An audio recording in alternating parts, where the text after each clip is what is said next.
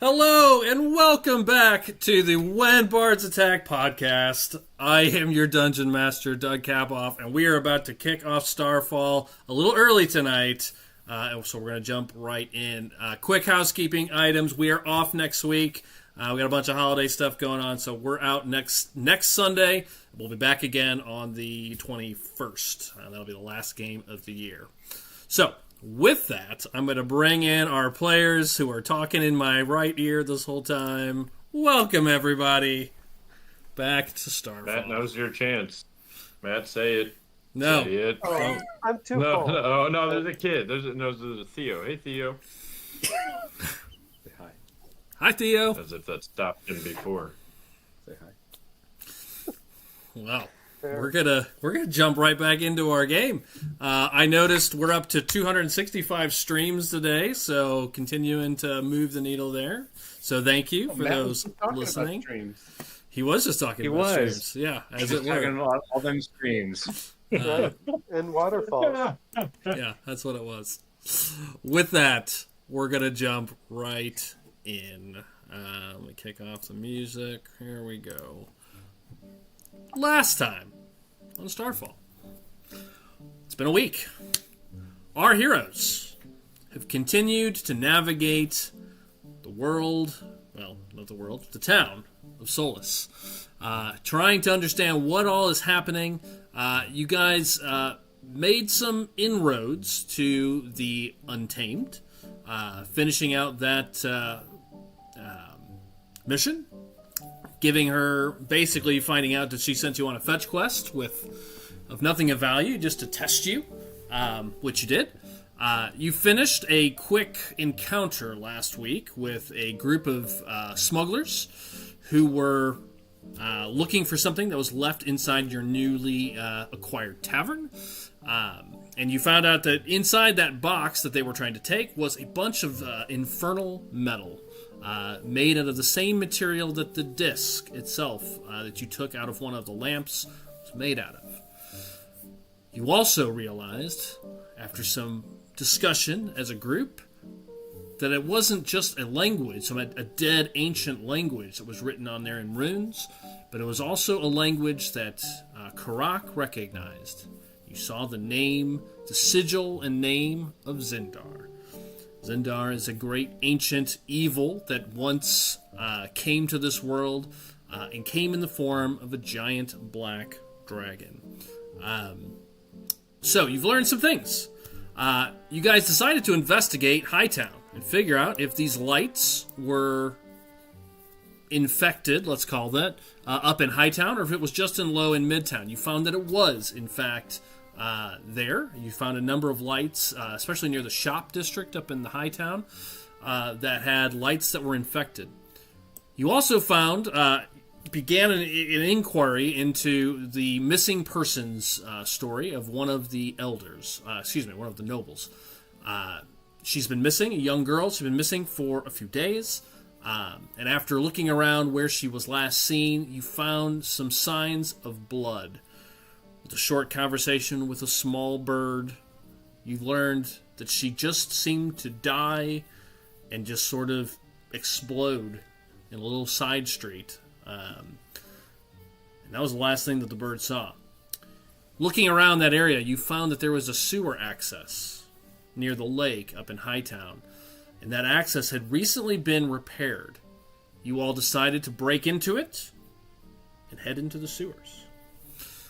Your little friend that you're carrying around with you refused to go into the sewers and has agreed to wait. Davin is agreed to wait kind of near this entranceway and wait for you guys to come back up, but has no interest in going wandering through the dark sewers.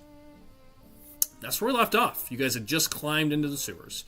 So, before we jump in, housekeeping items. Any questions, issues that we need to talk through? Because it's been 2 weeks. I can't think of anything. Okay. Other than like experience or leveling or something. Oh yeah, we're not leveling right now, but that's weird. I thought jumping into the sewers was worth 2,000 experience. It was not. I was under the same impression. Weird. Yeah, Mac sent a text this week saying to take an extra 2,000. I So. see. I see. I apologize that was incorrect. But if there's something else, this is how this is going to work. I had to think through how to deal with a labyrinth of sewers, and you guys have really no concept of what's down here, or really what you're looking for. So what I've done is creating a little mechanic for the way tonight will play out as you guys, depending on how much of the sewers you guys wish to explore. If you do not have a specific thing you are looking for, there will be a random check. There is a number of things potentially occurring down in the sewers, some minor, some maybe major. Basically, there will be a random roll for hints and clues. Okay? Should you find a hint or a clue and decide to investigate that, you will then begin to try to make progress towards that through a number of search, investigation, and perception checks as you attempt to navigate this labyrinth. Depending on how the success of those rolls, you'll make progress points towards one of those hints. You don't have to investigate that hint just because you saw something. You can continue in a different direction. But that's kind of how this will work. If there is something in mind that you are looking for, you can try to make progress towards that immediately if there is. Otherwise, you guys were really just kind of following a hunch here and headed down here. There's a few things that you believe to be true. Now, did the girl's body or come down here was what started the conversation? You do know that the lights themselves are fed, underground. So could there be hints or clues there? You know that the Untamed have some sort of a safe house down here, as well as routes that lead out of the city.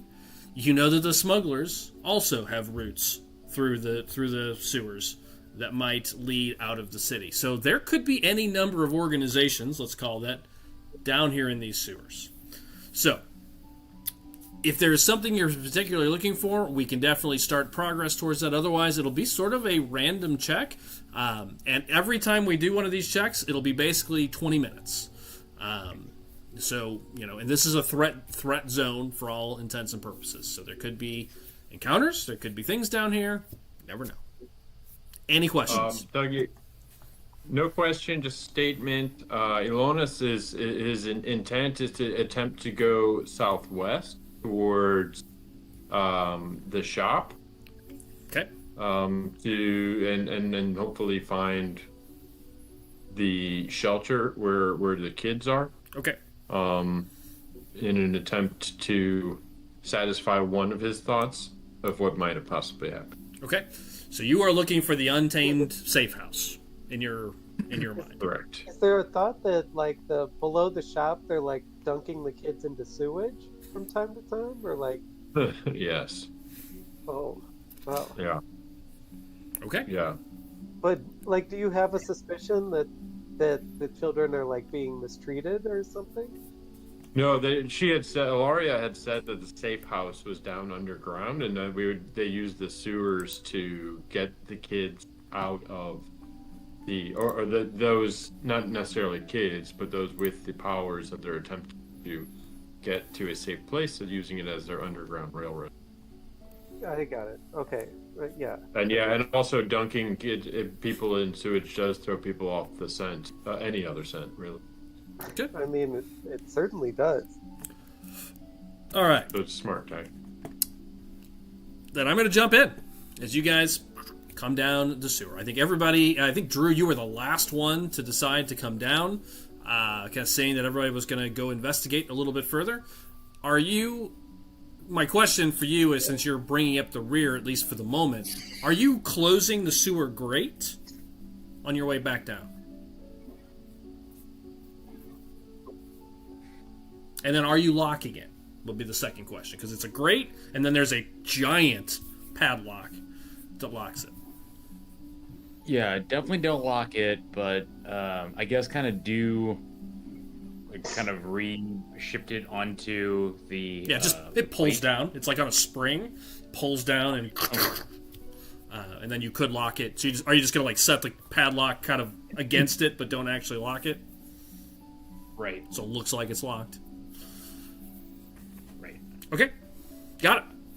All right. Right at the base of this sewer, as I recall, you see that there is cracks. The sewer itself looks like well-maintained and very clean.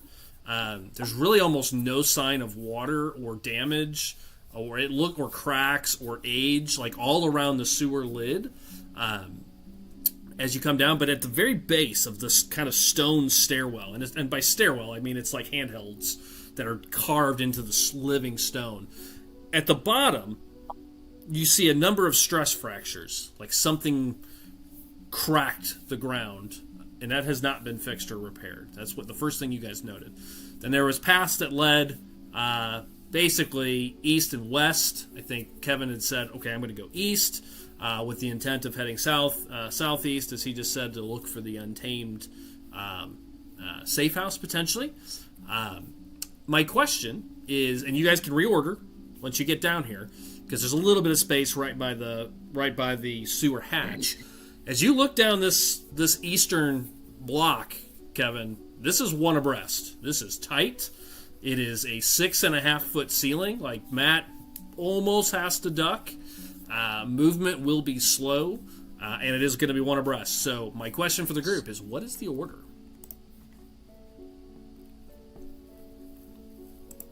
I think I'd better go up front.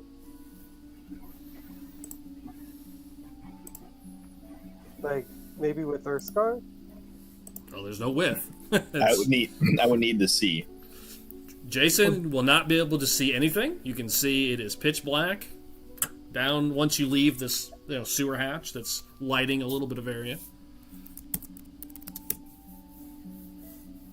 So I won't mind it, but I really can't see at the same time. I thought you were given night vision for an hour or something. I was checking. I was going to ask that. I thought the end of that when Drew decided to go down. I think he cast it. Yeah. Everybody can take 300 feet of dark vision. Okay. I think I've got enough. That'll be good for basically 3 checks, 3 intervals here. Because again, every interval we check is going to be 20 minutes, just from a time perspective. So, kind of think about that. Okay, so everybody has night vision. Matt, sounds like you're taking the lead. Who's behind Matt then? Yes. I'll be behind Matt. Urskar. Okay, who's behind Urskar? I'll go behind this car. Elonis. Okay, who's behind Elonis? Drew, you want to take up the rear, or do you want me to? I think you take it up the rear. Okay. Oh boy. Hello. And I heard it. I mean, we are in the sewer. The one guy that was with us, he decided to go hit the bar. And he is staying, he's going to go to a little restaurant or something just to kind of kill some time. Okay. Then after Aaron then is Williwa. Okay. That is the walking order, at least for now. It will require, technically you guys can move through your own space. So you guys, if you decide you want to change order, you certainly can. It will not be quick. You'll have to literally shimmy past each other. And it will be, this is very tight. It is barely, it's not truly 5 feet wide. It is less than that. It is very thin. All right. Matt, you start leading the way east, at least for now, according to Kevin. And we start making our first... I'm sorry? Oh, yeah, east from here. Yeah, because we're going south. Yeah, you're going to look for east and then south, and, you're going to be looking for down as well, because, you're up in Hightown. So do these sewers connect to Lowtown or Midtown? You don't know. So you'll be looking for, I assume, down directions as you go. All right. You guys travel for the first 20 minutes. It is a dark... Well, not for you guys. It is a dark sewer. Very clean. Unbelievably clean. Like, it seems odd. To call this a sewer, you would almost, as you're moving through, the stone is this white stone. It doesn't look repaired. You can definitely see signs of age. So, as you're walking, clearly something has happened near the hatch that it has been repaired recently. But once you move into the sewer zone, you can tell there's age here. But it's just very clean. Cleaner than any, like maybe this is more like a natural water doesn't feel sewery. Maybe it's like more like a storm drain. You see no sewage. Really very little water, though, either, at least for the first 20 minutes. It's pretty dry. All right. Your goal, unless someone changes Kevin's goal, is to look for the untamed safe house. So that is a target, officially, and you guys can make progress towards that. So in order to do that, you're looking for signs, directions, anything that might lead you in that way, trying to keep the direction safe. Even as a ranger, Drew, I know you have some ranger skills. There is nothing to have reference here. It is very difficult. This is a labyrinth, and as you're making your way, the first thing you guys note is there are little side passages, kind of going north to south. You see 3 of those on your way. They're even smaller than this main passage that you're in. You could get into them, but it would be like half movement if you wanted. Some of them are blocked by metal grates. It's the first thing you notice. About halfway in your first 10 minutes, to your left, one of these passageways is locked with a metal grated system. You can see it could be moved. There is a key mechanism attached to it right along the wall. That looks like, with the appropriate key, you could open it and open these little side passageways. Well, I mean, presumably the creature that came, that burst into the sewer, I mean, we're looking for damage. Right. So, just to be, something that we could also be tracking. Yeah, sure. Looking for more indentations into the ground. All right. So, are you also kind of color this out? What all are you looking for? Are you looking for that, or are you just trying to find your way to the untamed? Trying to find south and east passageways. Are you looking for anything particular? I mean, we're trying to find the little girl. Get that payday. Okay. Yeah, I was looking at any signs of just I don't know what's the best way to put it, like human activity, like somebody moving through here, like maybe make a perception check of just like any kind of like, I don't know, it's something is left down here that just seems unusual, like let's just say like leftover food or something like that, or just something you can tell where somebody's been like traveling down here, basically. Got it. As I'm moving along, just kind of keep an eye out for that. Okay. Anybody else have anything they're particularly targeting? Yeah, and more fractures in spaces that have yet to be cleaned up, or repaired, like we saw when we first got down. See if there were any further marks that along the way. Okay. As it's possible that if this person was, or as we thought, might be have exploded. Okay. Jarek. Got it. Okay, so unless anybody else says something else, that's kind of the things you're focused on. I'd like everybody to make an investigation or a perception check. If there's something else you want to use, a different skill, cool color, can certainly be applied here. But we need a successful 3 successes in order to make progress. So if there's a different skill you think you'd be using, feel free. Otherwise, perception or investigation is the default. Okay, I'll use perception.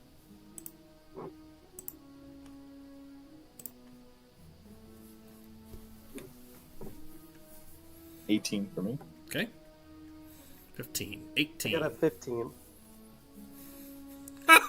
It knows, Joel. It knows. It's not funny, Doug. It's not funny. Oh, leave speaking. the stores immediately. Go home. That's all right. Well, I'm in the same house, same boat, same sewer system. Well, luckily, Be down. there are 3 successes, so you make 1 progress towards, at minimum, at least for now, the only clue you have, or at least a direction or an intent, is heading southeast towards where you believe the haven is. You do find a southern tunnel, Kevin, that you guys feel pretty confident it's the southern move, and it has a little bit of a decline to it. You can see it moves at a little bit of a partial drop, very, very thin, or very light, but you do find that and make progress towards your goal. Hey, also, Doug, I know you keep saying southeast, but wouldn't it be southwest? Southwest, from sorry. where we are? Yeah, Okay. good call. Sorry, Just making got sure. my directions backwards. Southwest. You are correct. All right. So with that, who wants to make the D20 random check? during Oh, the I know. first I bet interval? Matt does. Matt, you've I been can do it. selected. He's really good at that. You've been selected. Here we go. Do this, Kevin. You're doing this. How about a 12? A 12. Cool. Cool. Right. 12. Okay. Got it. Give me a D10. I hear too. How do you feel about a 6? Half of 12. As you guys are making your way down, I need one more roll. There's a lot of rolls for a lot of random possibilities here. Making my way downhill, wandering through. No. Joel, give me 2 D20s. Add them together. Thank you. Yes. What are you talking about, Matt? He can't sing if he's rolling dice. It's a 10. Exactly. It's a 10. It's a 10. All right. Clearly, he has too much time on his hands. Jeez. I wish. Oops, I lost my... No, there it is. All right. It is a 10. All right. You know what that means. All right. Doug's gonna tell. Yeah. As you come down this southwest passageway, you see that this passage you've selected is it is very blocked. There are stones that are kind of blocking the way. Like, it gets very, very tight. You feel like you could continue down this direction if you wish. However, it will slow you down if you continue down this path. Basically, it'll cost you a time segment if you choose to keep going in this path.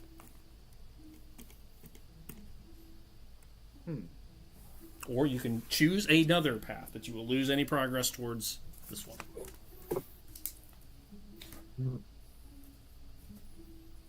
Karak, how you doing up there? Are you sure you can fit? It's very pungent.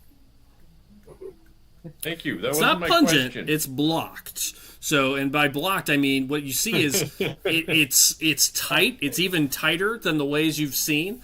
And there is a little bit of, like, rocks. It looks old. Doesn't look like anything to do with, any recent damage. It looks like old stone that's been long broken up. It just looks like some damage that hasn't been addressed. Water could still move through it, but it's just going to be a tight fit if you wish to continue. I mean, would it appear that our prey would have come this way? No. I mean, Okay. it would have had to have pushed through. I mean, if it looks anything like the creature you guys saw that night, it would have had to... It was big and bulky. It would have had to have pushed through some of this stuff. And there'd be some signs of it. Yes. I don't think what we're looking for would have fit through here. Let out an audible sigh of relief. Yes, for that reason, we should not go in there. All right. Must Keep take a moving. wrong path. Let's double back. You want to double back? Also, it's there's a foul stench from there. I don't like this type of sewer. I don't smell anything, but maybe you can. Maybe your strong. Their smells better than mine. Well, it's more forceful up here. If you Yeah, were closer I'm right to behind it, you. you could smell it. I'm right behind you. Okay. Are you going to double back and look for another passageway? Can I do some investigating around the block path? Is there looking at it as a way to move? You said there's broken rocks and stuff. Yeah, a way to move that out of the way, you possibly, this absolutely path? can. It's all it will do is slow you down. How does they let me give me look at the turn back to the group? Give me a couple minutes to see if I can maybe make enough room for us to go down this path. Okay. Jason has a different. Let me try a couple minutes worth to kind of move First, stuff I around. don't believe that would be necessary. Yeah, that's not. We don't think the creature came this way. Okay. Well, we never know. I was kind of do a quick look real quick, and then we'll start heading back. Okay, yeah, you look around. Yeah, you don't see any signs that there's been anything that's come through here. It's just an old, damaged, picked a bad path. Okay. Double back and try another path. Okay, so are you changing direction, or is Joel now leading? Just to be clear, do you guys take the time to like reorganize everybody, or do you like literally change the order? I mean, just for the walk back. Okay. You could just walk backwards to the intersection that we took, and then go back. That way, then reorder from there. Yeah. Well, we know there's nothing down this way. Sure. Until now. All right, you guys make your way back to another junction. A quick search. There are 3 paths that you feel decent about. Unfortunately, Kevin, none of them head south. You have one that would continue heading west, one that would head north, and one that would head a little bit north, kind of northwest. From what you can see, you see these three tunnels.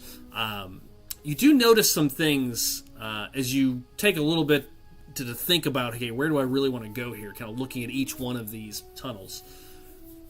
To one of them, to the one that heads northwest, you guys would notice some signs that something has passed through the northwest direction. There are clear boot prints that have a little bit of dirt on it, and it looks like boot prints heading northwest. To the direct west, as you kind of maybe just, I kind of imagine you guys kind of poke into each tunnel just a little bit to see if anything is there. To the direct west, you smell feces. Uh-oh. Like the sewer is perhaps this drain leads to an actual sewer. To the west, directly. And then to the more directly north, you kind of popping your head in just a little ways, you don't see anything at all, any signs of any direction, or any clues that something's been through there.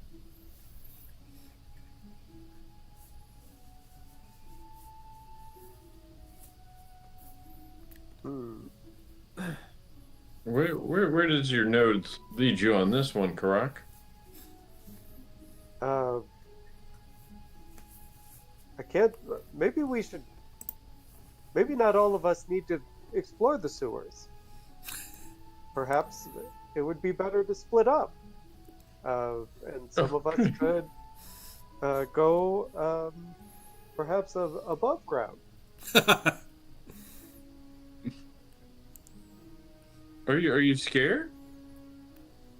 Scared? No. But the stench is very foul. And so you don't want to go not west. As small as others. That's true. You want me to take point? No, absolutely not. Alonis, Oh. you cannot take point. The last thing we need is a rock crushing one of your important bones. I can take points. Yeah, Urskar, it seems like you might be a better tracker as well. Yeah. So I'll go ahead and take the lead. Okay. Urskar pushes his way towards the front. Put my hand on Urskar, our Karak's back, and just kind of pat him like, it's okay. Is it like a... No, Bad smells confused. Bad smells confused the big guy. Yeah. We'll get through this. I'll take lead. Okay. That's great. Which path? After all of that. What does everybody think? North appears to have no evidence of anything. Northwest has what appears to be some clear boot prints a little further up. What it looks like, Jay, as you kind of maybe stepped into that a couple of steps in, it looks like the boot prints kind of stopped, turned, and headed back.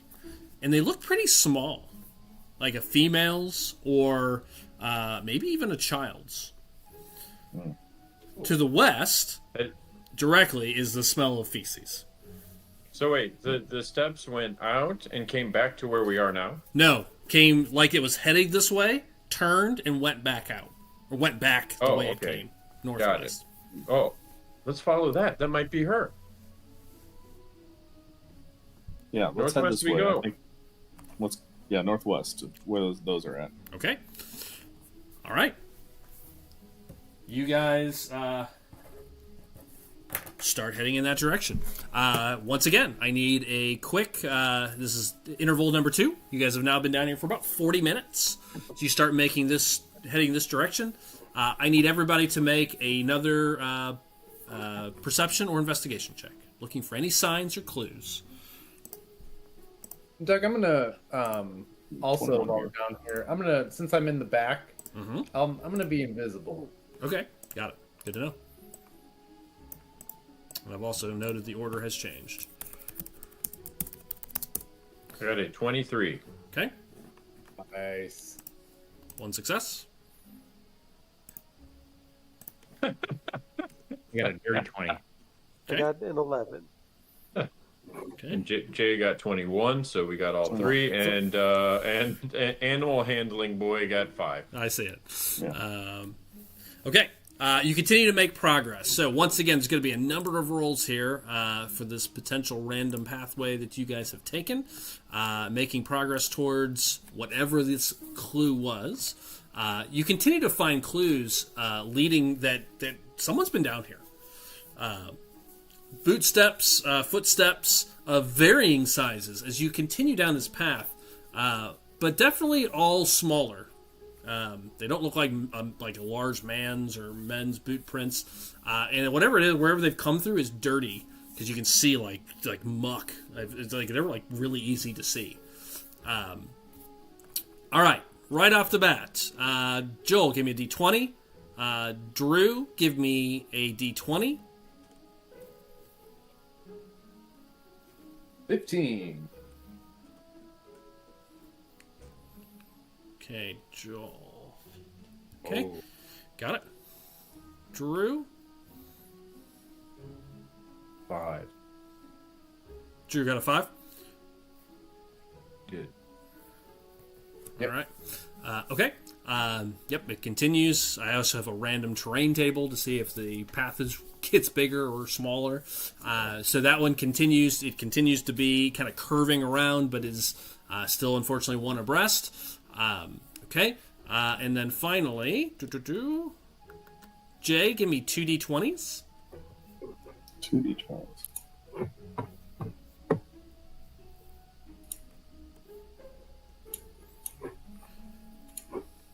And then finally, Matt, 1d20. A 5 and a 6. 11. Got it. Well, 5 and a 6, yeah. And I got a 19. 19. Interesting. Oh. Very interesting. All right. I like it. All right. You guys Okay. are making your way down this path. Drew, give me a d6.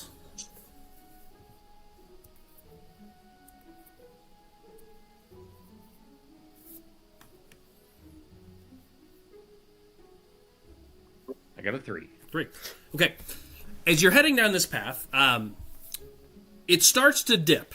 So once again, you start to see it kind of comes down at a little bit of a sharper decline, which you can definitely feel as you're moving down, and it's almost have to kind of keep your footing. Otherwise this would be you could slide down the stone here. That's about 5 minutes of this 20-minute interval. The second 5 minutes, you see 2 curved passageways, one to your left and one to your right, too small for you to get in. I mean, maybe a halfling, or if you crawled on your hands and knees. But what you see is this sewagey sludge coming down from either side of them, kind of into this passageway you guys are walking down. So the dryness seems to end, and now you see this sludgy mush kind of pouring out, kind of trickling out, not really pouring out, just trickling out, creating a slippery surface. But you can tell that if somebody walked through this must be the prints you've seen. So they've come either down one of these or further down this main passageway. These two things are very small. I got to be clear; they're like a little bit bigger than a bowling alley, like a bowling ball like hole. I mean, you would have to like get very Matt would not be able to fit. Like maybe Kevin could fit down either one of these, but these look like these are sewage runoffs. You can't imagine anybody would have climbed through these unless they're a very, very small child or a halfling. Otherwise, the main path continues on. I assume you're going to continue down this passageway. Yes. Keep going. Okay.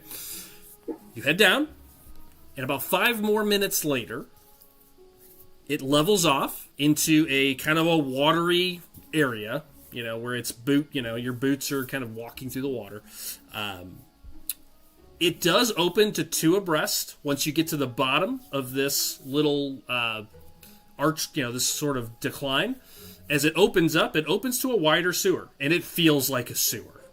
Like you get a sewer vibe to it. It's darker stone, wet, moist, a stench that comes up not nearly as bad as the feces that you smelt going down the other path, but definitely that kind of just mildewy, just, rank, stagnant water kind of vibe to it. And you can see it's 2 abreast now. So if you wish to change your order, you may do so. Or do you want to continue in a straight line? Urskar, Matt, Alonis, Aaron, Williwa. No, I'm going to push my way to the front. Okay. No. I'm put my hand up. I'll keep him behind me. Alonis. What the hell, guys? We got this. So I'm a hero. So Matt, are you walking up with? Are you walking up then with Urskar like 1, 2 next to each other to block Alonis out? Yeah. Okay. Yes. Okay, got it. All right. So Alonis, that moves you into second. What about Aaron and Williwa? What are you? So rude. What does this look like for you two? Williwa apparently turned into a small blonde girl. I see that. I figured he's still in the back, invisible, probably. Yeah, he's still in the back, invisible, and I'll be in the right in front of them. Okay, so Alonis, then you. So it's kind of like 2, 1, 1, 1 is what I think I'm hearing. Yes. Okay. All right. Yes. All right. So you guys start making your way down this little bit of a wider chamber. It's kind of water in the middle. You can walk on either side to the left or the right and kind of stay out of the sludge. Most of it. Up ahead, the path continues. Absolutely, continues sort of.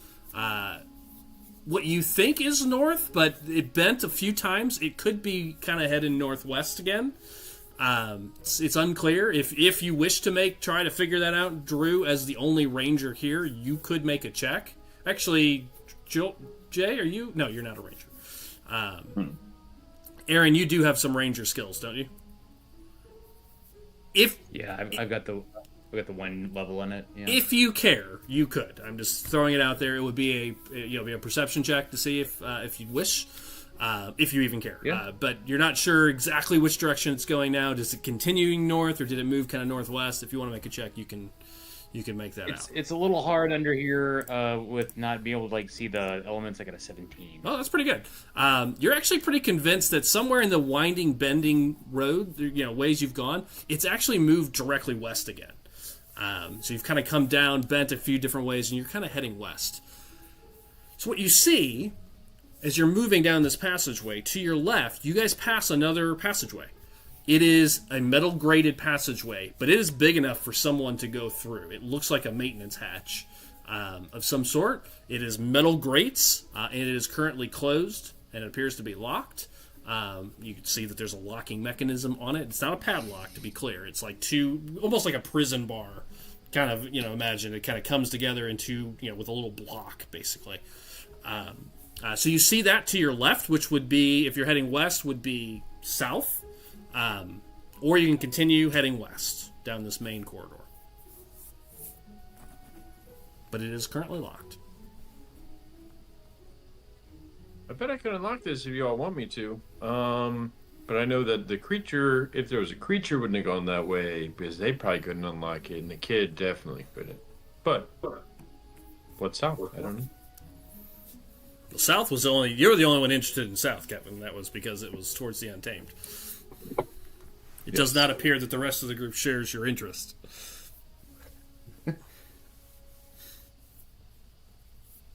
Nor do we know of it. I mean, we all came down here looking for a little girl to... Yeah, that's true. He hasn't really said anything, so... Yeah. No one's Maybe now is a place where you guys can have a conversation. You have a locked door that would head south, or you can continue heading west. Drew, if you're even telling them that, like, hey, this is... Do you kind of redirect everybody with, like, the directions since you made your roll? Yeah, I do. Okay. Absolutely. Okay. What do you guys want to do? Oh, thank you for grounding us. Hey, look. It's very possible the Untamed, well, I know they hide out down here somewhere. I don't know where, though. But I would assume it's closer to where Alaria's shop is. Kind of want to go that way, but I don't know how far west we've even gone yet. We might have to go further west before it makes any sense to go. That's probably a long ways off. We shouldn't have started in Hightown if you wanted to go there. It's true. Well, we started there because that's where the blood was. It's true. I thought the blood was associated with something else, not the Untamed. Well, I just had a theory maybe that girl was part of the Untamed or something. no. Or maybe they took her in for safety. An intriguing proposition. Or maybe she exploded. Another possibility. We can keep going west if you want. Do we want to check this locked door behind this locked door, or do we want to just keep moving? If we're looking to see if the Untamed had anything to do with rescuing the child, then we could just go above ground and then make our way back to the shop and ask them. That would make the most sense to me. It's Well, true. that sounds like a wonderful idea then. Yeah. We could abandon Also, the sewers and we could go up there. Is it normal to have locked doors in a sewer system? I've never been in a sewer system before. Oh, I don't hang out down here. Willy Wog. I never lived in a city What before. usually So. happens in sewers. But it could make sense if maintenance people need to keep certain areas locked down. I don't know why that would be. Maybe they keep their tools back there. Beats me. Any more of those small footprints? Do you want to look? Give me an investigation check.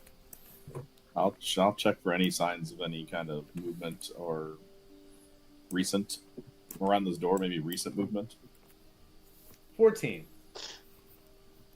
Doug, have we seen any? How about any fractures in stone or work or anything? You've not. Like that? You've not seen anything of the sort. Actually, I didn't have you guys roll your the second clues roll. So actually, real quick, let me see if there is any other clues in this region. Sewers. Oh, there it is. Give me a quick D100, actually. Oh, Who wants everybody? to do it? No, who wants to do it? Matt. I'll do it. Matt. Here we go. Pretty good. About a 70. Oh, that's a good one. Yeah. That's actually a really great one. That is really convenient, actually. Thank you. Fresh boot tracks is literally the roll. Wow. I guess we don't have to make an investigation check on that because you do notice a couple of things. A couple of things are noted here. First of all, there is boot prints for sure as you kind of move around this area that continues west. However, as you look at this gate, there are boot prints heading through the gate as well. Ooh. Boots. These appear to be wider and look bigger. More like an adult, perhaps, or a male, or possibly a different kind of creature of some sort. But definitely a boot, definitely a leather boot of some sort. But yes, there are some going through this gate. You can see them on the other side of them. Oh. As a matter of fact, you know. And did you guys? Who made the investigation check? Did it just? Is it just? I said I was going to, but I don't know if I was. Okay, go ahead. If you just want Joel or me. No. Anybody that's looking around. Oh yeah, I'm looking. Around. Perception, or do you want to do actually investigation? Either one. How about a 9? 18. With an 18, yeah, Jay, the the ones through the gate look older, but still within the last couple of days. They don't look like they're ancient. The ones heading further west look more recent.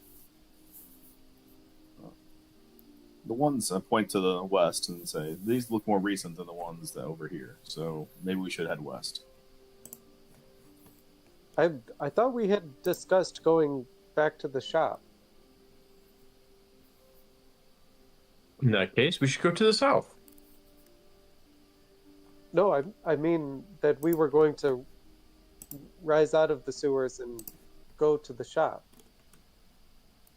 We can just go a little further. A little further, Karak. It'll be okay. I assure you I'm quite fine.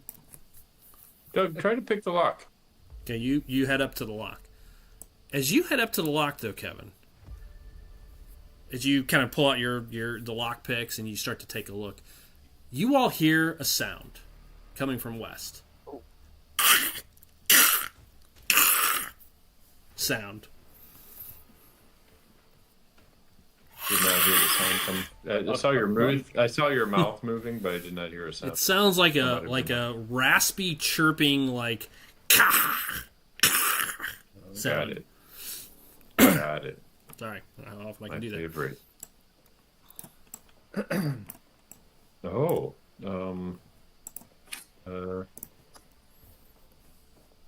Who goes there?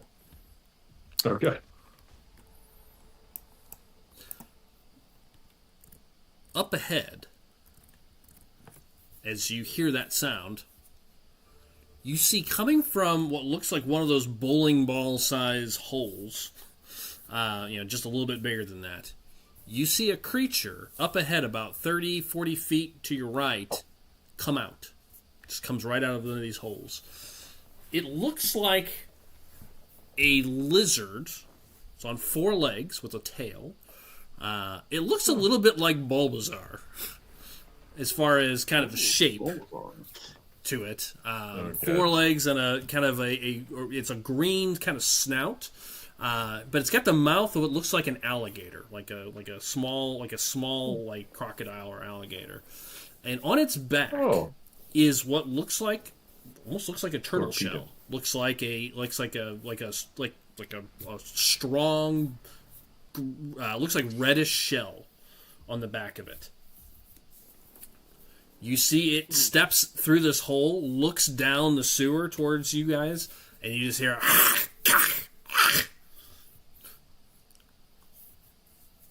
and it starts moving out, and you see a second and a third come in behind it. Oh. And at that moment, we have a quick initiative to roll. Depending on what you guys you decide to do. People? Yeah, Karak, are these relatives here? Or... All right. Let me pull this up real quick. Alonis, I'd suggest you stand back. It's offensive to consider them relatives of mine, but they will be dispatched. So if you can move back, we'll get this taken care of in a little bit, right, Orskar? Yes, we got this. Oh, thank you both. Karak. It's way too bad. Lady Thistle wants to thank you for being so nice to me. Give Karak a bardic inspiration. Oh, I'm not familiar with her. You see these three creatures start to come out of this hole. That is where they're at, directly ahead of you guys, about, like I said, about 30, 40 feet, about 30 feet away, coming out of the side of this wall. The three of them move almost in unison. Just kind of like come out. It's like they're waiting. You've not seen like wild creatures, Jay, in your time kind of operate like this. You see one come out, the second, the third, and then they start moving in unison as if they were waiting to like form up. As the three of them just start moving towards you guys, and we do have an encounter here, real fast. Does it look like they're like on patrol, basically, kind of like a automated, kind of like? Well, that's unsure, but they're definitely acting in like pack, like in a very pack tactic, but more than like wolves like fight in a pack, like they work together. This almost looked like communicative, like one waited for the other, Cool. and you hear this hacking sound, and then as all three of them kind of line up, they start moving almost in perfect unison. Got a sewage breath weapon about to hit us. That's weird. Just bad breath. Just, what's it called? Halitosis? Gingivitis. Right. Great. All right, you said initiative. Yeah, just 1 second. Super 1. Save. Bring this up. There's so much randomness, I had no way of having these encounters ready, so I had to kind of prep them one by one here. Oops. Edit.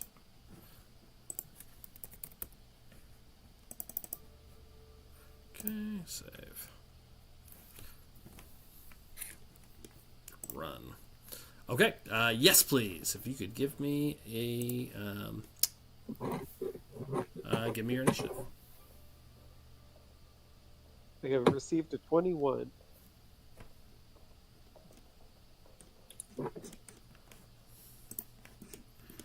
that's weird. I got a nat 2023. Nice. 19. Okay.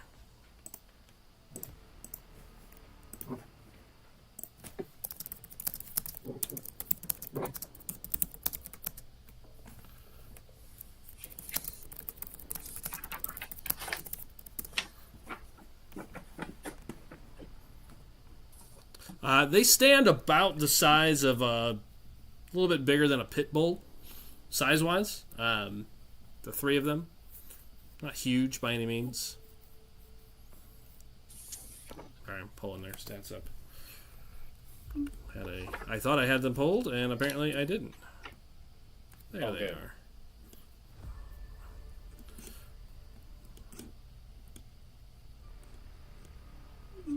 Come on.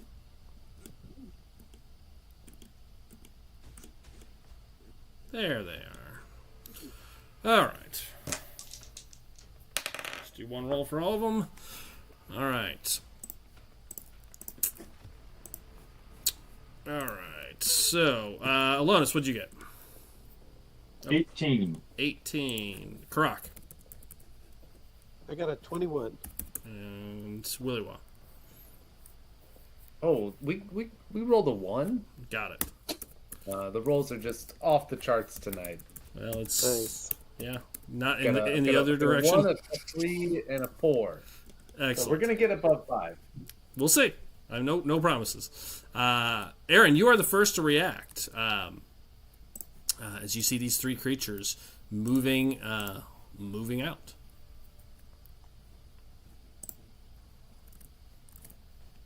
Can you describe the creatures to me again? I'm sorry, I think I missed that part. Yeah, they look a little bit like small lizards. They're green scaled skin, 4 legs with a sharp looking tail off the back. The snout has a sort of a green kind of alligator almost like snout to it, and on its back is a red shell, some sort of a hardened like carapace on its back. That's what you see. And if they throw that shell, it like goes immediately to it like zeroes in on the first person, right? That's exactly right. Actually, Yeah, let me do this. I have a picture. Let me. I had that same thought and held it in. I'm glad you did not. Here. Yeah. Copy. Let me put it into Discord. I was thinking like, oh, it's a. I was for a minute there. I was thinking blue shells. Like, oh, it's gonna go straight to the front of the line. Yeah, it's more like a dragon snout. Oh, cute. Yeah. Oh. Okay. Oh, they're kind of cute. It does look like a Koopa Troopa. Yeah, a little bit. Yeah. Cousin. What are you doing? Okay. So find out where it is real quick.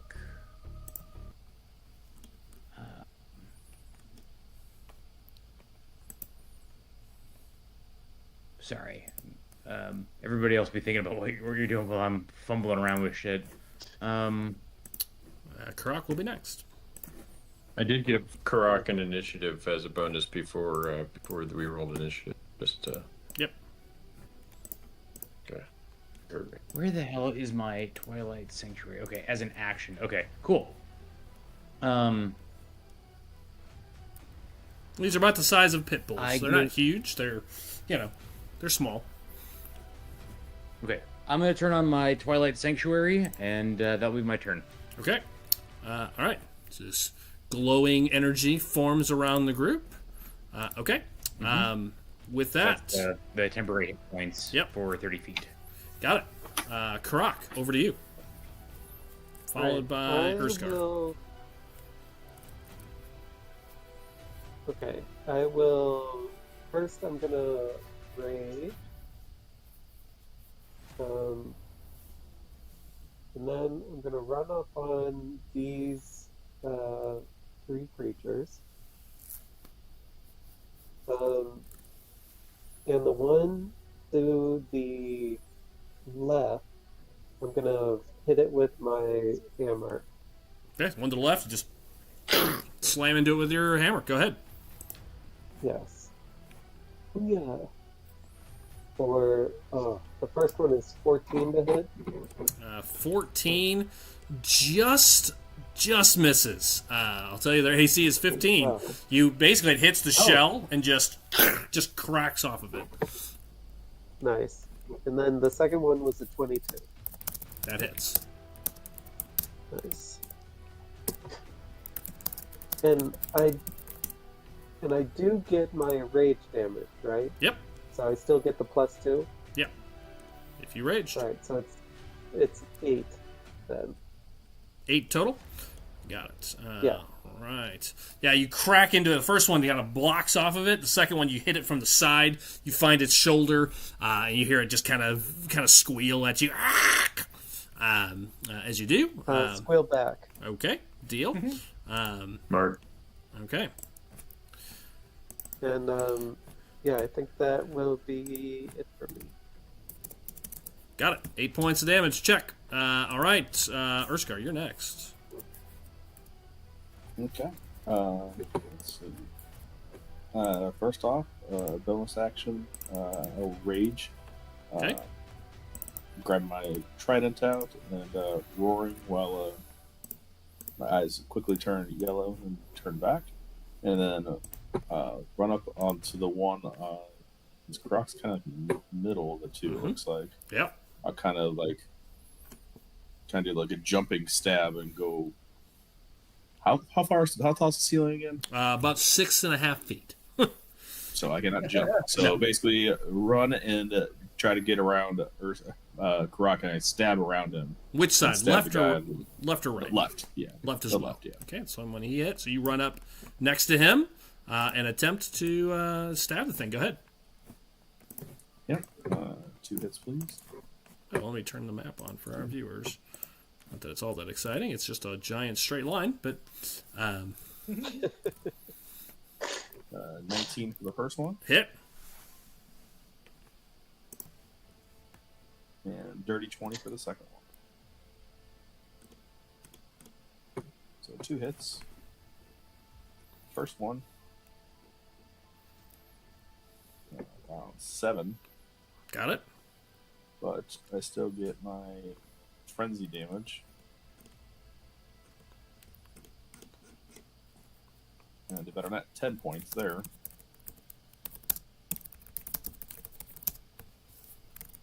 My second one. Do I get sneak attack? No, I did not do it. No. I do not. And second hit, 9 points. Got it. So what's the grand So total? 7, 10, and 9. 26. Ow. All right, you slam into this thing for 26 points. You basically skewer it on the right side of it, coming in underneath its shell. It definitely starts bleeding. You see this kind of red ichor come off of it. Jay, as you come up to it, as you stab it, and you see this red and black ichor come out of it, you notice something you have not experienced in some time. That black ichor, and you see it in their eyes as you get close enough to their eyes, as it looks up at you, as kind of almost dying out as it does. You see that kind of black voidish that you saw in the knolls. You see traces of the plague. Kind of patches. You see it as you kind of lift it up. You can see on its underbelly. You see kind of splotches, that purple splotch that you've seen in the in the plague-ridden areas, and that you saw on the knolls. So you notice that as you stab it. And again, that was 26 total points. Yes, sir. Got it. Upon seeing that before the end of my turn, yep.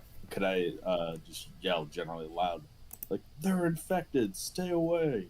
And just keep swinging on this. Of course. Understood. End of turn. Okay. After that, it is Alonus.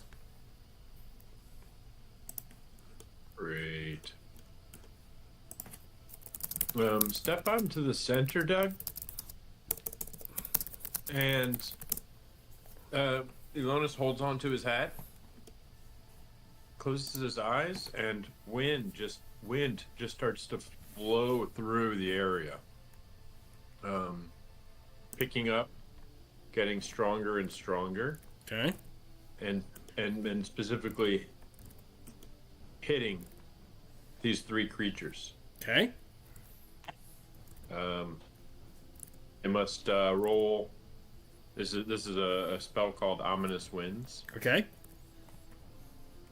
They must roll a charisma save of 15, or any attack or saving throw for the spells. They must roll a d12 and subtract that number. Oh, that's a big boy spell. All right, you feel this wind come through, charging, pulling Lady Thistle's magic in.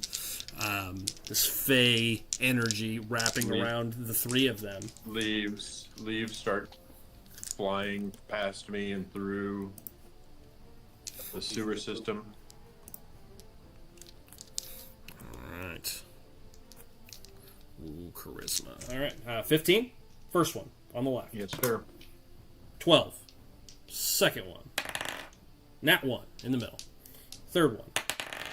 Nat 20. Wow. Okay, so got to 2 on the left and middle. The one on the right succeeded. Got it. This is a concentration spell. Okay. This wind starts pushing through. You've not seen Alonus cast this before. You guys see kind of this energy start forming around Alonus. I imagine you kind of have this green glow around you as you summon this energy from Lady Thistle. Kind of glows around you for a moment. Very cool. All right. That goes off. After that, it is these creatures go. The one on the left, who was infected by that spell, will attempt. So I have to roll a d12 and subtract it from my attack roll. Correct. Okay. Actually, I'm going to have you roll the d12. So in a second, Okay. just so you can be involved in your spell. I'll see if my roll. I'll roll, and then if it makes sense, then I'll have you roll. If I already missed, then no bother. All right.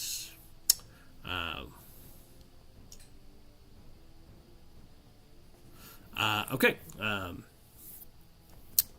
forgot to do that. I'm just going to skip it. The one on the left, absolutely bleeding and injured, is going to pull back, and yeah, you see it kind of opens its snout, lifts its head up, comes down, and you see Jay and Matt. You see this kind of red fire start to kind of form in its mouth, but then it turns black, and you see electricity sort of like kind of pulse through it as it turns into this reddish blackish energy, and it's going to send out a cone of breath towards the two of you. I need you each to make a dex save, please.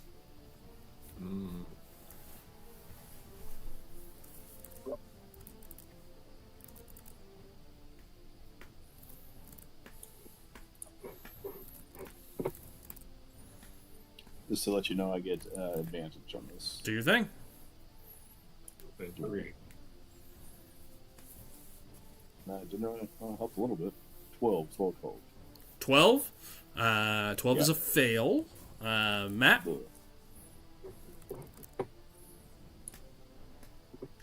Got a 16. You're muted if you're answering me there, Matt. Oh, sorry, I was talking this whole time. But, Okay. yeah, I got a 16. Okay, Matt, you fully move yourself out of the way. You will take half. Jay, you'll take full. This is fire damage and necrotic damage, so it's a little bit of both. I don't think either of that matters to either of you two, so I'll roll them together. For a total of 10 points, so 10 to Jay, 5 to Matt, as you leap out of the way. Okay. The middle one steps up to you, Matt, and will attempt to bite you. It'll have a D12 subtraction on this. It is going to attempt to bite you twice. Likely decline. Okay, we'll see. First one is currently a 23. Kevin, if you'd like to D12 that. Thank you. How about a subtract a 4 from that? Still a hit. Yeah, what's your AC, Matt?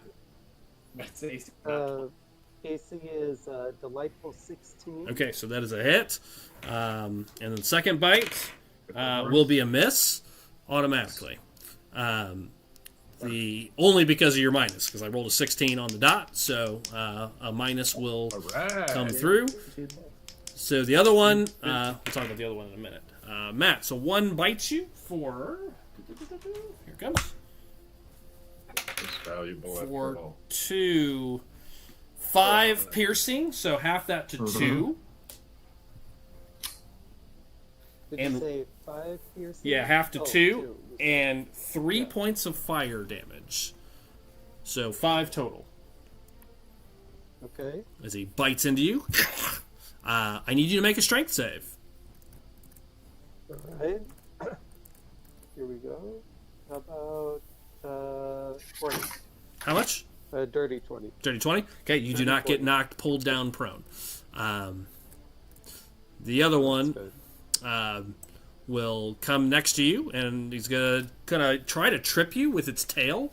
You see its tail actually comes around basically at your knees, and it tries to knock you down. We'll try to hit you first. That is a 19 to hit, so that's a hit. I need you to make a dex save.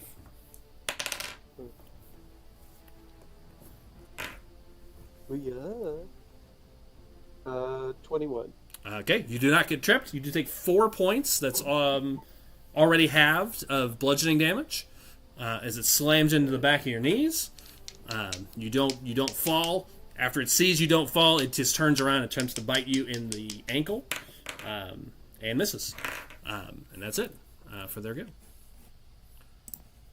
And with that, it's over to Willy Wong in cleanup. Nice. I'm gonna move over to the side of the wall there, post up against it, and fire 2 shots down the way on the one furthest to the right there. To the right, okay. AC 15. We go. That is a 23 to hit. Yeah, I saw that one in there too. Well, I rolled an advantage because I'm invisible, but it's just Yeah. for the first shot. Yeah. I'm just saying I saw that you managed to roll another one. That's all I'm saying. Yeah, there's another one. 2 hits. I saw it as well. 22 hits. The first one is for 16 points. Ow. And the second one is for 16 Wow. points. 32 points. Holy Moses. 32 points. You two of these radiant blasts burn into the side of it. You see it drop down on one knee, or on one of its legs goes down. It's gurgling. Anything else?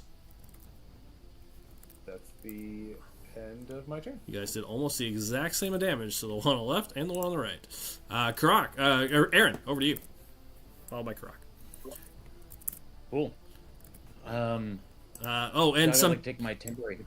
Yeah, you can take your temporary hit points. How much is it? 1d6 plus something? 1d6 plus 4. 6 back? Oh yeah, I want those. Oh yeah, you can also take them. That's great. You're in range. That's 5, Joel. And Nice. Kevin, yours is 6 as well. Sweet. 6. Thank you.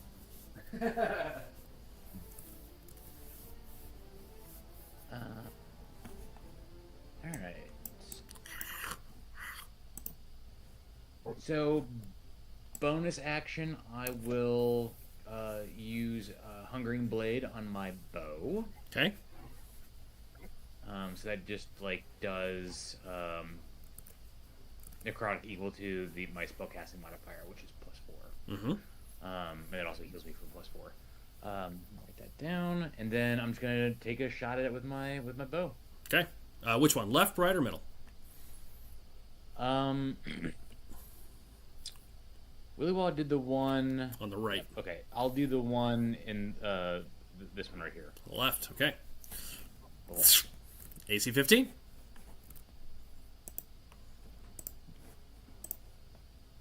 Uh, 16. Hits. Just got it. Just sneaks in. Damage, Sneaks please. Okay, so 9 plus the smite. So 9 regular, a piercing, 5 radiant, and then it takes 4 necrotic. Okay, so now 18. As that arrow slams into its left side, Jay, you see it kind of drop and explodes in sort of an explosion of fire and black necrotic energy. It just kind of and it just incinerates as Drew's shot hits it. The shell, the body, all of it just kind of like very Zelda-like, just instantly explodes out. I need you to roll a dex save, both of you two. Uh-oh. 2 up in the front. Oh, you're in Advantage. trouble. I only got 2 of those twilights left. 14. That's enough. You take no damage. Matt, Wait, what am I rolling? dex save, please. Oh, nice. As the creature explodes into a ball of fire and necrotic energy. Right, yeah. 21. You both step out of the way. Just kind of it roils backwards from the hit, and it does kind of just explodes out. You can see that the creature next to it, although it's hit by this energy, is completely unfazed by it. Doesn't even bother to move. Just kind of shakes it off. Okay. With that, Drew, anything else? No, that's my turn. Okay. Now that the hit points I gave you would have been from last turn, right? No, I'm not gonna retcon that. I didn't ask for it, Oh, okay. so I'm just gonna say that the HP or the temp you gave me is from this Yeah. current rank. Okay, got it. Karak, over to you. Followed by Urskar. All right. I am going to, for the one that's for the one that's to my right, Mm-hmm. I'm going to spin and hit it with my Warhammer twice. Okay. Reckless or not reckless? Not reckless. Okay. First one is a 15. Hits on the dot. Oh. And second one is a 22. Okay, we're going to do these in order. So the first one, because if you want to move it, you can. If it does not survive, we'll see. First one is 14 points. 14 is just enough. It had 13. So you actually crush it. Nice. And then do you want to move that other attack to the one in the middle? Yeah. Okay. So it's a hit automatically. You already rolled it, so I'm not going to make you re-roll it since they're the same thing. Nice. And that's for 12 points. 12. What about the... oh, you didn't reckless. Never mind. Okay, so you slam into it. You're the only one that needs to make a dex save as the one on the right explodes, since Jason's out of range. Alright. Time to dex save. Natural 20. Okay, you leap out of the way as it explodes into a mix of fire and necrotic energy and just incinerates, shell and all. Just. I love that. Nice. Okay, all right. After that, it is Urskar, followed by Lonus. I will move towards the middle one. Yep, all that's left. And 2 hits, please. Okay.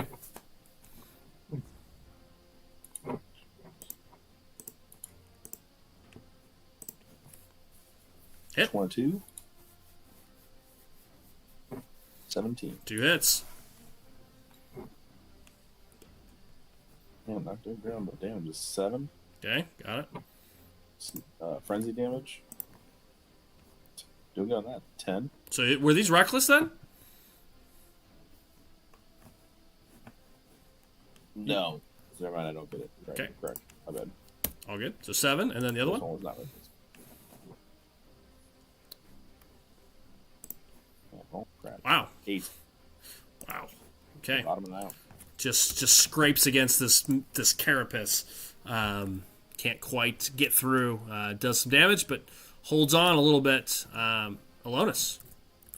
Can you roll for Kai Topple by chance? Yeah, you can attempt to. It, DC 8 plus Yeah. 3 plus the ability you modifier. knock it Just over. make the attack. I already rolled. It was a 3. You stab it and you kind of turn it over on its side, and it boy. starts its legs start scrambling as it's kind of on its shell. Okay, Alonus, over to you. It is prone. It is prone, you say. Mm-hmm. And every time we've been killing them, they've been exploding on my friend. Yes, they have. And not in a good way. Yeah. Right. Oh, all right. I'm going to.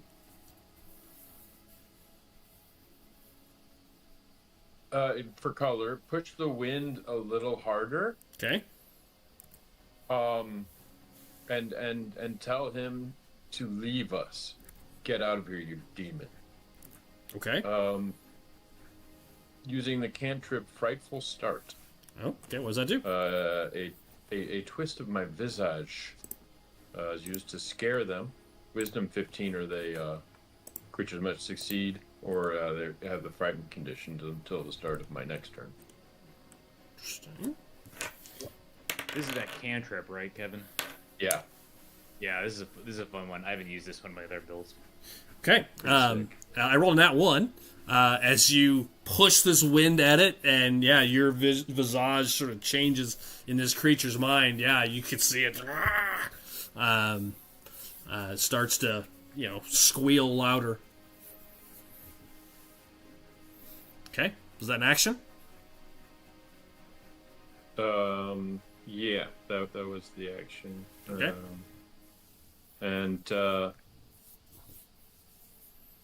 No bonus action or anything. Okay. Well, it rolled a nat 1. So what I'm going to say happens then is it is afraid. And it is going to prop itself up, Matt and Jay, and it is going to try to get away. So when you see it start, it kind of props itself back over, takes half of its movement, and then it's going to move back towards this kind of right side wall where it kind of came through this little hole, and it's going to try to go back through. So you each have attacks of opportunity if you wish. Oh, I do wish. Okay, go ahead. God. It's if it's the one I shot at, its movement is also reduced by 10. Oh, good lord. Nice. So 15. Let's see what the movement on this And is. on a reaction, you can't do a reckless attack, correct? Correct, yeah. Okay. But I could do a topple. You could. All right, I'm gonna hit it with my gauntlet then. Okay. And try Or you to- can grapple as well, Matt. You could grab. Oh God, no! I don't. If you feel like eating this potion again. Okay. all right, so I got a 19 to hit. Yeah, you hit it. You grab it as it's trying to get away, and you kind of knock it off to the side. For 9 points of damage. Okay. And it failed, And, especially with Kevin's minus D12. It's going to fail its save. It does get toppled. Nice. That's your reaction. Jay? Matt grabs it as it tries to get away. Basically, grabs its back leg, maybe its tail, kind of rolls it over. It does not make any movement. Jay, would you like to do anything with it as it squeals again?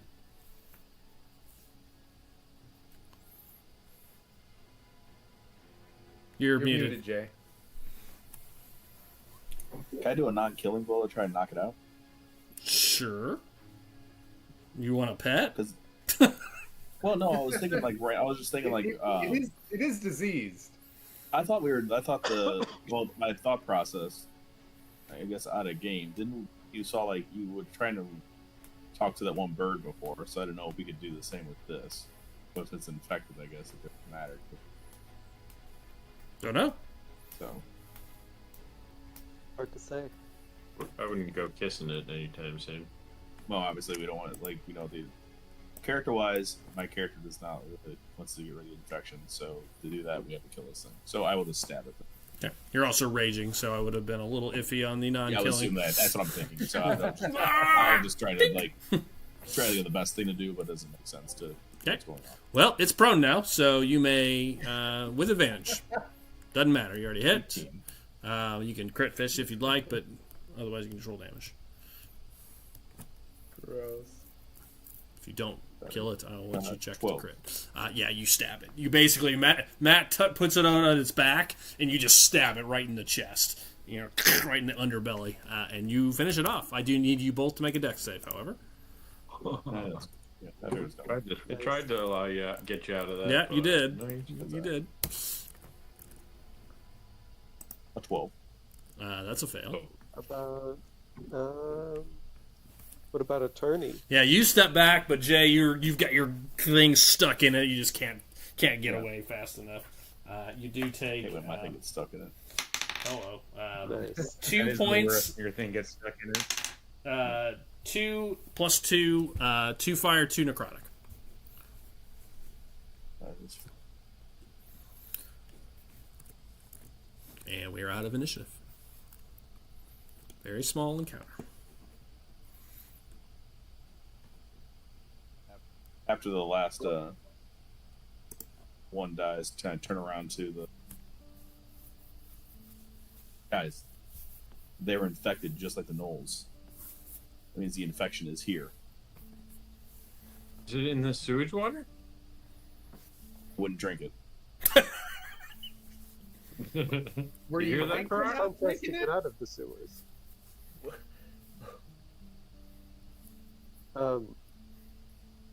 I wonder how the infection got here.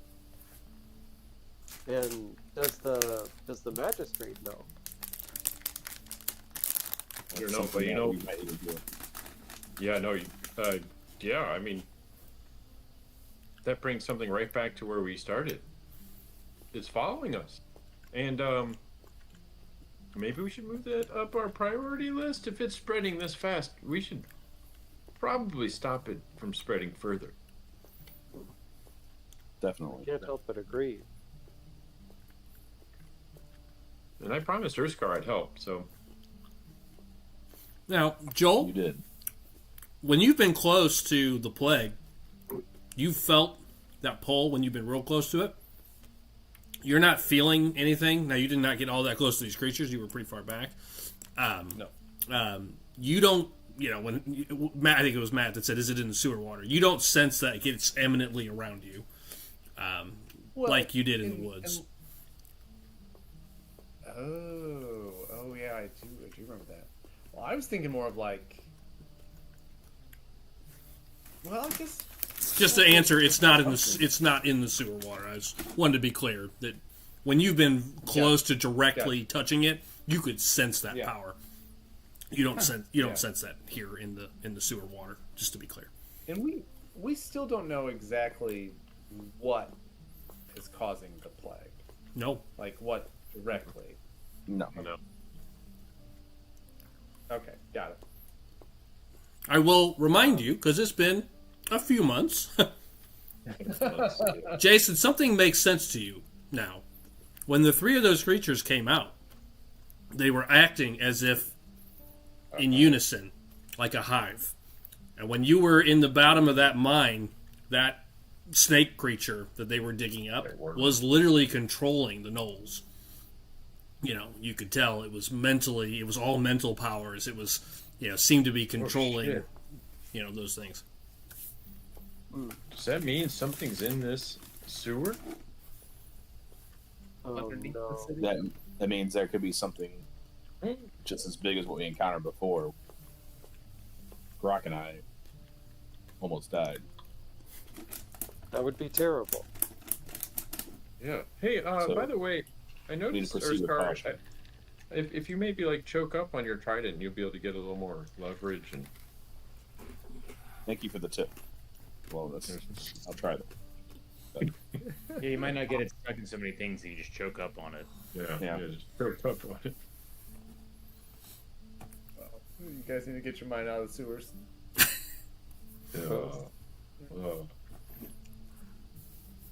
I think we should proceed further and investigate further. Well, that was not on my bingo card for the sewers.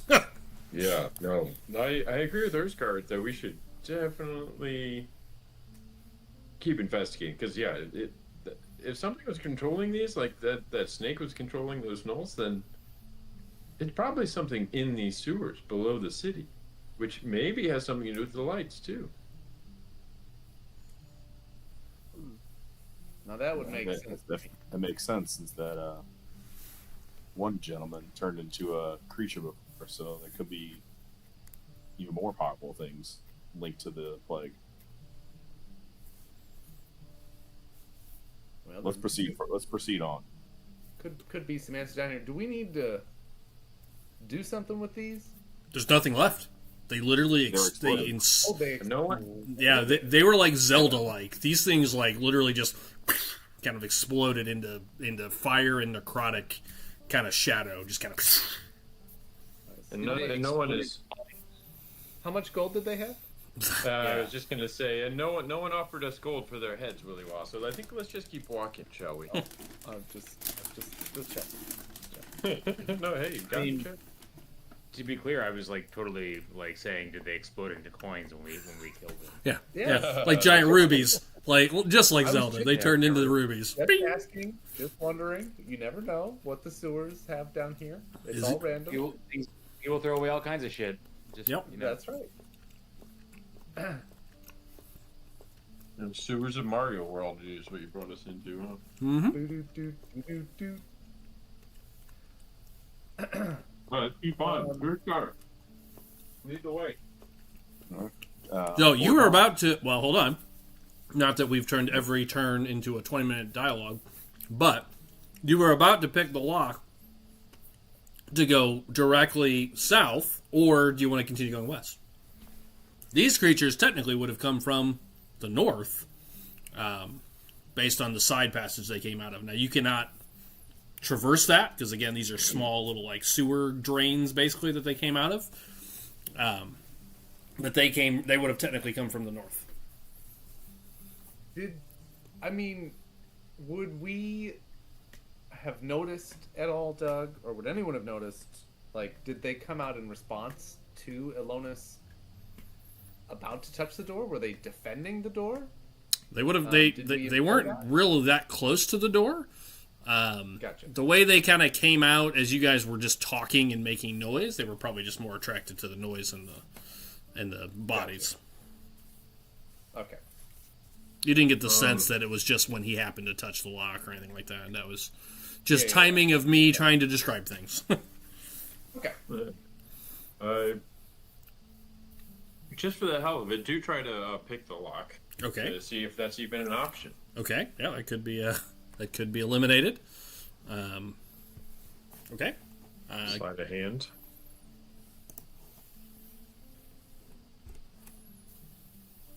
A sleight of hand roll of a 12. Wow, 3. Yeah, you can't pick this one. This one appears to be too difficult. Wow. Yeah, guys, this one, nobody can do this one. Wow. That is really tricky. There's no way. I bet nobody in this whole city could open this without the key. Wow. That really makes me want to attempt to open it, but let's move on. So, Do we want to go in this way? Yeah, that's a good question. Like, do we want to try to go down this way, or do we want to go further? I mean, like, now that there's potential plague down here, do we think it's in that direction? Because those lizards were there.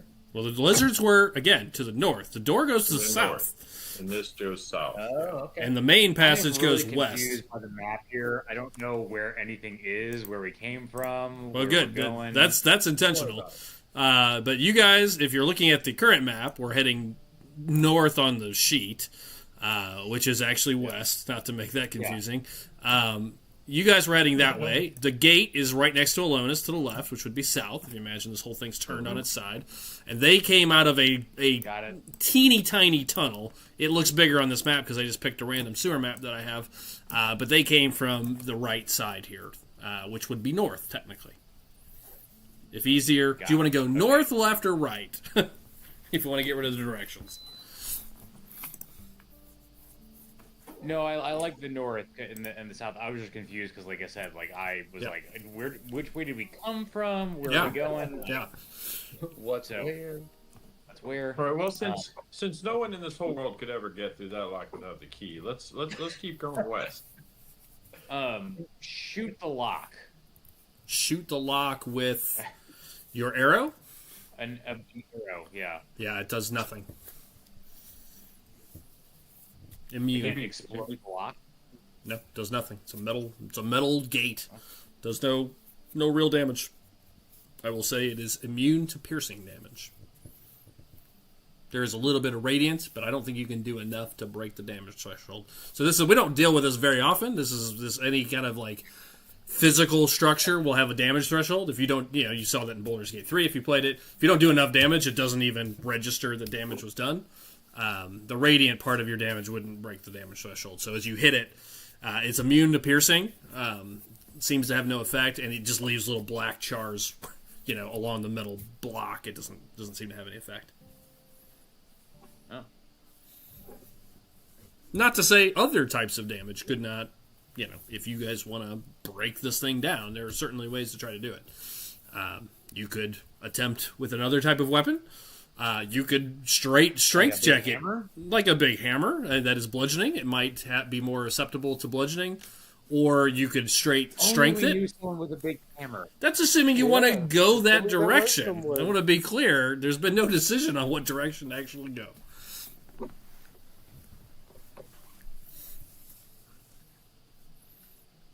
Obviously, I think we need to head west. Look further for this plague. Okay, so we got one vote for continue down the main corridor and continue west. What do the rest of you guys want to do? It does seem like we should investigate this need to plague. investigate it. Okay. Well, and if nobody wants to try to break down the gate, then we can continue on west. Okay. Yeah, like I said, it's impossible to open. Alonis, West if is there really is the only plague way. down here, it's part of your destiny to figure out what's going on. I suggest that we continue down to the west. I agree. I think we're plagued with saying this over and over again. Let's go. Yeah. Okay. Understood. We're headed west. Terrible. Leaving this grate, you guys continue. The walking order earlier was Urskar and Karak up front. Now that it's two abreast, Alonis, then Aaron, then Willywaw. Is that the same order? I think so. I'm good with it. Okay. All right. Yeah. Before I forget and we get into any other sticky situations, does anybody need a top up of healing? Yeah, and everybody can take one round of that temp hit points Temporary hit points. because it's still up, so you guys can all take that. I'll give you the highest roll. I'm just gonna make a bunch of rolls. You can each take 9 temp hit points, maxed out to 9. Oh, maxed it at 9. Because it would go for a 9 minute, total. so I could roll like a dozen times here. So I'm just gonna. I took 6 dice and took the highest. So you guys have those temp hit points. Feels good. Yeah. Does anybody need additional healing? As Drew was asking. If you got, I mean, I'm only a little bit down. I mean, if you can save the spell slot. It's up to you. I'm not gonna run your character sheet. Like, you know, if you want healing, or if you feel like you want healing, I'll give you healing. But Nah. okay. Okay. And you guys can always short rest or long rest, of course. Long rest would be very dangerous down here. Short rest, you know, there's still an opportunity because this is a threat zone, but that is always an option. And you might find safe areas, potentially. Okay. You guys continue on. Now looking for... So here's my question. What are you trying to make progress towards now? Are you looking for anything in particular? Are you looking for now signs of this plague, signs of the people, or any of the above? Is there any one in particular you're trying to find? Or are you guys just heading west to see what you find? Because there's boot prints going this way, and the plague sighting now.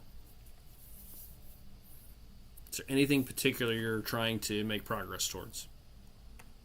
I'll with my character now seeing the plague, I'm really focused on looking at anything for the plague at this moment and kind of forgetting about anything else. Okay. Yeah, Elon's keeping an eye out for just about anything you can spot that might lead him either towards the safe house or, and especially keeping an eye out with for the plague. Okay. Anything related to it. All right. Give me the next perception check, please. See if you can make progress towards either of those. About this time, however, Jay, your night vision does go off in the middle of this last part of this walk. Everybody's does. Uh-oh. I will also note, you guys have not seen, this is a question Kevin asked me when we were chatting the other night, you've not noticed any, like, manholes over you. Like, since you've been wandering around here for an hour, you've not found any other ways out. At this point, That's you know of fucked up. one way out currently, which is the way you pretty came. terrifying, actually. Yeah, I mean, you're just wandering in the darkness now, at least for the moment. Doug, I don't got like that at all. I got a nat 1. So That's one. Okay. but no, I got it's a critical success. Oh, it's a critical success now. That's right. Thank you for the reminder. yeah, It's been a nice. minute. It's been a minute. Wow, that really is my luck to get Yeah. a 1. Yeah, it really is. Yeah, you really brought it. You took it with them. All right, so that's a success, a fail, a success. Urskar. I need Urskar and Karak. Karak to roll. Perception or investigation or something else if you wish to color it out differently. Investigation, for instance. Okay. Or excuse me, perception. I'll do. I got a delightful 9. All right, Oh, so, yeah. so Urskar will decide if we make progress. 19. 19. Weird. I'm not getting the rolls aren't coming over anymore. Let me refresh. Only. There they are. Okay, so that is a Fail. as a fail as a That's a group. success. Drew, 3. It's 3. Yeah. It's Oh, 3. that's right. It's a success. You're right. Yeah, you're right. it's a critical success. So you guys make 2 progress points towards potentially Nice. one of your 2 items. All Way right. to bottom out. So, yeah, way to bottom out. All right, so we need a bunch of random rolls. Here they come. I'll get my random sheets pulled up. First of all, let's get Kevin a D20 to see what the terrain looks like in this section as you guys carry on. So it looks like a 5. Looks like a 5. It moves back to being one abreast. I think we had the same roll earlier. So it goes back to being one abreast. I thought as it you was guys... going to be like an oasis down here. We stumbled on that Ninja Turtle later. Oh, nice. Maybe. Okay, there's all kinds of random shit down here. I had a lot of fun writing up all the random shit that's in these sewers. All right, next is, this is a success, so there's no elemental fail, or environmental fail. So I'll skip that one, and we'll go straight to see if there's any random encounters in this section. So that'll be a D20 J.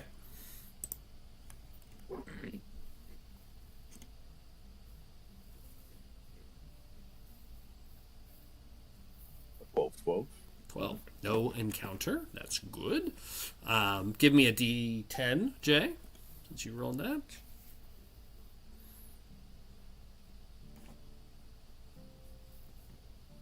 Seven.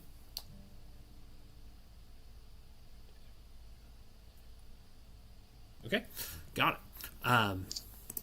Okay. Finally, a D100 Matt.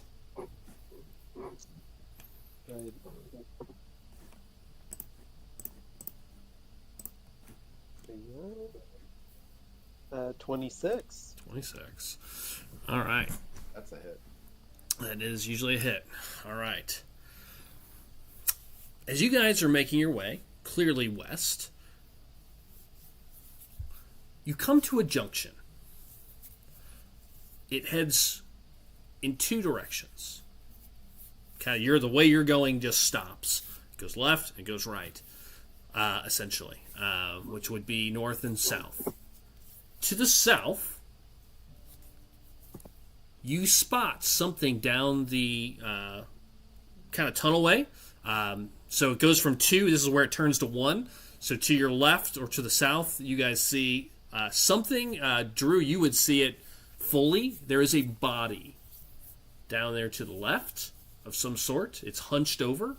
To the right, you hear voices. Human voices echoing along the sewer line. You just hear the sounds of voices.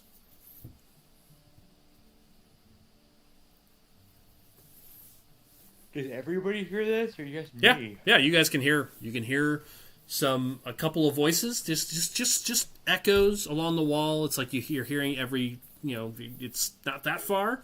It's not close enough to make out, but definitely sounds like human voices. To the right, to the left, you see something crumpled over that looks like a body. You'd have to get closer to inspect it, if you wish. It's south or north? I do. Who's the first car? Well, I can't see anything. It's at a junction, so anybody could go down there. It'd be one abreast. Oh, okay. In either direction. Gotcha. Yeah. Ilona stealthily but swiftly moves to the crumpled body. Okay, so you move over to the left. You see Ilona's kind of follow closely behind. Tiptoe behind. You kind of put your arm on his shoulder, trying to where are we going? Kind of can't really see anything. Kevin, you make your way up to it. Now this passage continues, and as you get closer to it, you see that the body itself is furry. And as you get closer to it, you can see what looks like it's crumpled, kind of his arms and legs, kind of like in the fetal position. It looks to be a rat humanoid. Oh. Rat King. It is a Skaven. Splinter. Oh. Okay. Close then. It's close. Yeah. Close. We're getting closer to the turtles. It is a rat humanoid. It is dead. You can see it has 2 arrows in it. One in its chest and one right about in it where its heart would be. You can see it's got pretty spiked yellow teeth that look disgusting, and a kind of a red long tongue hanging out to the side. Its fingernails look sharp and like basically claws, and it's got a nice long tail. It is a giant rat, Skaven. It would probably, you imagine looking at it, it would stand up about 4.5 to 5 feet tall if it was standing. Oh my gosh. Any evidence of the plague involved there? You want to investigate him? Yeah. Give me an investigation check. How about a tasty 10? You don't spot anything that would suggest that the plague... is your medicine check any higher? That's actually what I meant you to have you roll. Only by 1, so an 11. Okay. Yeah, so definitely no signs of the plague that you can see. I do need you to make a con save since you're getting really close to this disease-ridden Skaven that is dead here.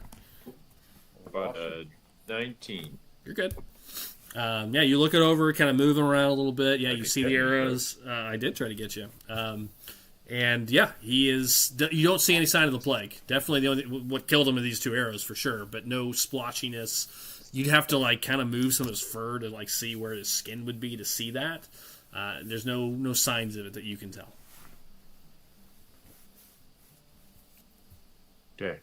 Now stealthily, swiftly, put Urskar's hand back on my shoulder and make my way back to the group. Okay. Okay, you're back at the junction. You can go south, where the Skaven is, or north, where you hear voices. Hey guys, big ugly stinky rat down there. Humanoid rat.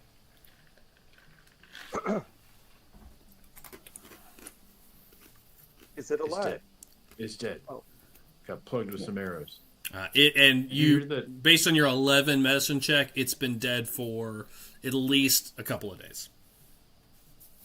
Ooh. Maggot crawling all over it. Listen. That's about what I expected down here in these sewers instead of plague lizards. You know, interestingly enough, D&D has no stat block for a Skaven. I had to go and rebuild those from scratch. That was a DQ favorite, and Jason's probably having PTSD right now. I love Skaven. I prefer Skaven. Oh. That was the first. That was only the first game, by the way. Too, yeah, that was Jason's first time playing D&D game. Got was one of our first times playing. Got critted by 2 Skaven on either side playing Dragon Quest. Killed instantly. I remember. Yeah. I remember in the head too. Yeah, two shots to the head. Special. We were playing Dragon Quest, which had a special Grievous chart, and we managed to roll the same Grievous twice. And a 20, I believe. Back to back. Good times. Good times. Wow. Yeah. I guess I couldn't see, could I? So I can't. No. I mean, you got close enough that you could see. You could see the shape. No details. No like real for details. the arrows, for example, the way I was asking, like, how in Fellowship when pulled the arrow out and he's like orcs. I could tell. You want to pull? You can pull one of the arrows out if you want to take it with you.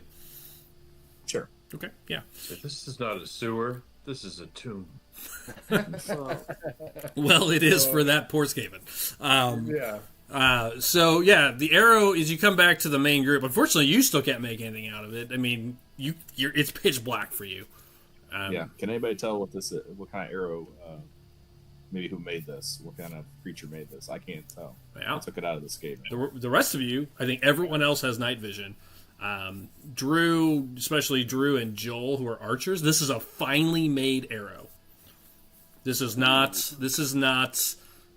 standard stock, and it's definitely not even like it's a nicer like brand than like even guards would use, like like city guard or military. This is a very nice arrow. It is actually a +1 arrow. Ooh. If somebody wants a +1 arrow, you can fire at one time. I can use it. I mean, I'll keep it. Okay.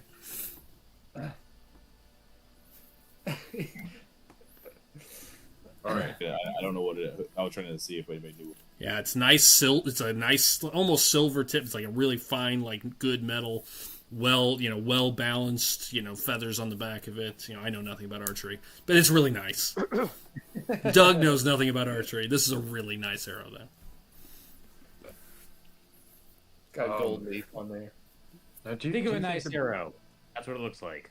Do you think the people up north where we're whispering can hear us whispering? Whoa. Nod in affirmative. If you want to be whispering, then that won't carry very far. I mean, if you guys are talking quietly, that's fine. You can declare that. These don't sound like they're trying to be quiet. Like you hear voices. Occasionally, like you hear a voice get louder and softer. Clearly, not people whispering.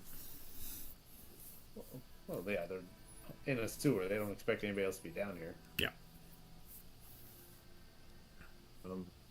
Here we go. Listen to what they're saying. Get closer. Do that. That would be north. Well, maybe they've got some information Okay. that we can use. If that's the They're direction down you here. would, They probably know a way out. yeah. If that's the direction you want to go. For now. Let's go Yeah. see what the voices are. Okay. Yeah, let's go up there. You head north. You note some of those same boot prints that you saw before, kind of similar in size and scope. You see some of them down this path. And as you guys are approaching, you hear it's like a din of voices now. As you're getting closer, it turns into many voices, dozens of voices.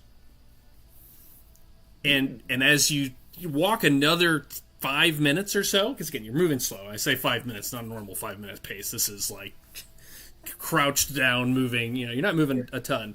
But another couple minutes, it sounds like a town. Like, that's what it sounds like. Walking into a small village, you hear voices and people talking and different, females, males, children. Like, you hear different cadences of voices coming up ahead. Place haunted. I think that's the two-tone army. Up ahead, up ahead. Oh, God. You keep walking? Yeah. Okay. You make it another 2 minutes. Definitely lots of voices now. And then up ahead, you see a metal grate, similar to the ones you've seen before that were locked, except you could see it up ahead. It is open.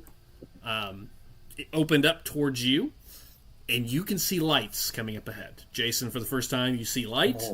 You see a number of flickering lights, like that of dancing lights, as in like torches and lanterns up ahead.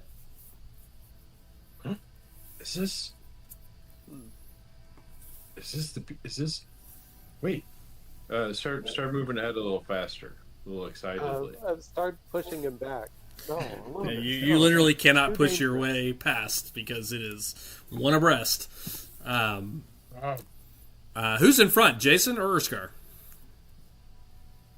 It's the same thing, but yeah, I'll be. Okay. All right. Well, Jay, you come to the grate, and yeah, you see basically you're looking down to what looks like an open cistern that looks like it's been dried out. You see these stone columns that go up. It opens into a little chamber that is probably 15 feet tall and top to bottom, and you're about 5 feet up, like coming like out of a sewer grate. You can see a ladder that leads down, and in this open cistern looks like, quite frankly, in today's world, it looks like a homeless camp. You see tents and little, like shanty homes, like, kind of propped up with rods and sticks and anything that can be found. And you can just see a cadre of little tents and little shanty homes scattered over this large open cistern. Outside, and as you come to the edge, there are definitely people, there's not everybody stops, but some of them do, and you can see people like looking up, like as you come into the light. Yeah, that's what you see. There are also multiple tunnels that lead out of this cistern. You can see kind of left and right, like inside, up, high, low. There's numerous ways out of this, like what looks like some sort of central cistern hub. We went from low town to below town. Yes, you did. Exactly. From what I could tell, do any of the is there with any of the people or anybody that's there? Can I tell if they're infected? Looking around, you don't see, anything from here. It's hard to really tell without inspecting or getting closer. But you don't see any signs of it. The couple of people you saw were crazed, wild, rabid. Everybody seemed. This looks like a little town down here. Okay. Very small, probably 50 people. Go back to the group and down tell here. them there seems to be a small encampment of They're wearing rags people there. and dirty clothes. People These look like homeless people, essentially. Yeah, people who are homeless or poor people that need a place to stay down there. Don't look at any of them are affected, or look at anybody that could be of any potential threat to us. But I think maybe we should go down there and still check things out. They might have information for us. Right, and see what's going on down here. I think we should go check it out. What do you guys Very think? well. Star, I think you and I had better go first. It's very likely that these people killed that rat that was back there. Right. So Possible. maybe we should figure out why they did that. I think it's one of the many questions we can ask. Well, I don't know if that's the assumption you'd come to, Drew. The arrow looked nicer than what any of these people would be using, unless somebody had. Oh, I see. Yeah. Thank you. Mm-hmm. Unless there's Robin Hood down here. That's right. Yep, unless. I was just thinking the same thing. Did anybody take that +1 arrow, by the way? Jason did. Jason did. If somebody else wants it, though, I just grabbed it because nobody else was saying it. If you say you want it, I would gladly give it to you because I'm sorry, Jay. You said what? You trailed off there. Oh, I was saying you can, if you ask for it, I will gladly give it to you. But nobody spoke up at the time. I'd have to. But if you spoke up and say you wanted it, I'll give it to you. I wanted to. I just wanted it because I wanted to look at it and keep it for evidence. That's what I'm glad to Mark get handed said. to. I handed to Aaron. Okay. You climbing down the ladder down into the crowd. I will. Okay. Is everybody headed down there? I'm gonna stay invisible up top here with a nice view Okay. in case we need to start Okay. stopping folks. Okay. God. I will go down Okay. with Two this of you head down. What about Drew and Kevin? Yeah, you want us to go? Okay. No, I don't know about that. So yeah, Kevin, you're fairly certain definitely this is not the Untamed hideout because they said they only had 10 people down there, so this is clearly not that. Correct. No, true, but they might know where it is. Sure. I mean, They might Ilaria offered to take you there. It's a side note. I know, but I appreciate you're trying to find them in a needle in a haystack down here, though. Okay, so Joel's staying up at the top. Drew, what about you?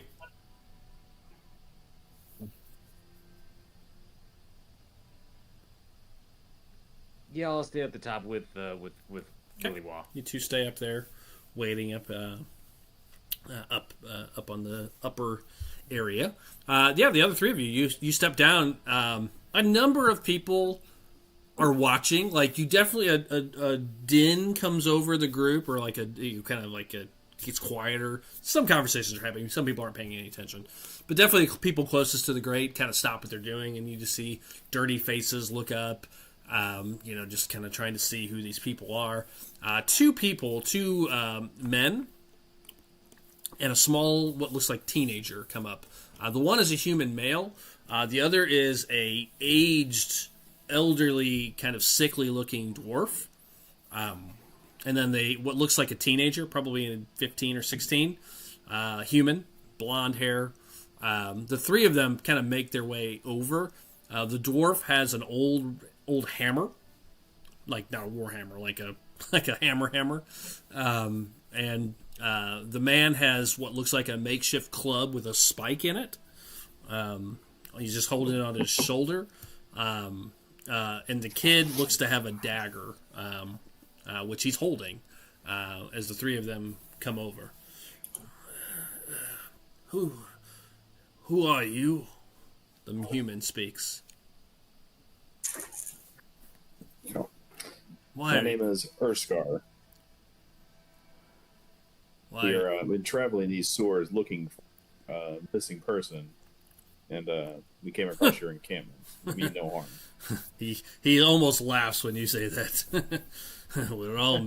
we're all missing, probably.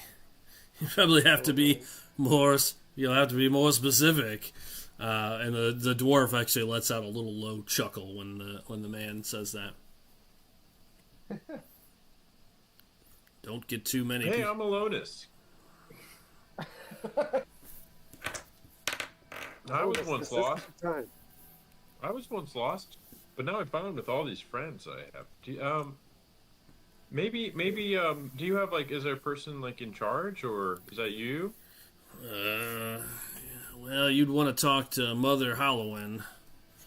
She's in charge of our little encampment here. Mother?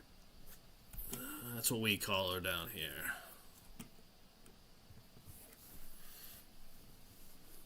Yeah. Could you introduce us to her? She sounds nice. My name is Rillin. This is Thatch. Hey, Rillin. Thatch. Points to the dwarf. What? Who are you looking for exactly? We don't get a whole lot of. He looks at all of you guys. He looks up. He sees the two of you kind of waiting up there. Don't get too many mercenaries. I think they would only see me. I think Lewa is still invisible. FYI. Well, he shot, so he would, unless he went re-invisible. Which I don't know how often he can do that, but either That's way. what I was going to say. I don't think he got. Yeah. No,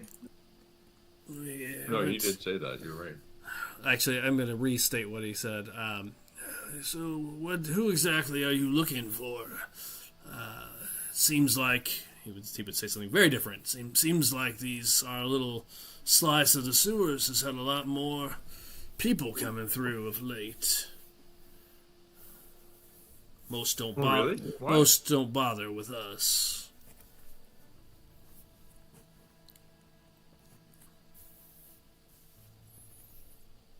So who are you looking for exactly? You said people plural. Yes. Have there been many other people coming up through the sewers? Well, it's been a strange few weeks, that's for sure. A few months, the dwarf corrects him. Yes, it's been... Usually the sewers have stayed pretty quiet, the odds and ends. There are smugglers down here that use these tunnels, quite frankly. But there have been others down here of late. Mercs, for certain. Yeah, there was... You know why they're down here? Nope. Tried to stay out of their way.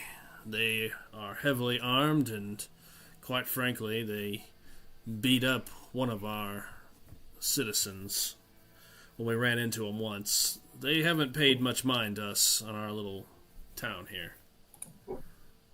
Hey, Joel, do you want to maybe log out and log back in real quick? You're really choppy earlier, and I can see it still happening. Yeah.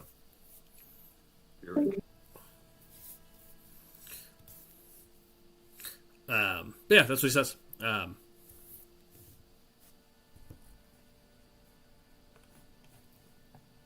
Well, we're looking for a young girl.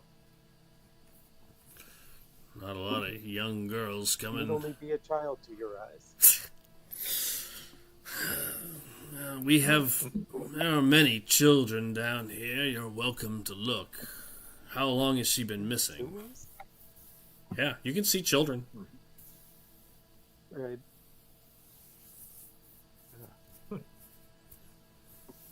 Real minor, the sewer. Yeah. I just don't feel like that's an appropriate way to raise children. Anyway,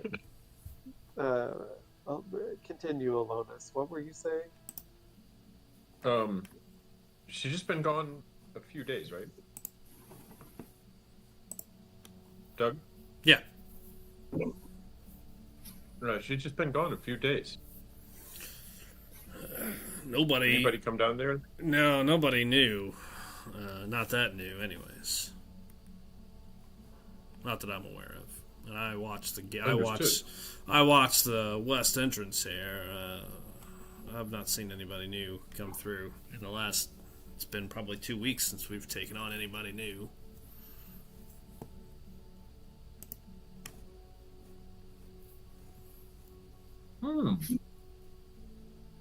Well, Rocker Scar, do you think we should talk to their mother? Me personally, I feel like we should go back up to the surface and go to the shop. But if we're not going to do that, have you seen any creatures here that odd the strange black fungus on them or cover slime on them? We ran into a couple of these tortoise type creatures further back, and they didn't look natural. Has that been a common occurrence around here? Yes, they were unnaturally aggressive, and they had black eyes.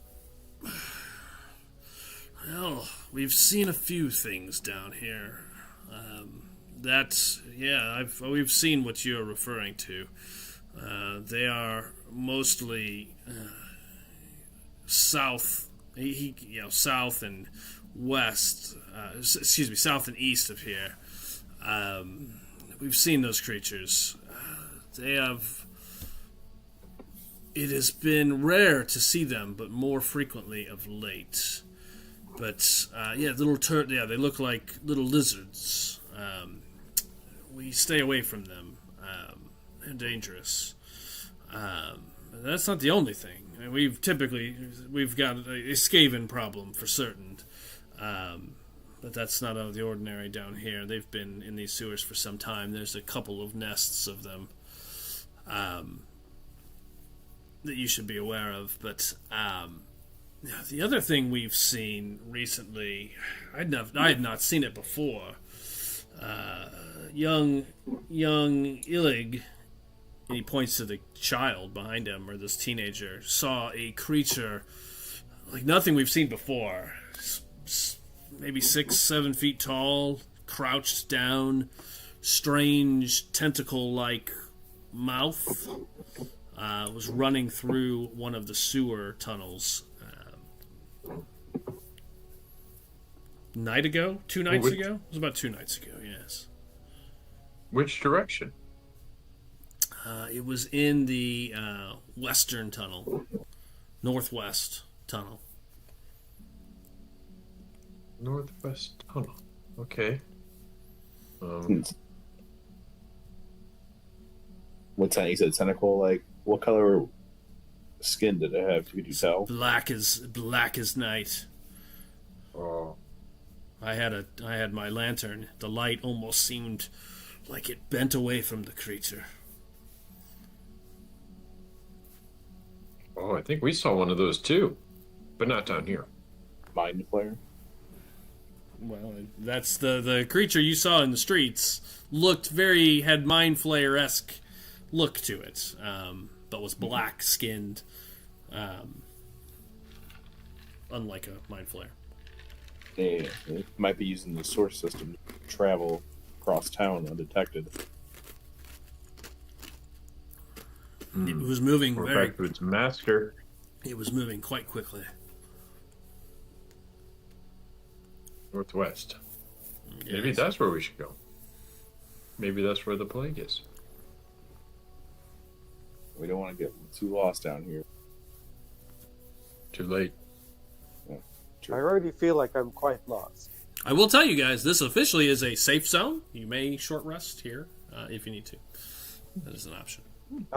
Sir, I've noticed that there are not a lot of exits to this sewer system. Where is the nearest exit? It's a little ways away. There are not many. Solus wants to keeps the sewers nice and tidy, and I don't want. There's not a lot of access. A lot of sewer or water runoff.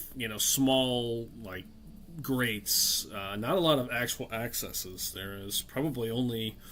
The dwarf is the one talking at this point. There's probably only 10 of them throughout the whole city, maybe 12. I used to work for the Masons Guild many years ago. I'm quite familiar with these sewers. There might be 10 entrances, maybe 12 at most. It seems like these days the Masons Guild does not get along with the Carpenters Guild. Oh, I can't speak to that. I've been down here for almost a decade. Why do they keep the sewer so tidy? And then really there's nothing going on down here. They just have tunnels for fun? Well, these sewers were built for runoff, mostly. There are a number of... these used to be maintained by people. They have since... the church has cast a magical warding around the sewers themselves. They have created some sort of magical essence that keeps these sewers tidy. The church? The Duke wanted these sewers to be as pristine as possible. You'll find that most of them are.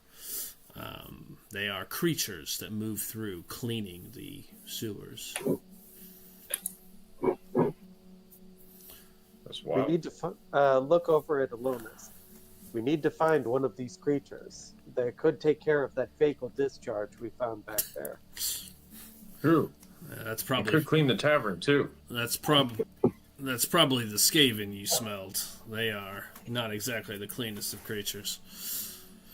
No, the Duke and the church wish these tunnels to be kept clean because they intersect with the lower catacombs of the church itself.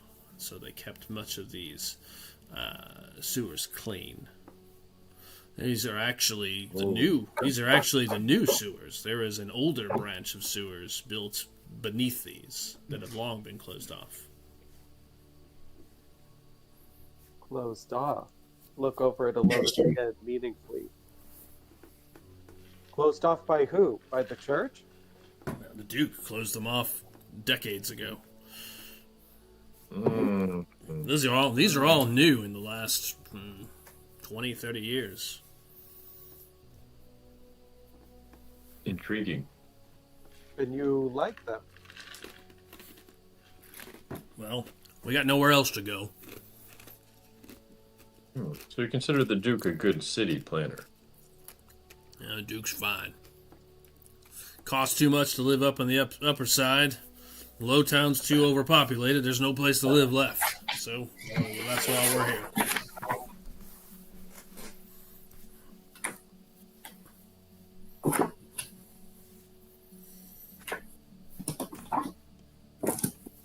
Did you visit the circus when it was in town? I've never been to the circus, boy. Me neither, unfortunately. I've been invited many times. Well, Gillen here. I'll take a short rest. You guys can if you wish. If you guys going to spend an hour here.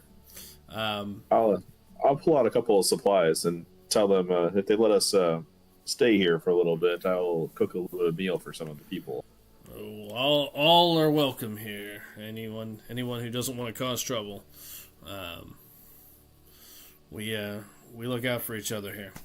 If you want to stay, you're welcome to it. And eat a couple BLTs. Yeah. BLT. Those RLT. RLT. Let's do a short rest here, and let's continue we'll figure out what we need to do next while we rest. Okay, you guys can take a short rest if that's what you guys want to do. Spend an hour here. He'll keep this conversation. We'll do that at the end. If you've not been down here, this place is like a labyrinth. I wouldn't recommend wandering around, too willy-nilly. You can get yourself lost down here real easy. if you're looking for It's true. if you're looking for someone, he almost kind of grumbles this, like, I could help you if there's someplace you're trying to get. I might be able to guide you. If there's somebody in trouble, great. we want to help.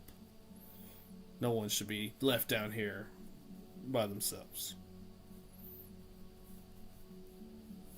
We're not really sure, but I think we're interested in finding out where that larger creature you talked about went. Well, You may not want to join on that journey, though. Well, Gillen's here saw it. He could lead you to where he saw it if you'd like. Yeah, we can also probably get rid of it for you. It doesn't come back. Well, that would be fine by me. We're not exactly combatants down here. Perhaps we could lure it up out of the sewers.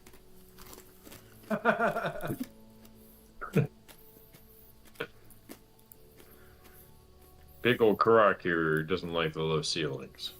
That's not what I said. That's what happens when you're tall. It doesn't bother me much at all. Exactly. Karak hates small spaces. He's a bit claustrophobic. I never said that even once. That's the impression that I get. That's the impression that I get. Then those assumptions lack integrity. We should not be lying to this man. Well, I didn't think I was. make yourself comfortable. He kind of points towards a fire that he kind of got up from. You're welcome to pull up some space here with us, and if there's any questions you have, we're happy to help. But unfortunately, we don't have much in the form of supplies or anything to help you here. Just give you a safe place to rest if you need it. Okay.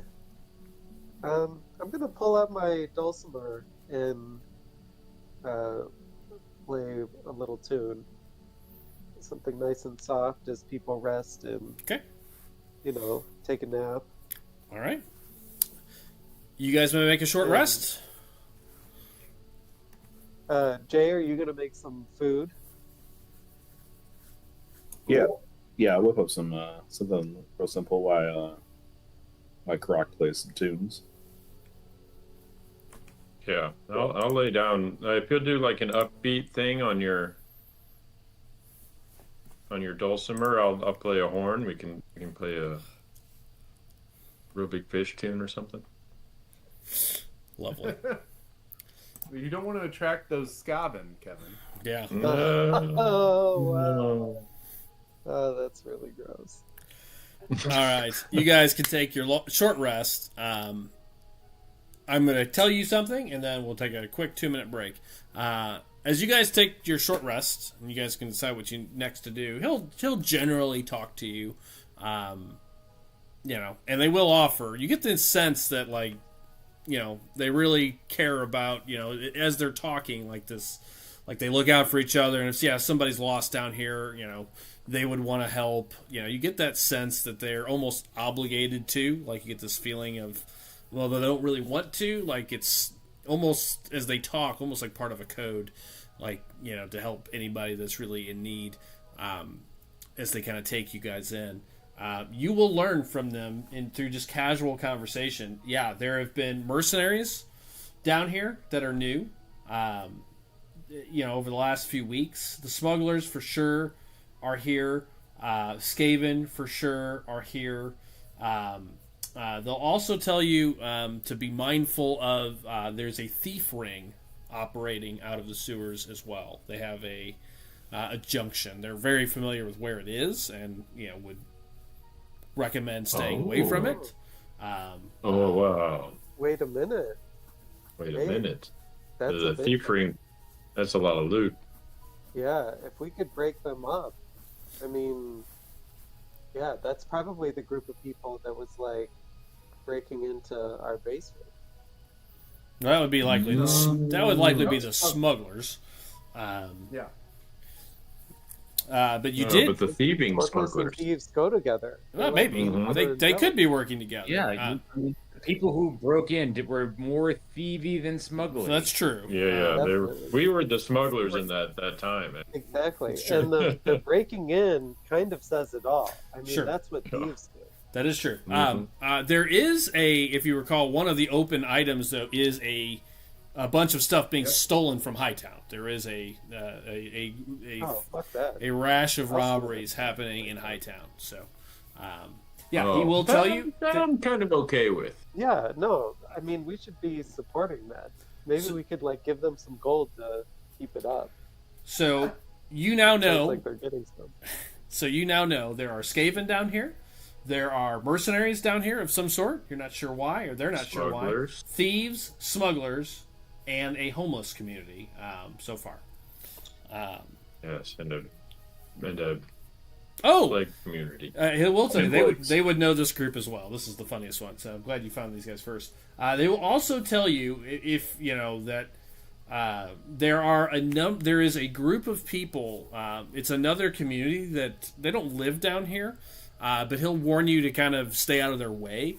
There is a group of rat catchers that operate looking for the Skaven. They are called the RCCSs, the Rat Catchers. Rat catching, the RCSs, the Rat Catching Society of Solus. It's the RCSSs.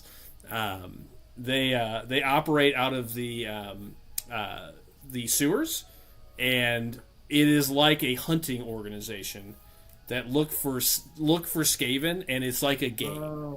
It is like a challenge. Yeah. They're looking for they have like contests to see who can find the largest Skaven, who can, the most odd Skaven. Like, there's this whole group that operates down here. He'll tell you about them over your meal.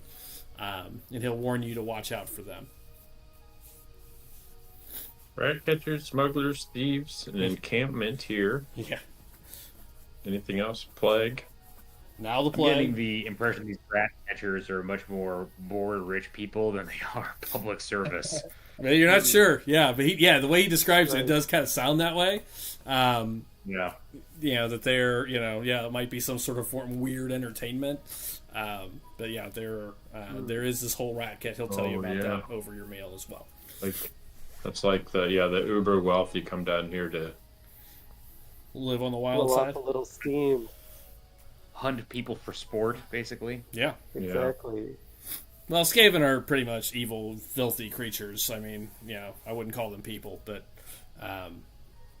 wow, so dehumanizing. Wow, that's brutal.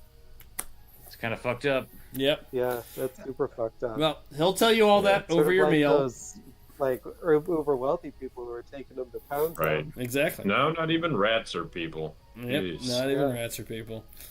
So he tells you about all those different groups that have been operating out of here, and they will offer. If there's someplace particular you want to go, this was kind of a hub section here. Like, you can pick kind of any of the hints and start trying to make progress towards it. So this is a good one to randomly find. So you guys can think about that over our 2-minute break. So we'll see you back here at 10:30 Central. We'll see you guys back here in a minute for part 2.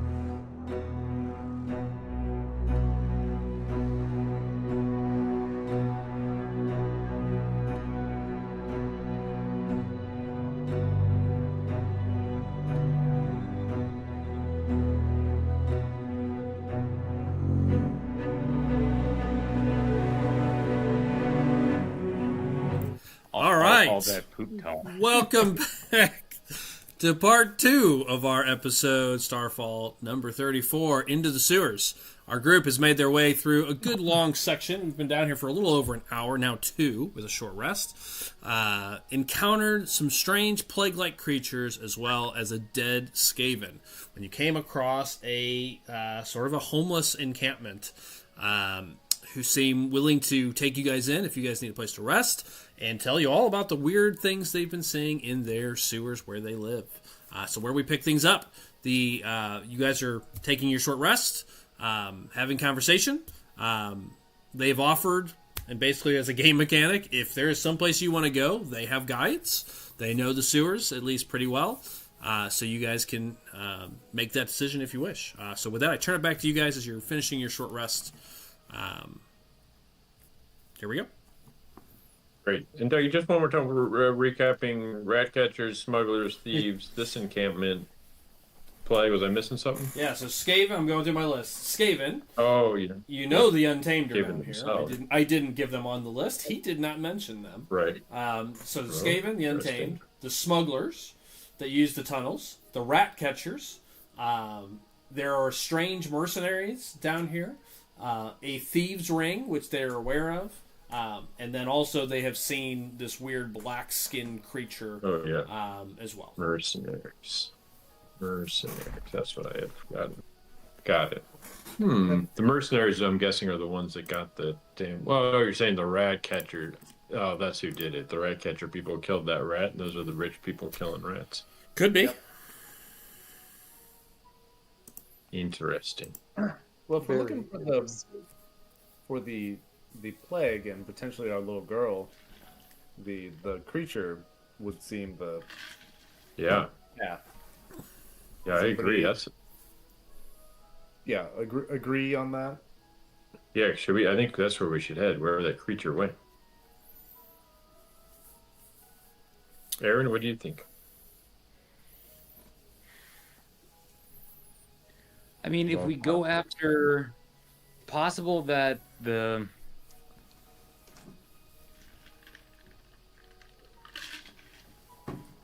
possible that the creature and these rat catcher people might link up at some point. If they're down here kind of... Go ahead, Joel, I'm sorry. No, I was saying, why do you think that they're going to link up? Yeah, because if they're down here kind of combing around looking for, Skaven, hunting them, Skaven, whatever. I don't fucking care. I love it. I prefer the chain myself. The rat people, if they're down here kind of lurking around, it's likely that they might have come across other looking odd creatures, like these Koopa Troopers or whatever the hell with the red shells and such. Mm-hmm. So that might be something to hook up, because I don't think that the thieves people are really going to be running around here. It's and I'm a little bit. It would be interesting to learn more about that, because since there are so few pathways into the sewers, it doesn't really make it a viable option to kind of pop up, steal something, and then pop back down. So they're probably using this for a very specific... there's something going on at a very specific... it should be easy to narrow down, if they're stealing stuff from Hightown, what are the access points they're using, and then kind of stake those out to find that thieves' ring. Well, they know where the thieves' ring is. I mean, they've been down here long enough that they could pretty much direct you. I will tell you this: they know where the Skaven nests are. Generally, they know where to stay away from where the Skaven are most populated.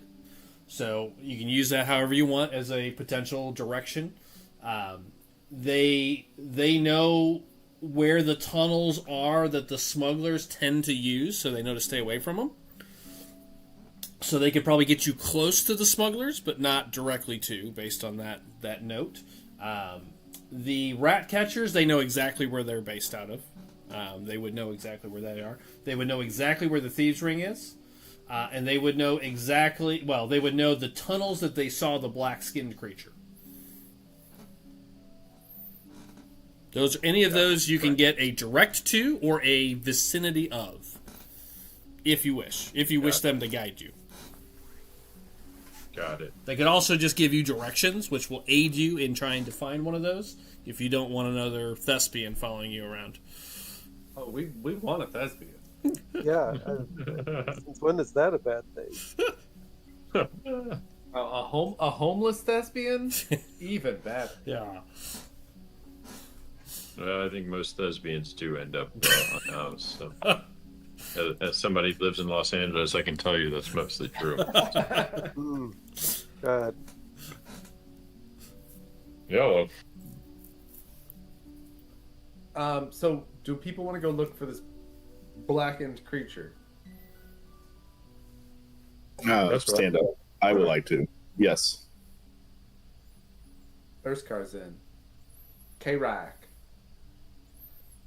I'm in as well. Let's go get it. It is core to our mission.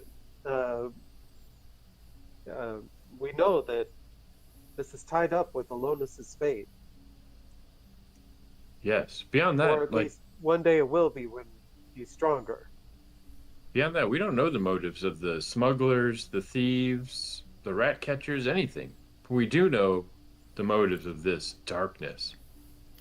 In the world. I think Drew was right. I mean, those they may have hints to other things happening or may have direct connections that because those groups are actively using the sewers for purposes. Probably all three of those, the rat catchers, the thieves, and the smugglers, they would probably be more intimately aware of where things are than this group, whereas this group can get you kind of close in most cases. Just from a mechanics perspective. But yes. I mean, like I wasn't really sure that the thieves were like I said, since there are so few access points, like the thieves aren't probably like running around here. They're probably just like using it to get in, and at least as a stash point. Yeah, they know where they're going. Got it. Yeah. There were other rumors here, which you didn't list on your list, Kevin, which is also that some of these sewers connect directly with the catacombs of the church itself, and that there's an older sewer system beneath this sewer system as well. Yeah, that I'm very interested in as well. As this guy was not a today problem. This is a Mason's Guild. The dwarf was from the Mason's Guild. He can pretty much tell you where most things are down here. At least like the mechanical things, not necessarily where people are hiding. He gives you access to more of the, I want to know where that particular thing is, and he'd be able to direct you to that more than likely. Yeah, actually, ask him. Where's the entrance to the catacombs? The catacombs? I mean, I know where it is. There's a junction. From here would be northeast of where we're at. There is a junction where the old sewers, the new sewers, and the catacombs all meet. Oh, so there's a junction that leads down below us there. Yes. I see. Okay.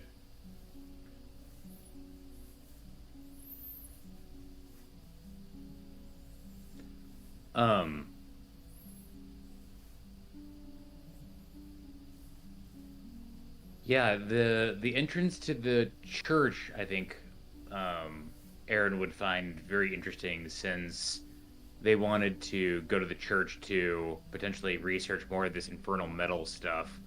And that would be in potentially hard to access library spots. Catacombs does mean graves, not library, generally. Right, but you could get into the into the church, into the catacombs, into the church. Yes, there is going through the front door. Yeah, there would absolutely be access, most likely. I mean, you would assume that there's a likelihood that there is access directly from the church. Yeah, doesn't mean there is. Could be outside the church. Could be next to it. Could be a sewer access. You don't know. But yes, there's at least a likelihood that there could be direct access to the church. You could ask him if you want to be that blatant. I mean, he's a designer. He would know. Yeah, I mean, he doesn't seem like he talks to anybody out of here. He's been down here for a decade. Yeah. Yes, there is direct access to the church through the catacombs. It was built over top of the catacombs, for sure.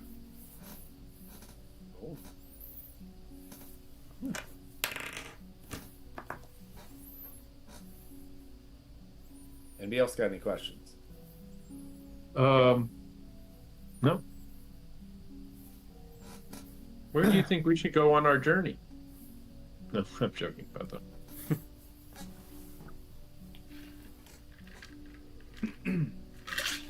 Sewer is a sewer.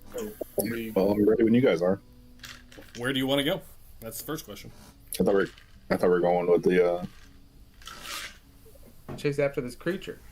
Yeah. At least the last area he was located at. Which something tells me is going to lead us towards those catacombs. Mm-hmm. Well, Ask the the creature dwarf can lead us there. creature went northwest, and the catacombs are northeast. Yeah. Oh. Now, it doesn't mean they don't loop back around. This place is truly a labyrinth of directions. Like, you guys spent so much time because you stop, you turn, you go around, you reach a dead end. Like, this is truly a maze. Without a map, this is just fumbling around. Oh, that's a good question. Do you have a map? Well, there is a Great map. question. There is a map of these tunnels, but I'm sorry I don't have one. In the catacombs? They'd be in the city planning office. Sure. In the records spire. Should have started there. No, there was such a thing. Never asked. Well, now we know. And they give it freely. Oh, I don't know if And they'll they just, have- and I don't it's- know and if it they'll says- just give them out to the public, but if there are, there Yeah. are maps of the sewers. Yes, both the old and the new would probably be there. And it has markers: smugglers, thieves, rat catchers. They would have mechanics. They would have access points. You are here, Yeah. which moves with you like a Google map. But I would imagine any guilds that are doing work on it, like the Masons Guild, would also have a map, of course. Because, they're not going to come down to repair stuff Oh yeah. without knowing where they're going. Yeah. Yeah. Possibly. Yeah. You've not found it. Or they'd have to but pull that. Or they have to pull that from the city planner. Right. But nonetheless, we are down here now and don't even know where next it is. Well, we could go up to the city planner. we could, yes. But again, we're down here already. We do not have to be. True. And no one's keeping you. I can protect myself, Dad. If only that were true. I imagine one day you will be able to protect yourself and your friends. But we'll get there. We'll get there. He did a pretty good job protecting you in that last scuffle. Thank you. What scuffle? Always seems to do so as well. And it's always appreciated. But not necessarily protection as much as it is healing for people who protect him. Well, I don't mean to interrupt, but it's getting late in the It's getting late in the afternoon here. If you want us to, if you'd like a guide or you'd like some directions, just let us know. Yeah, a guide would be All great. right. Let's have a vote. Who would like to go to something that isn't the plague? Start there, because then we'd have to narrow it down from there. What do you mean? Sorry, you need to be more specific in the choices on that one. The plague or something else? And then something else we will have to then vote again. What are you defining as the plague? The creature? Yeah. Okay, sorry, that was. Oh, I'm sorry. Yeah, the creature. Okay, so creature is your question. Well, the creature's also linked to the missing girl, correct? Are we making that connection? We Potentially the catacombs. We have made that connection. So 2 birds zone. So I think that's the way to go. Right. So the creature is Joel, Jason's, Drew's vote. Yeah, I'd vote Alright. go find the creature. All right, let's go find that creature. Great. Okay. Would you like directions, or do you want Gillen to take you to where he saw it? Take Have us him to where take you us- saw it. Yeah. Oh yeah. Okay, I can do that. That's where we'll pick up the trail. Okay, got it. Once I get you there, though, I'm gonna head back. I hope you don't mind. No, we prefer that. Okay, very good. Yeah, we don't want you. Mark Yes, thinks you stink. he heads You into live his in a little. sewer. He heads into this little tent that's next to where this little sitting area is, real close to the entrance. And he grabs a lantern. It's an old bronze lantern. It's been dented and beat up. Looks like it was fished out of the trash. But he does takes a small flask that's not much bigger than a like a little alcohol flask. Fills it with a little bit of oil. Doesn't look like he has a lot, and does ignite it, and lights the lantern. So Jason, you can see, and now he can as well.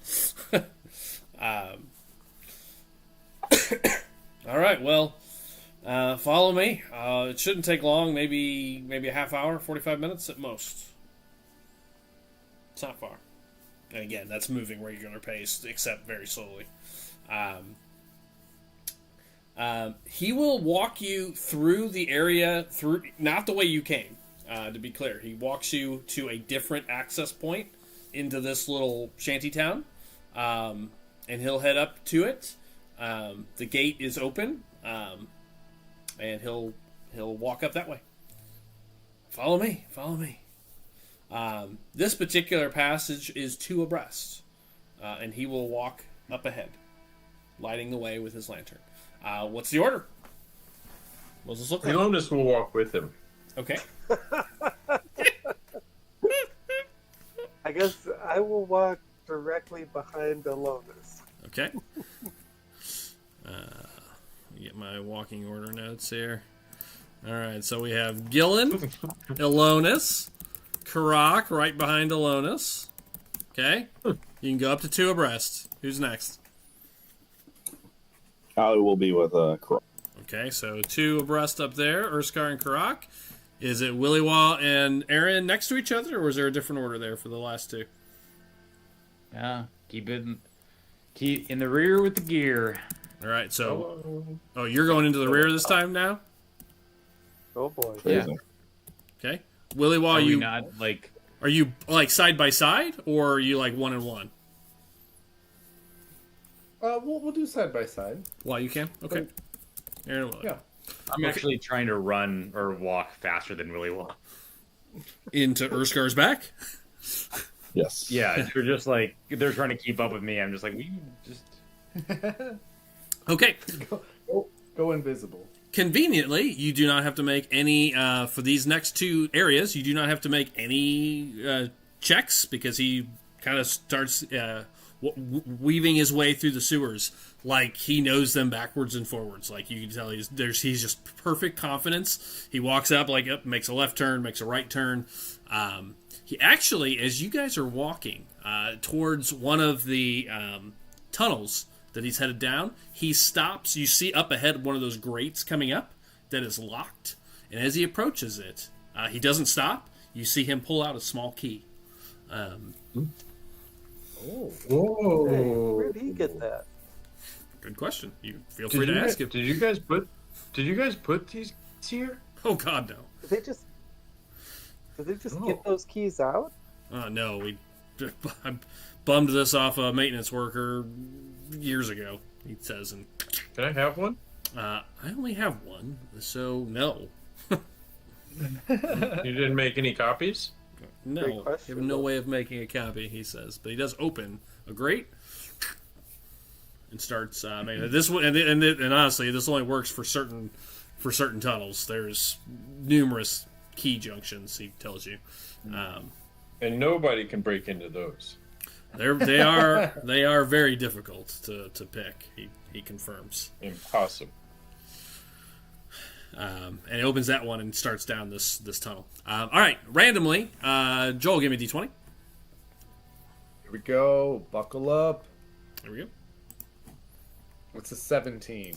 Okay, so we got a different roll that's for a good the one. terrain.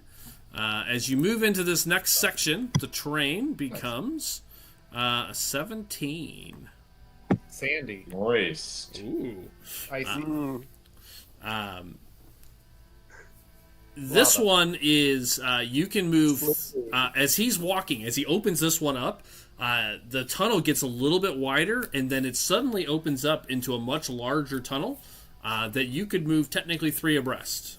It's probably the widest point you've seen down here. You do feel like you've gone down a little ways. Get a little bit of a decline as you've been moving. And he continues. Like a hot dog down a hallway. Yep. And continues on. Jason, give me a d20 for a possible random encounter for this interval.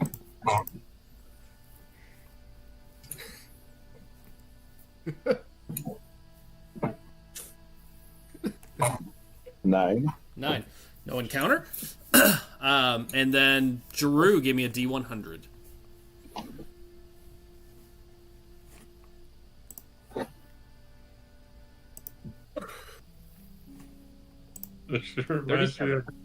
What is it? 37. 37. All right. 37.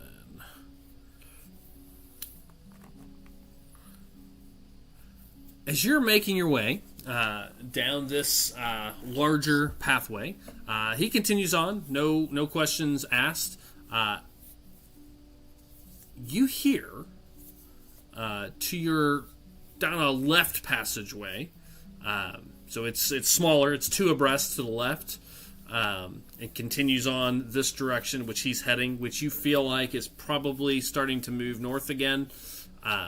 You hear the sound of scratching and movement down a side hatch. The group, you all hear it. It's things echo down here pretty well. You hear the kind of skittering, like sounds coming down a passageway to the left. He doesn't stop and he keeps walking past it, but you do hear that. Hey, what was that noise? We're close to one of the Skaven nests. Let's keep moving, he says. Do you have any kids? He's like 15, and no. Do you want any one day? No. I thought this guy had a job and was down here for 10 years. No, that was the Mason. There was 3 Okay. people there. Gillen is the one who saw the creature. Yeah, stop the creature. Got it.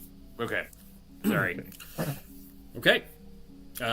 He says no, he's not interested in kids, and just keeps on going. Do you want to go to the circus sometime? Oh my god. Alonus, you trying to pick this kid up? I mean, What's going on? Do you have kids? Did you see that in your picture? Do you like the circus? you like gladiator movies? Ever go to the gym? Looks like God. He Trying to bulk up continues myself. down this path unless somebody is stopping. He continues into the next chamber, and that's the next 20-minute interval. The next 20-minute interval carries on. Matt, give me a D100. All right. Really well. Elonis does continue chatting with him. I know Okay. you don't want to hear it. Sure, yes. Unless you have something specific, we'll assume it's idle chatter. I got an 86. Well, that's I do want to roleplay it, but I don't think you want to. I understand. I don't think the 15-year-old kid wants to. If I had a nickel for every time I heard Kevin say that, though.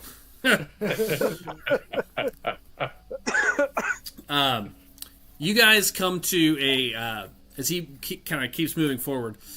You spot a gnawed bones, what's left of a skeleton down this hallway, or this passageway. You see it on the ground. Again, this is 3 abreast, so it's kind of off to the side. You see what looks like a corpse that's been eaten. The bones have been gnawed at. The flesh has been ripped off of it. You see that. And then up ahead, the path keeps going, and you can see a hatch. It's a metal, submarine door hatch, if you kind of imagine, one of these, old, tiny, metal, wheels that have to be turned. You can see that in the middle of this kind of sewer passageway. And he points to it as you guys are coming. Says, "Yep, we'll need to head down to the next level." So he points at that hatch. Oh. Interesting. He walks right up to it. He'll just kind of hold the light and assume one of you is going to open the giant hatch door. Oh, Ilonis will do it. He's very strong. Okay. Yeah. It does take a little bit of effort. I'll need an athletics check, Kevin. Okay. Oh, 19. Yeah, no problem. Yeah. Wow. He turns it. And yeah, it's tough, but you do manage to open it. Wow, look who the brawny guy is. Yeah, been working out, Karak. Watch out, I'm going to be stronger than you soon. And down below is very funny. a circular hatch, like a circular manhole that leads down to the next level down. And this is the next level down, not the catacomb. No. It's just. You would imagine, based on how far it is, you're probably headed down to Midtown. Yeah. Midtown, yeah. Go down to Man's Hole. Who's going first? I will go first. Okay, Karak pushes just his gently way push Alonis back a little bit, and then go down. Okay, you do. Karak heads down. I don't really care about the rest of the order. I just kind of care who goes first. Karak, you head down. Karak, give me a D20, please. All right, here we go. Oh, slippery. How about a natural 1? Okay. As you come down into this next section, Matt, it goes to the left and to the right. It is very tight. It is half movement, very very tight quarters. So it's 5.5 feet tall here. Barely enough room to swing a weapon. You did this to yourself. You did. As you get down there, and as you start to head down, and the rest of you start to head down, he'll be the last one to drop, and he'll say, "Okay, just follow this to the right, and then your first chance, turn left, and that's where we saw him." And that's what he says. Okay. Does it open back up? There's places where it will, yeah. Places. But it is tighter down here. For long stretches? Yeah, there will be. But there are bits where it is tighter. We're getting closer to the Thanks for your help, buddy. Getting closer to the older sewers. Yeah, no problem. Be careful. This place used to be halflings? No. No. But good luck. I hope you find the girl you're looking for. Same to you in your life. See you later, on the course or something. Okay. He'll climb back up, leaving you guys. Doug, before he climbs back up, do thank him for his help. and I do want to slip him 10 gold. Oh, thank you. Okay. Oh, I thought you were about to steal. I thought for sure too. I was ready for this sleight of hand check. Oh my word! It's like, is he stealing the key? Is he stealing? What's he stealing? Wow. Yeah. My word! I've never stolen anything Okay. from a Off a living body. That's true. That's true. Wow. Okay, you give him 10 coins. Oh, thank you, Father, thank you. No problem. Eos be with you. You as well. Is it like a magic 10 coins that steals his 10 coins? Oh my god! Oh my god. Yeah, and then he climbs back up. All right. So he gave you directions, which you can follow if you wish. Let's follow him. Okay. Good, let's follow them. We are in tight quarters here, thanks to Matt's roll. So what's the order now? Thanks, Matt. Oh, let me get up front. I fit in here better.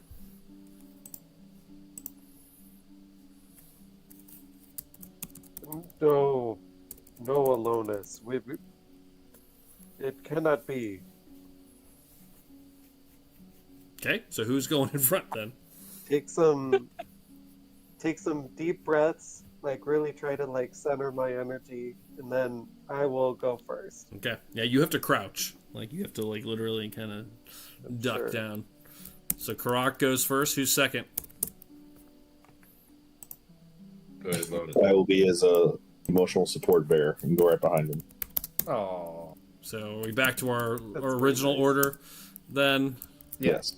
Aaron, Willie Wah. Okay. All right. Okay, you start heading. You make your left turn. You are moving slow. It is slow going. Let's get somebody else to roll this. Kevin, give me a d20, please. Yes.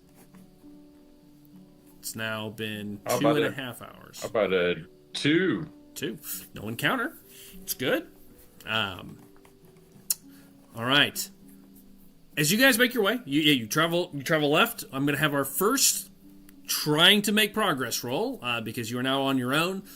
You have general directions, so the DC is a little bit lower, but I need you guys to make a perception or investigation check.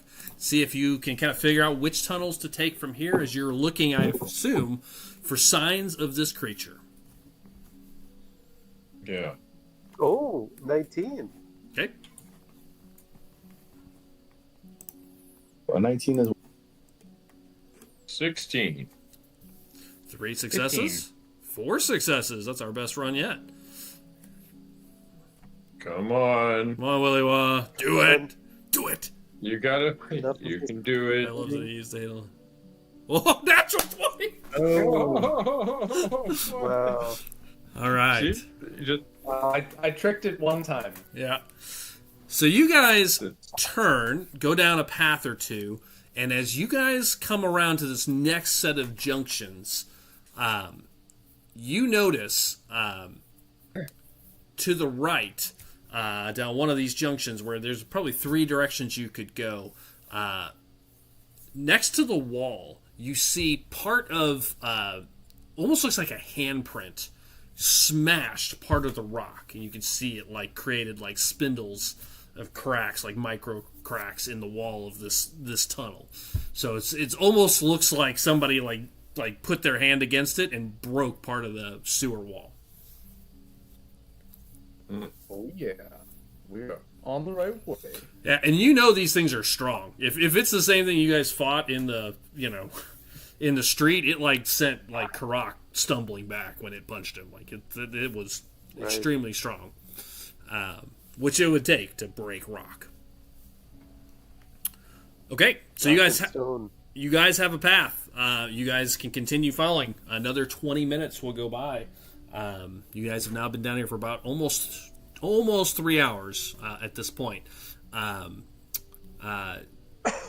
That was a double success, so that was 2. You made 2 progress points. It's 3 successes to find another thing. So you need one last roll. So let's give everybody a perception or investigation check, followed by a bunch of random checks, which we will do in a minute. 1 success. One fail. Natural 20. Double success. I saw that. Was that a 1, Joel? Yes, it was. Ooh, I got an 11. Wow, it heard me talking about my prior success. Yeah, And I just was like, like, wait. that won't happen again. Oops, wrong guy. So that's a success, a fail, a double success from the nat 20. So that's 3, and then a fail and a fail. So technically, you guys will make 1 point of progress. However, it is potentially a environmental issue. So I need you guys to make a... Joel, give me a D... I don't remember which table this one is. I'll make it smell you. Crack. Nope, not that one. Not that one. This one. Environmental. 2d20s, Joel. While he's doing that, Matt, give me a d20 for random encounter, possibly. Alright, here we go. Boy, if we have a random encounter, this is going to be a shit show. Yes, it is. Well, I still have to do an environment check as well. I got a 6. 6. Okay, no random encounter. Joel, the environmental factor? I got it. 2d20s. Add them together. Oh, 9. Sorry, I was muted. Nope, no problem. You only rolled 1, right? Or no? I rolled 2. It was a 4 and a 5. Wow. You can't break 10 on 2d20s. I can't get over a 10. That's correct. Okay, got it. Right. Finally, Drew, give me a d20 for the environment for the actual terrain. See if it opens up a little bit. I'm guessing with a 9 it isn't. Oh, it's a random table. So, no, it is still one abreast though, and it is tight. So it is unfortunately continues to be tight down this passage. However, you do make success, and you do find a clue. While you are traveling down this passageway, as you're making your way, it's tight. It is certainly tight. Maybe so tight that this is why this happened. As you're making your way down this passageway, Karak, you're in front. You would almost step on it. I mean, you almost have to at this point. But it's kind of tucked to the side. You see a broken lantern. It's on the ground. Oh. You almost stepped on it in the debris because it's actually kind of tight and there's a little bit of rubble here through this little side passage. But there is a broken lantern sitting there. It looks new, like newer. It looks like a nice lantern. But it looks like maybe someone hit it against the wall, trying to walk through this little area, and broke it. You can see it's shattered. There's glass on the ground here. But it looks like a nice lantern. It doesn't look like there's a lot of dust or debris on it. It looks like hasn't been here very long. Call it out to everybody.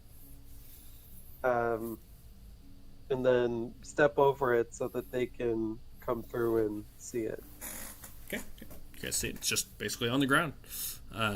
Broken lantern. Jason, you see Somebody nothing. dropped this here. You see nothing. That's... Can you look at it closely? Can you tell if it's not warm, but used recently? Is that dusty or have rust on it or anything like that? You could ask somebody to look at that and make that assessment. I cannot see. Well, I thought I had a lantern. Didn't No, he had it. Gillian had it. yeah, he left okay. with it. Gotcha. Okay, I thought we still had it. Yeah, ask that Everybody question. can go ahead and take 300 feet of dark vision. You're gonna activate it again? Okay. Yeah. It's free the first time, and then it costs a spell slot every other time after that. Okay. Well, you feel like you're getting close, so it might be helpful. Yeah, absolutely. Okay, so now, Jason, yes, you may make an investigation check, if you'd like.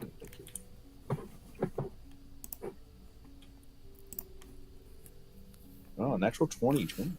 It has been used recently. The burn marks inside of it look fresh. I mean, with a natural 20, it feels like this was used within the last 24 hours. Oh, wow. Oh. Looks like someone has passed by recently within the last day. So we must be getting close to somebody being in these tunnels. So be on your guard. Or at least the remains of. True. Be on your guard in case somebody's near. Yes, maybe I should move to the front. That would be a very poor idea. I agree with Karak. Let's keep pressing forward. Yeah, I'll keep moving. It's gonna be nasty. Okay. You do. You continue. There's only one direction to go at this point. You continue down this little path.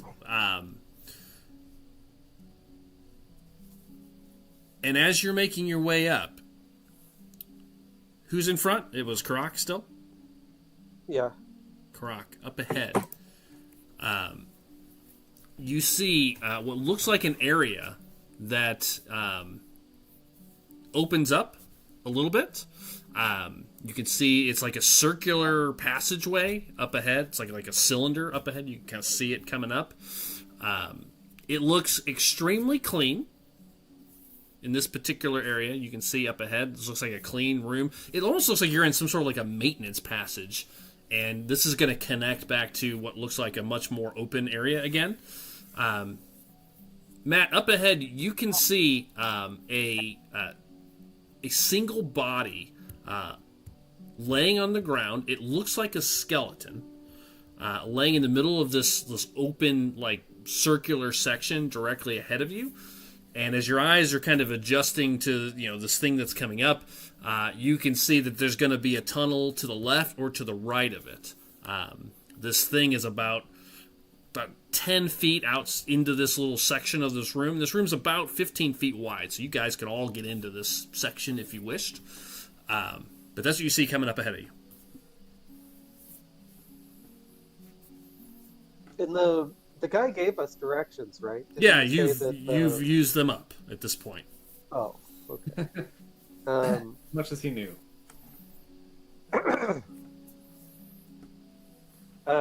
Convey that to the rest of the party. There's a fork coming up. There are 3 different directions that we can take. Two directions and a skeleton in the middle of the room. Oh, okay. There's a left, there's a right, and then there's a skeleton here. Why don't you ask him for directions? I don't think that would be effective. Some of you could, possibly. There are Yeah, spells for unless that. Yeah, I was going to say that. Dead. There are spells for that. So Matt, what are you doing? You're basically in this little small passageway. In about 5 feet in front of you, it opens into this circular, like cylinder-like room where 2 junctions head out left and right, and a skeleton in the middle of the room. What do you want to do? No one can get past you, so you have to make the first decision. Aaron, do you think you could inspect the skeleton? You can't even see the skeleton yet at this point, Drew. You see 5 people in front of you, 4 people in front of you. I'll start moving out of the way into the cylinder room.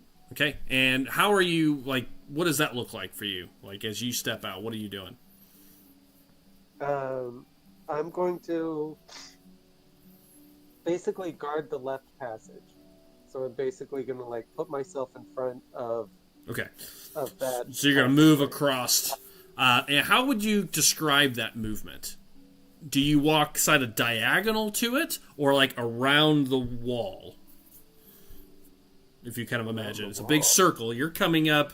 If I was to draw this, which I will. Actually, I need you to make a perception check, first of all. Should let Matt draw it. Okay. No. Well, not going to happen. Yes, I got a 15 on perception. 15. Okay, stand by for 1 second, please.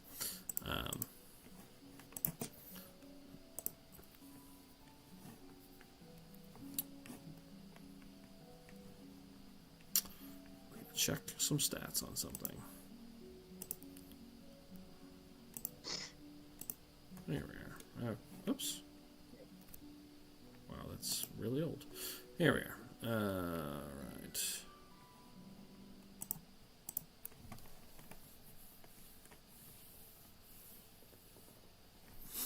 Okay, and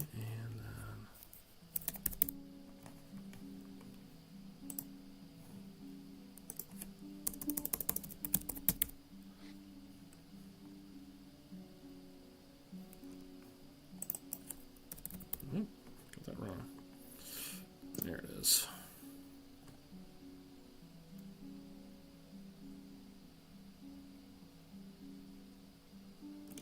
Okay. Matt, you got a 15? I got a 15. And just remember that this drawing has to be all ages. Excuse me? Oh. Sorry. Took me a minute there. Okay. Let me see if I have a good sewer that already has this in it. Hold on. I may already have one. Tried to have something for every possibility here. Why can't I activate this? What the hell?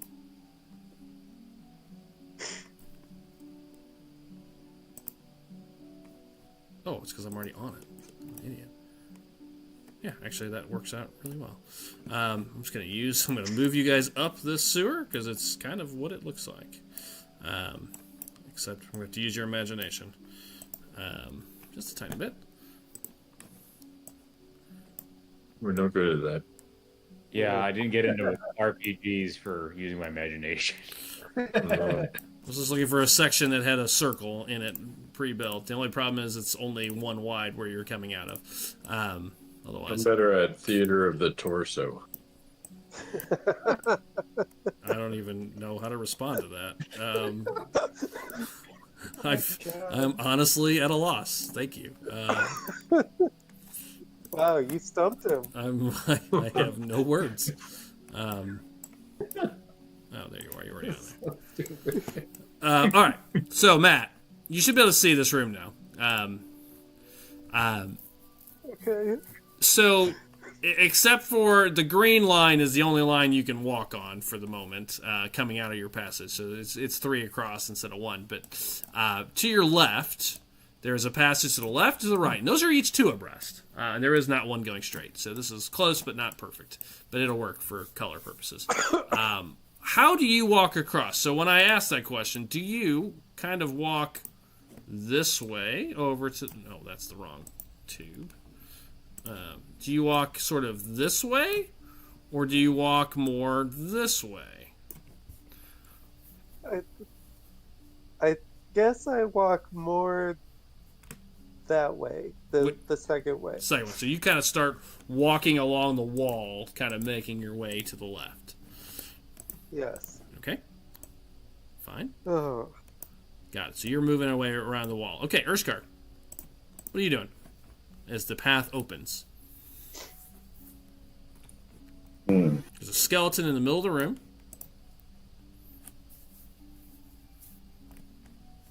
Loading up. If I can see the screen, I'll let you know in case you want to move up. I will kind of go off to the other side of the room. Okay. Keeping in mind you can see now. Oh, you can't see now. So you're going to go to the right. So you're going to walk around the wall or as a diagonal? Around the wall. Okay, so you also move around the wall. Okay, so you 2 are heading that way. Kevin, you're the next one to act.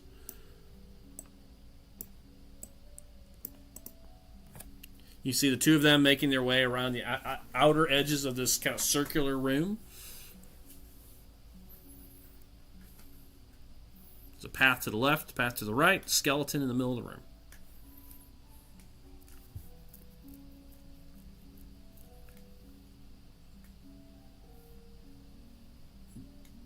What was there is no path up there, just so I'm clear. I'm using this as a theater of the mind. There's a path to the left, path to the right, skeleton in the middle. I told you I'm not good at that. I know. Follow Karak. You're going to follow Karak around? Yeah. Okay. Yeah. And you're moving kind of along the outer wall? Yes. Okay, got it. Drew, you're the next to act.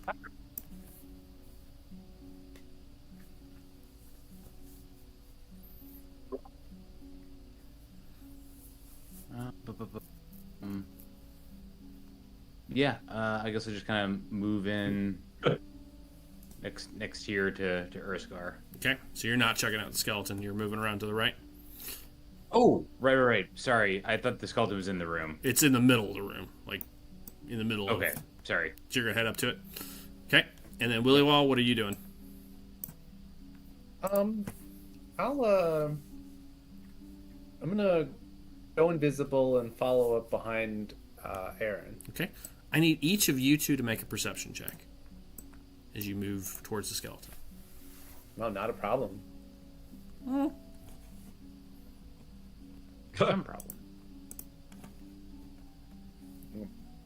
Big old 8. We're still working to break a 10. A couple nat 20s in there. With my plus. Aaron, you walk up to the 15 I saw. You walk up to the skeleton, and right before you go to look at it closely, you stop short. As you see something translucent, sort of like shimmer, right in front of your face.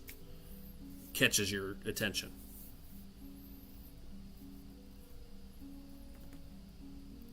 Shimmers. Like, I see like a glint, or there's like something translucent, like Yeah. a shimmer of something. Yeah, you saw like a shimmer, like a translucent. There's something in front of you. It is nearly invisible.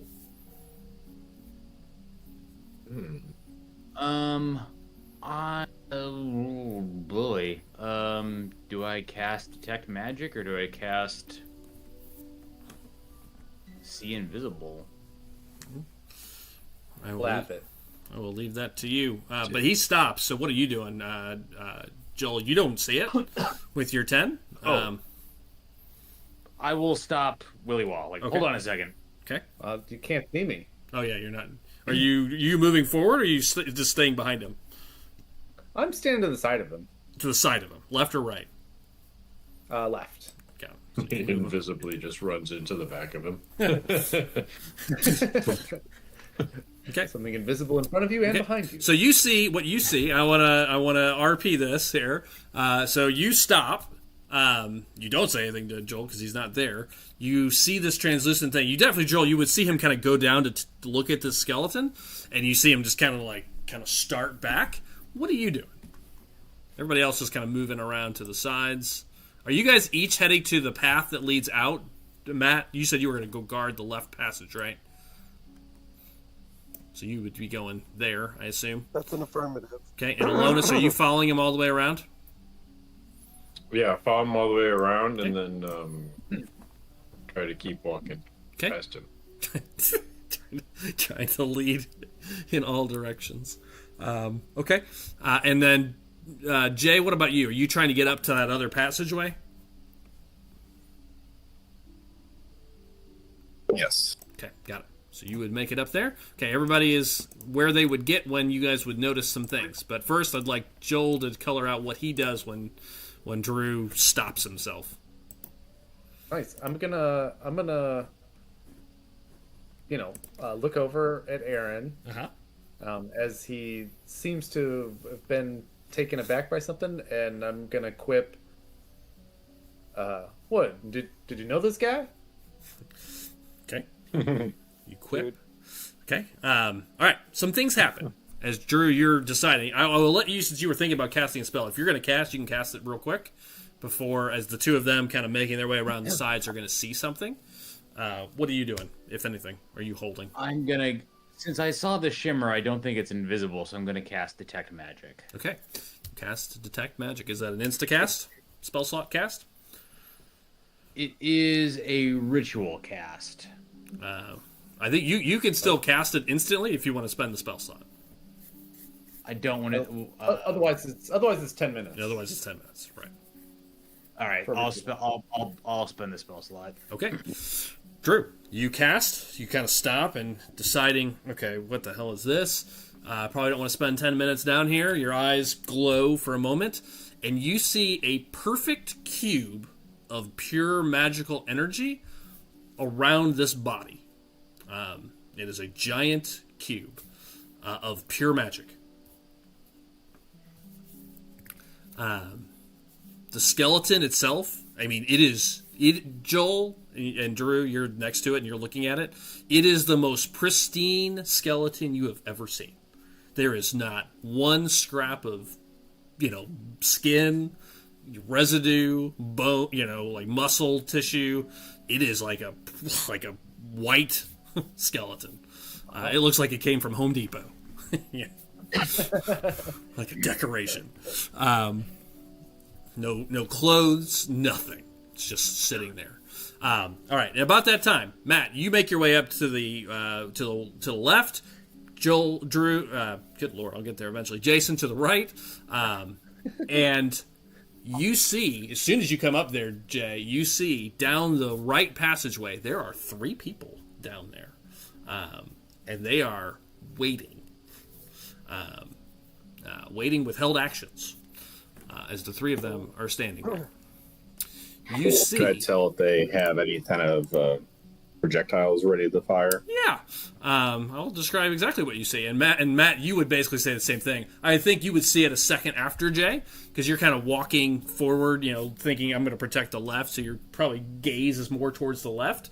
But as your head turns, with your 15, Matt, which I had you check, and in fact, Kevin, and Yes. I think I need your perception check, and I think I got Jay. Jay also had a 15. I think. Or Jay, did I have you do one? I don't remember. I don't know if everyone. I don't Check think I did. I can roll for you. Yeah. How about a 7? Okay. You do not see What can I it. get for that? Nothing. You get nothing. 23. Okay. So, yeah. Basically, Jay, in kind of a moment, as you look over, you turn, you see 3 people, which I'll describe in a minute. As you, I don't know if you kind of, your head goes back, you would see that same sheen that Drew saw. As you're looking kind of across the way, like to think, are we about to be ambushed from either side? As you look to the left, you see Matt sort of like kind of moves like you're looking through like something. Like he's just, just like this little sheen around him that's not quite Like perfect. through water, basically? Yeah, kinda? like through water. If you're like Yeah. underwater. Yeah, that's exactly right. And Matt, you see the same thing. As you turn, you see that your passageway is completely open, and you see it continues on. As you look to the right, you see this like watery like residue that you kind of see Jason through, and then you see 3 other people on the far side. Let me describe what you see as I pull that up. Excuse me. There are 4 people now that I pull it up. There are 2 men standing there with crossbows, Jason, both about 20 feet from you, and both unleash them both. Behind him is what looks like a young man wearing a black robe and a gold chain that you can see. His hand is glowing kind of a reddish color.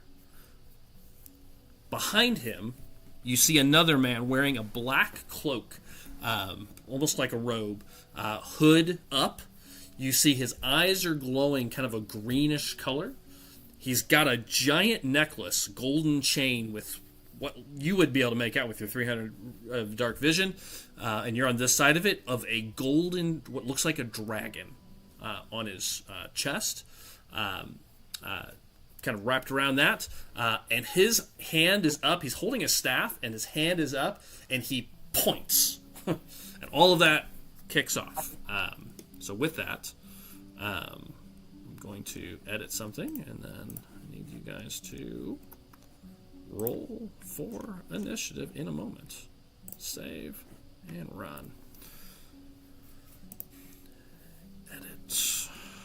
Run encounter. All right, initiative values, please.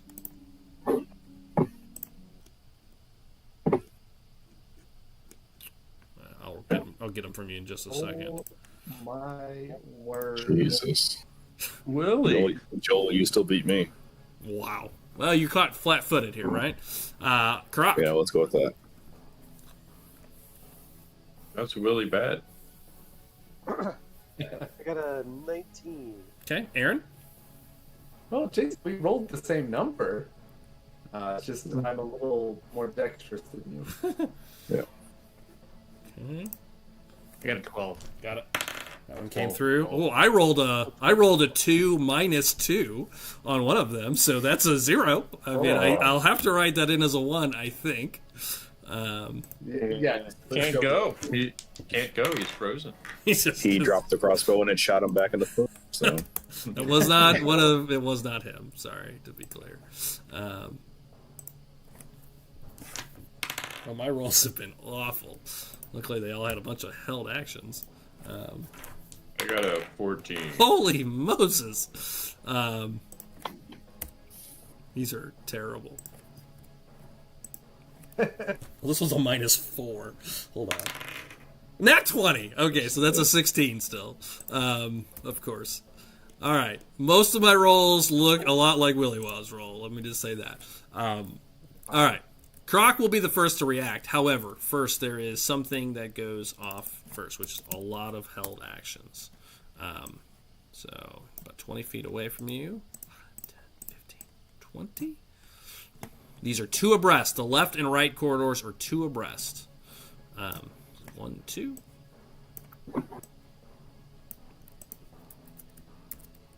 3, 4. Okay. Arrows coming at you. We'll start with those. Arrows. 1 each. Jay, 29. Oh, not 29. Sorry, that was a 19. 20. 23. Yeah, that is a 23. And a 15. and that gets it. On the dot. Okay, so 2 arrows dart out from their crossbows for 19 points between the 2. 2 just slam into you. Do we still have those 10 hit points, or those that wear off? No, those will still be good. We still. Okay, that's positive. Those are good to a long rest, Jay. To a long rest. Gotcha. Good thing. The other held action is a firebolt spell, which I will roll that. And that is not something you see very often, is anybody in this game casting magic. So as you see this... So Jay, you come around the corner, kind of like... Shit! 2 arrows, grab your shoulder, and kind of upper chest, and then a bolt of fire goes wide, and just misses over your head. Slams into the sewer, lighting up the sewer for a moment. Those are the 4 held actions. The other one is a directed action. And what happens is you see this shimmer, Matt, kind of pulsate a little bit in front of you. And then you see 2 what looks like puddles of gray ooze drop from the ceiling. Just kind of, and just slam into the ground about 10 feet from Aaron and about 10 feet from you. And you see these 2 gray, like, sloppy gloop things just drop to the ground and start moving towards either of you. It just takes shape. Gross. It looks like slime, like living slime, just kind of starts moving towards you. Yeah. So there's 1. Drops there. 1 drops here. Okay. And then there is this thing in the middle of the room that you can see is like pulsating. Okay, Matt, you're the first to react. Okay. So there's a thing in the middle of the room that's pulsing. Yeah. And it just looks like just a normal thing. It just looks like a giant. From what you can see, it looks like a box. According, Drew, you see it. It's a perfect like square box of magical energy.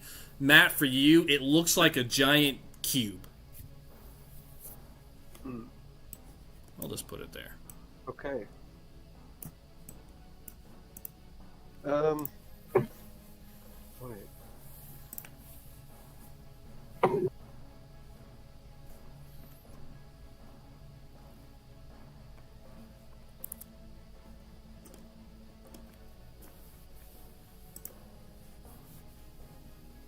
All right. I think what I'm gonna do is, first of all, I'm gonna rage.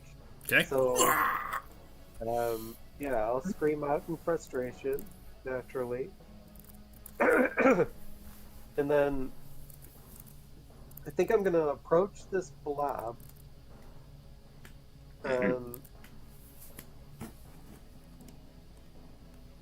Actually,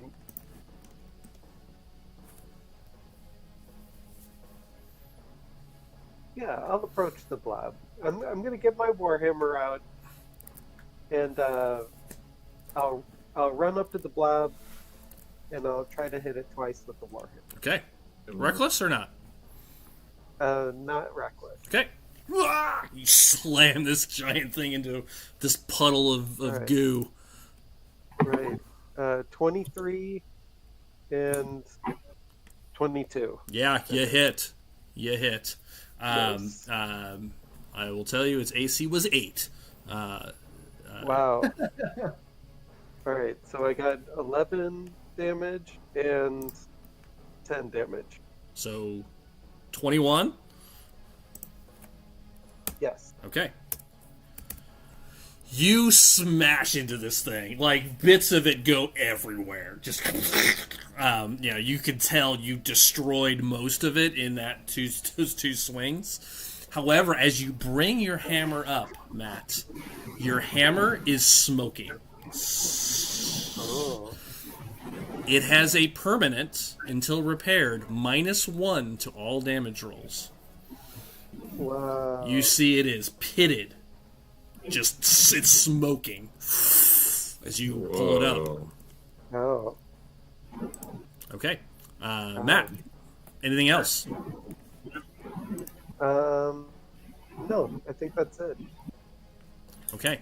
After that, the cube that was pulsating moves. It moves into this square. You see it just kind of comes towards you, Drew. Comes towards you, Willy-Wah. Not because it even sees you, but that's the direction it was going. It's a poor place to be. I need you each. It is using its engulf ability.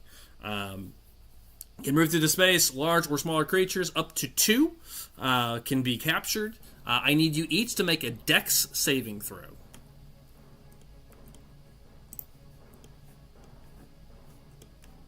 To try to leap out of the way. Drew, you do. You step back as this thing comes forward.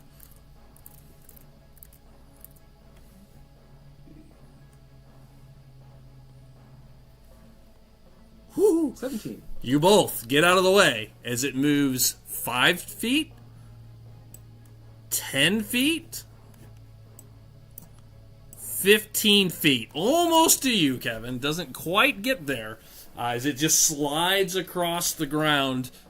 You two basically step to the right. You can move 1 hex out of its way if you make your save, and you do. And you both step out of the way, and you see any bits of debris that's on the ground just instantly gets incinerated as it moves towards Kevin. And that's its whole go. Kevin, you're the next to react. You don't even see it though. So you're gonna have to metagame this in that you made a roll and you did. I will let you re-roll it because bits of debris are basically being incinerated in front of you, but the thing is invisible. Got it. It requires a perception roll of 15 to be able to see. You guys made it on the dot. I think 3. I rolled again. I rolled again and failed. Okay, yeah. You don't see it. So I'm going to let you metagame how you would act here.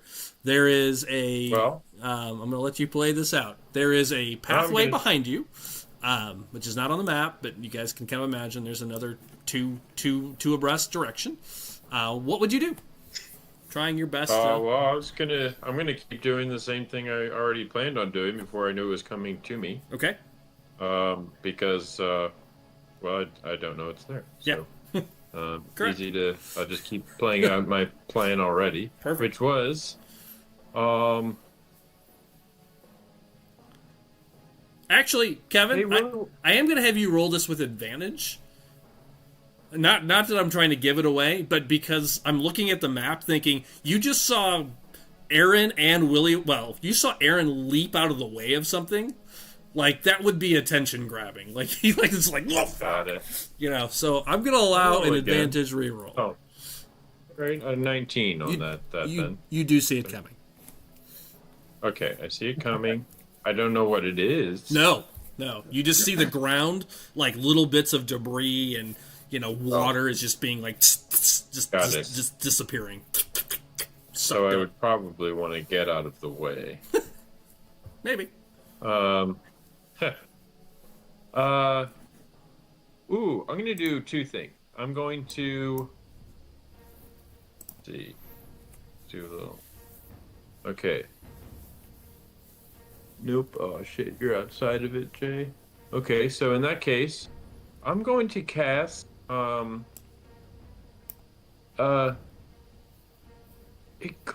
Willywa. Lady Thistle sends her regards. I'm going to cast, Bless. Oh. Ooh. By Lady Thistle. Yeah. Sweet. On myself, Willywa, and Karak. Okay. You each have a bless. Hashtags blessed. Hashtag blessed.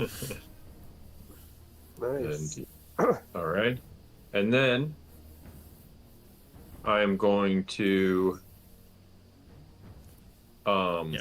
Again, keep in mind what's there it is a called? hallway behind hey. you, technically, up and to the left. It's off the map. I will remind you it is I'm there. going to Misty Step, actually. Okay. Over how far can I go? Right to here? Yeah. Oh. Or actually, You can't Misty Step this round. You already used a spell slot. That's true. oh shoot. Okay. Well, in that case, I'm just gonna run. Smart.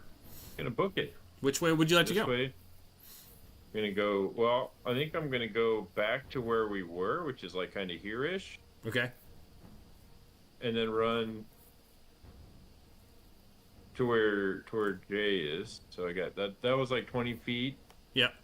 Technically, I It'd be like can 5, probably get all 10, the way 15, to 20, Jay. 25, 30, 35, 40 would be like catty corner from Jay if you want to be that, Okay. or a hex away from the other ooze would be down one from there. So you can go either kind of here or up one hex. Oh, sorry, I already moved you. That's all good. I'm just gonna go right. Yeah, right here. Yeah, right Got there. All right, so yeah, you run around the side. I do believe, sadly, this thing gets to make an attack of opportunity. It does? Yeah, it does. I didn't think about it being Well, a creature like you that. didn't, and I appreciate And I that. wouldn't know. I appreciate that. It will. You see, as you run past it, you see it like changes shape, and like part of it just reaches out and tries to grab you. As you like, oh, There fuck. you go. Wouldn't I get an attack of opportunity then on it? It actually does not take on attacks of opportunity. Interestingly enough, I disagree. without provoking attacks of opportunity, Nice. It gives, but does not take. it does. It gives, but does not take. Oh, It's a weird little people like creature. that before. This is one of the most classic creatures of D&D. I've never put it in a game. All right. Yeah, it does take a swing. That's a 19 to hit. Ooh, that hits. It doesn't grab you. It just kind of like splatters, and it burns as it hits you, as you feel like some acid damage slam into you.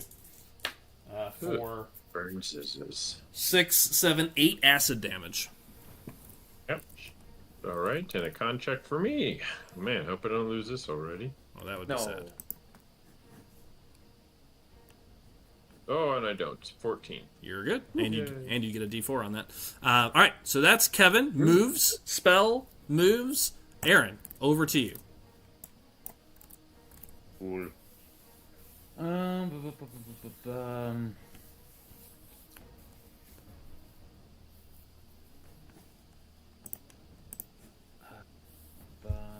Aaron is going to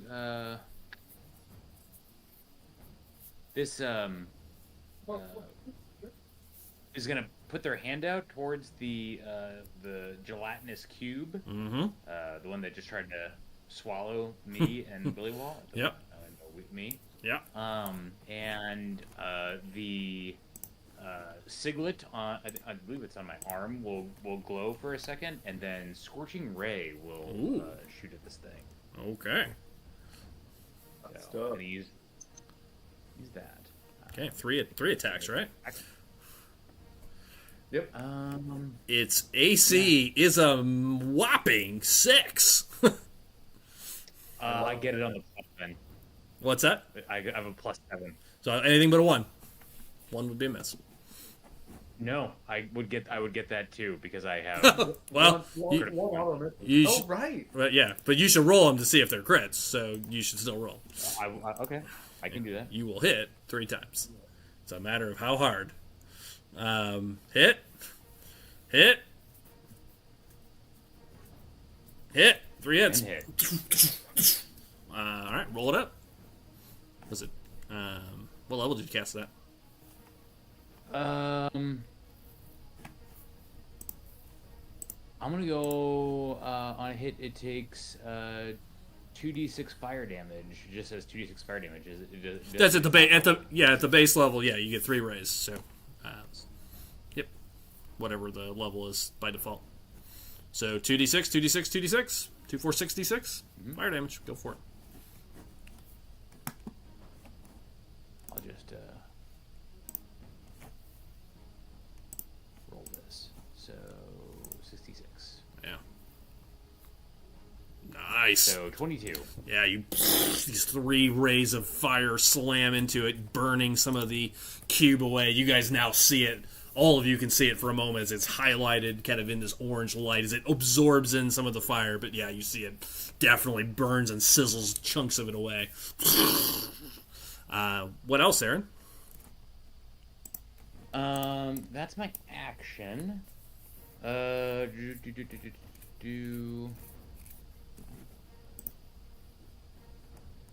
gonna move down this hallway away there. Okay, well, it's a single, so it's just the green line. So I'll move you down straight down the middle. Yeah, you're fine. All right, sorry, I did it. Stop touching me. No. All right, so you just kind of back away into the hallway you guys came from. Right. Okay, got it. End your turn. Got it. All right. Held actions unfortunately started, and now, sadly, my 10s are still higher than your guys' rolls. Okay, so held actions went, and now we're on the full round. All right. The guy that shot the fireball at you, or firebolt at you, Jay, sees... Leave none behind! You hear him yell. We're too close to be to be interrupted. Finish them! He yells, and then you see him kind of pull back. You see another ball of energy starts to appear, and then he chucks a ball of acid at you, Jay. With Chromatic Orb, natural 1. Goes wide. Swat it back at him. Yeah, baseball style. You're lucky I had them to the right.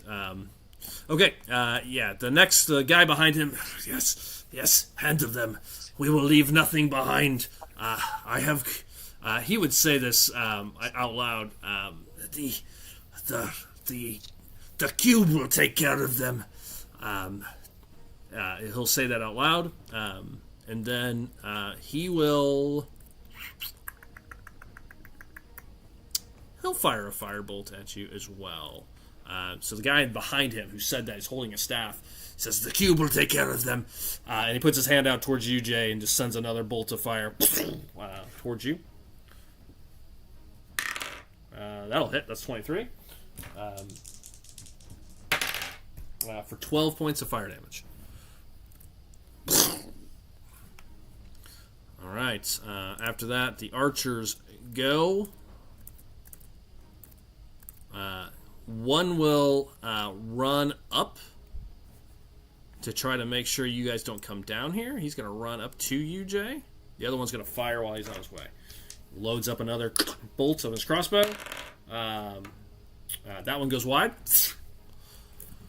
The other guy runs up and pulls out a small short sword out of his robe. And they're all wearing these kind of black robes. Pulls out a small short sword and tries to stab you. For 23. Damn, that's my third 19 I've rolled.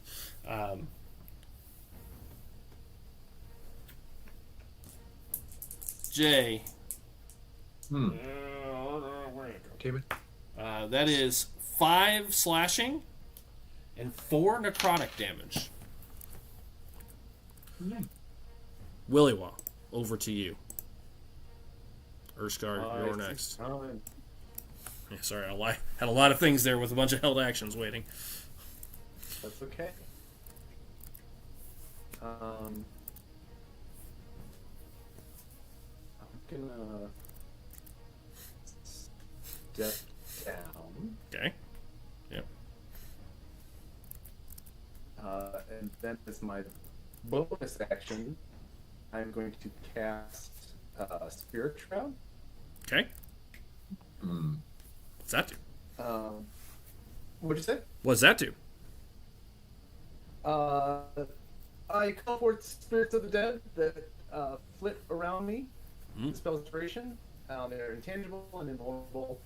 Whenever I do an attack, it does an extra d8 of damage. When I hit a creature within 10 feet of me. Got it. It's going to be radiant damage. Okay. Any creature hit by this can regain health, and also, if they start their turn within 10 feet of me, their speed is reduced by 10 feet. Got it. Until the start of my next. Okay. And then I'm going to take 2 shots at the blob. With the big blob? The big blob. Big cube. Go ahead. Here we go. For a 29. That'll hit. Yep. And a 30. Okay, it's just a regular 30. For our listeners, Joel gave up his natural 20s. It's part of a pact. All right, 2 hits. Damage. And he is within 10 feet. He is really more of an it, I suppose. I will clear that since that does not count. Here we go.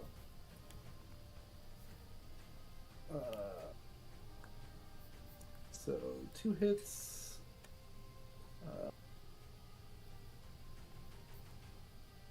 For a total of 37 points of radiant damage. Shit. You slam into this thing a bunch.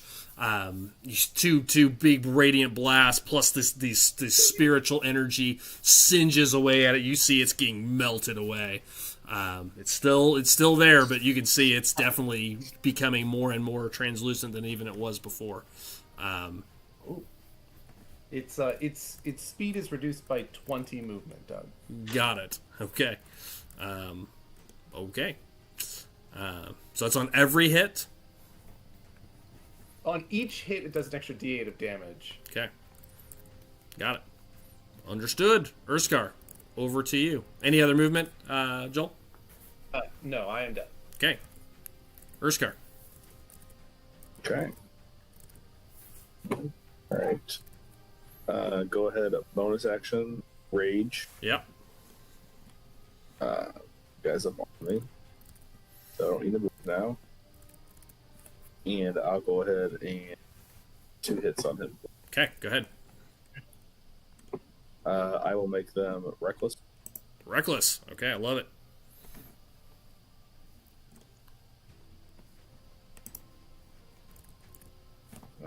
Dirty 20. Hit. second one. 25. 2 big hits. You stab this guy twice. All right. First damage. And you'll add your fury damage as well. Yep. So 13. Got it?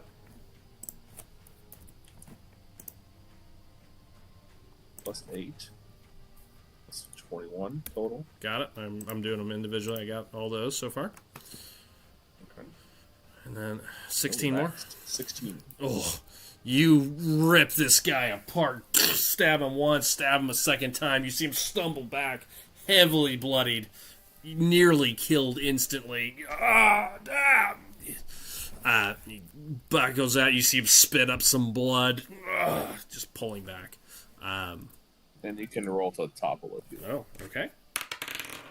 Failed. So yeah, he really does fall to his knee. Drops down, prone. Okay. Anything else?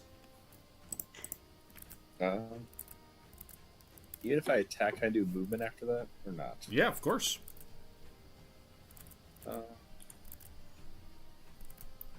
Just push him to the side, throw him to the side, Okay. He's on the ground. and then run up to the next guy. Gonna run up. Okay. You start charging up at that guy. Okay. It'll be a disadvantage, but he'll take a swipe at you as you go by with his sword. He'll try to take a swing at your legs. That is a 9, so you just leap over it. Takes a swing. Can I ask a question? Does my ring activation require a bonus action? Yes. Okay, then I'll do it next turn. Okay. All right. After Urskar, the blob in front of you, Matt, goes.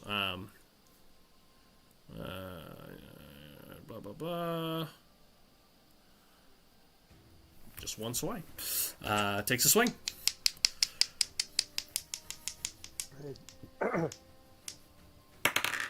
That's a 2. 5. Total. You see it just kind of latches towards you. You see it slams into your armor, and you see it smoke a little bit. It does not break armor or damage it, but you could see that maybe it could have as it swipes across you. That's all it does. Kevin, this one, you're the only thing close to him. It's going to move towards you. It will do the similar swing.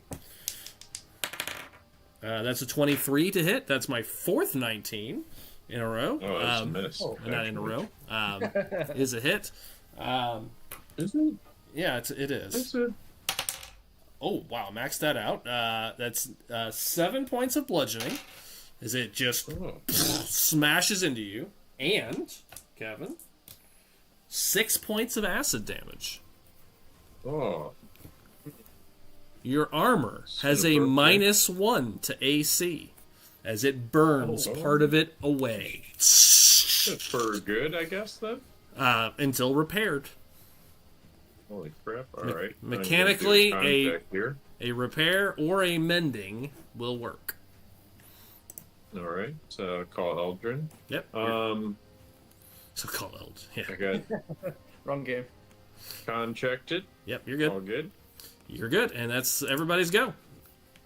Matt, over to you. All right. All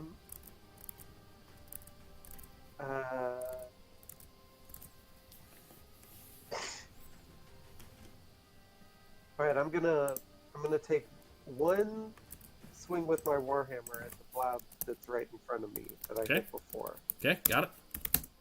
Let's see what happens. Go for it. Oh, AC not 8. good. I got an 8. You hit on the dot. Wow. All right, for 7, 8, 9. -1, 8. So 8. You smash it to pieces. It is destroyed. Your hammer now has a -2. Nice. As you smash it away, burns away more of the hammer. And then I'll turn around and I'll put my other attack from the warhammer into the big blob. You swing around at the other one. Okay.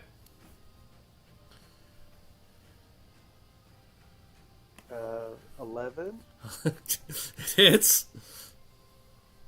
Wow. For 11 plus 2 minus... Oh, 11. Yeah, plus 2 minus 2. Yeah, you smash down into it, and it just breaks apart as you hit into it. And it's destroyed. It couldn't even use as engulf on its turn anyways because Joel took all of its movement away. It only had 15 movement. That is Wow. hilarious. It has to. It literally couldn't move. It has to move to engulf. Yeah, it's for those that watch the D&D movie. It's the gelatinous cube that they got stuck in. It just melts everything away until there's nothing left. And they are using it to. I did not. This was an idea that I totally stole, but they're using it to clean the sewers. They're just in there cleaning the sewers with these things. This is the sewer sweeper. A different use of a classic villain. All right. These guys are using it. The heavily armed dude. No, well, that's why they're down here. But you can see he is somehow directing this thing. Somehow. Like these are the most heavily armed janitors I've ever seen. Yeah, these are not janitors. So Matt, you clean out your area. Alonis, it's over to you. Nice. Oh shit, really? Okay. Yeah. Okay.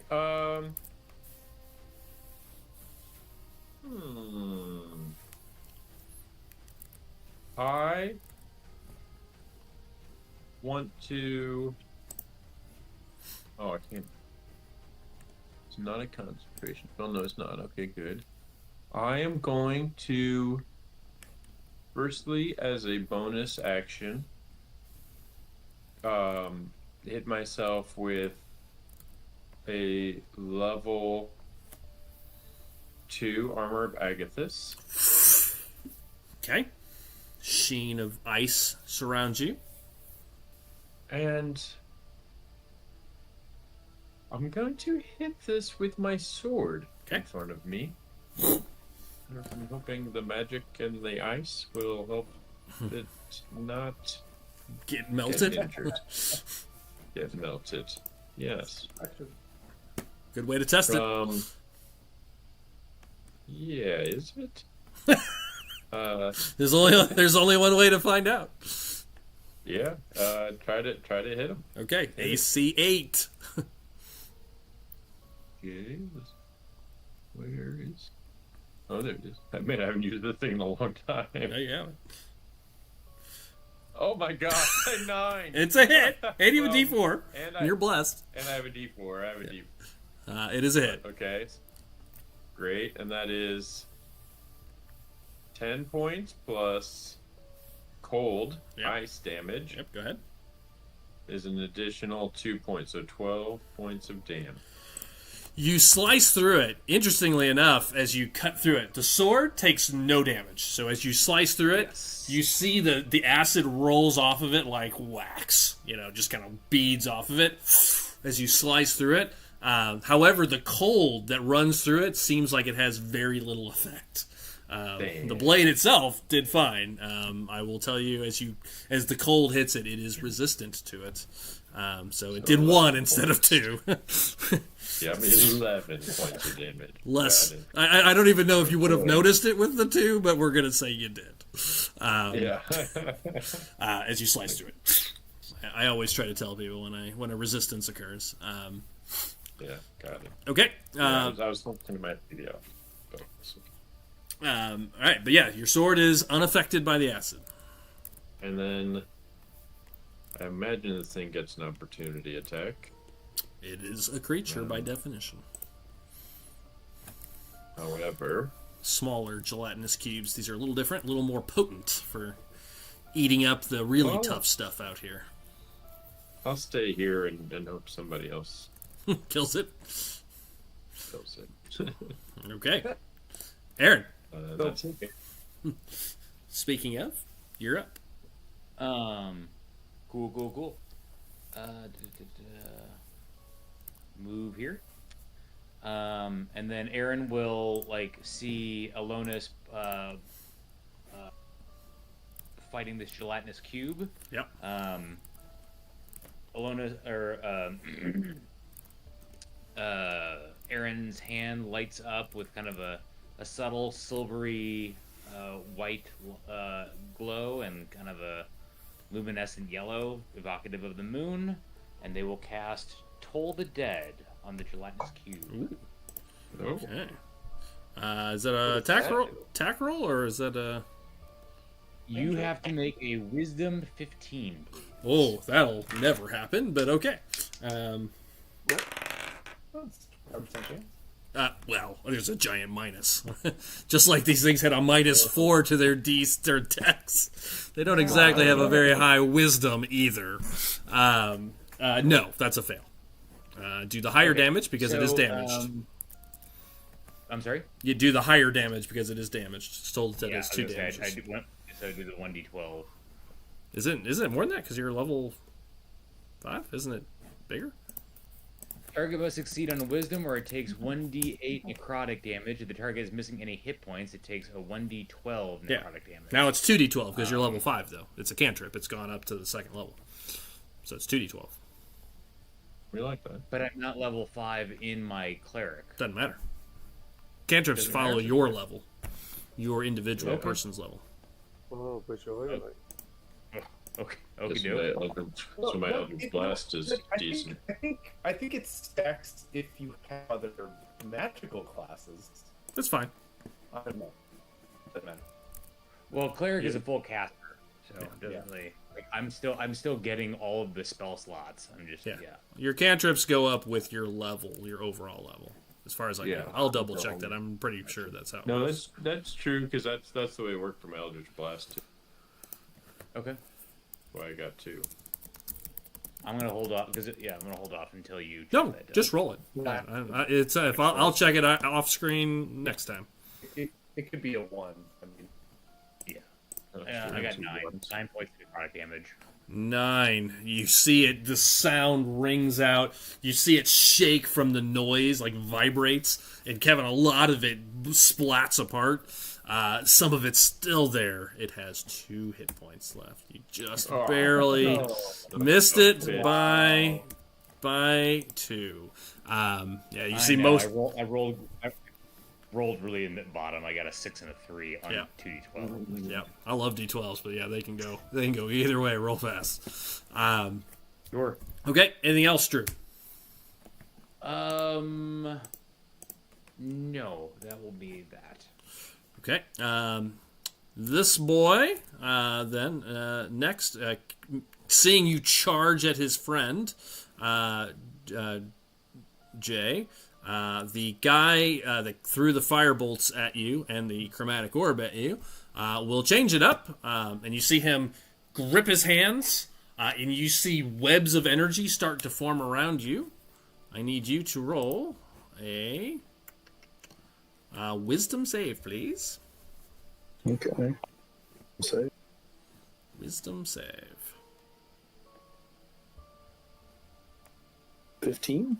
15. Yeah, these ribbons of energy start to form around you, and you just kind of break through it with your rage. The hold person fails as it casts away. Oh, wow. Good. Good roll. Good roll.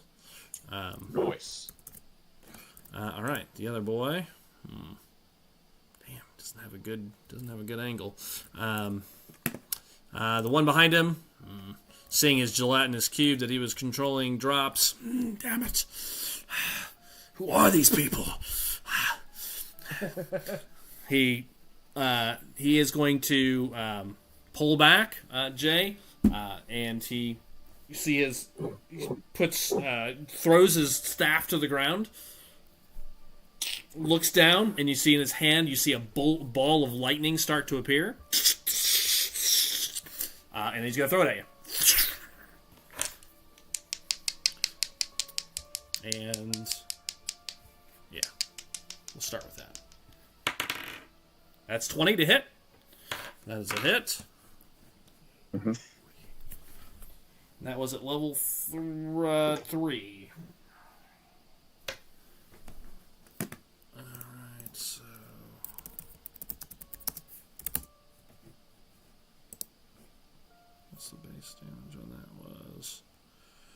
Where the hell is it? 3. Sorry. 3d8. Plus 2 more. Lightning damage, here it comes. Plus 1 more. Oh, I have all 5. 5d8 coming at you. That is 14, 18, 19, 21 points of lightning damage. As you get just absolutely electrified from this bolt of lightning, or excuse me, this chromatic orb of lightning, as it were, at level 3. And seeing that you guys are pushing through their forces here, he's going to then step back 5, 10, 15, 20, 25, 30 after he casts. His other guy will step back 10. Forgot to do that. Lastly, the guy on the ground bleeding to death stands up. 15. Will try to stab. He's going to stab you in the back. While his buddy will drop his crossbow and he'll try to stab you in the front. They're going to each take stabs at you with their swords. Guy behind, natural 20. Guy in front, 17. Holy shit. Just coming from all sides. I'm probably down. I'm going to do this in order. So the sword is a d8. So that's 8 plus 3 is 11 plus... That's 14 plus a d6 of necrotic. That's 20 plus 2, 22 points of damage. Oof. Ow. From the nat 20. And he stabs you right. It's the guy you almost killed and left.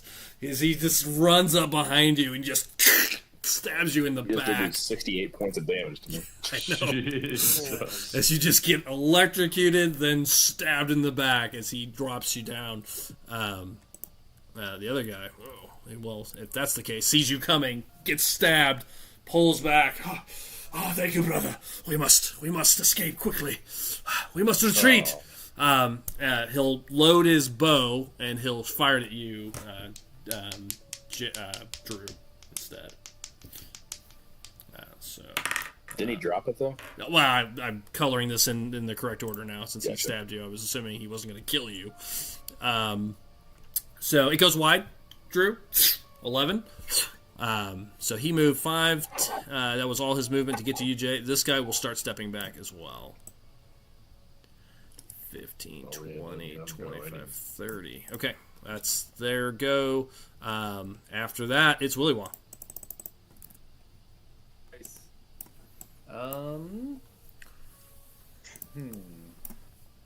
Let's see. What do we want to do here? They're running away, Willy Wah. Yeah, you hear footsteps, and you hear him say, "Wait, brother, we must escape. We retreat. They are too strong."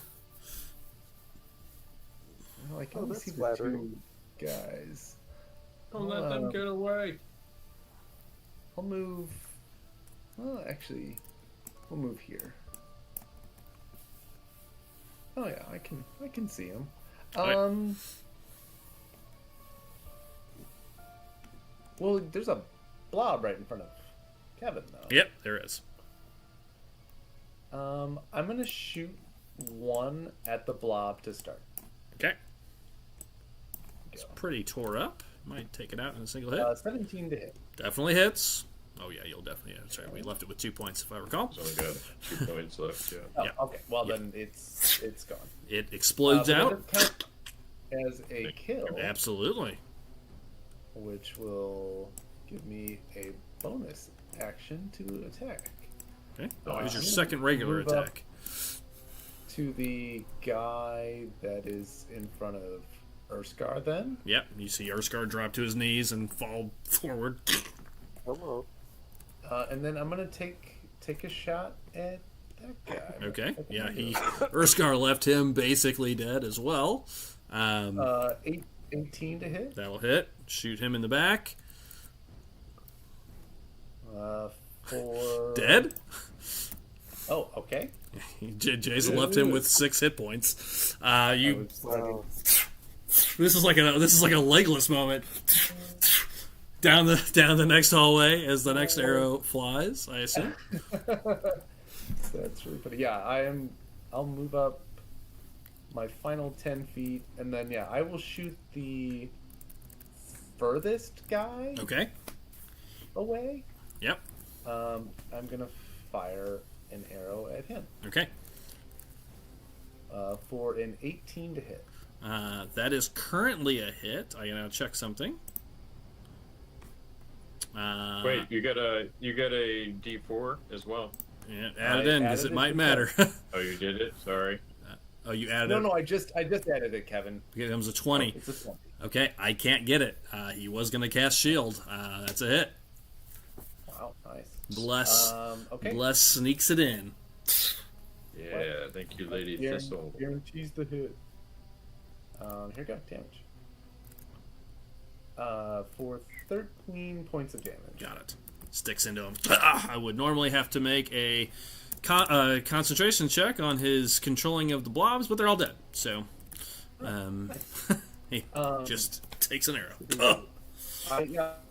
I removed his concentration for him by killing the last one. Yes, you did. His movement is reduced by 10, and that will end my turn. Okay. Urskar, death save. Not a great use of a turn, but sadly it is the next round. Or the next go. On the death save, can you just save the... Can I what? Can you what? You broke up. Do you just click on the death save? Just roll a d20. Just roll D20. For my character, I do get advantage on death. Oh, okay. So 2 d20s. That's cool. Triple advantage. That is a success. 22. First success. First success. All right. Okay. Karak, it's over to you.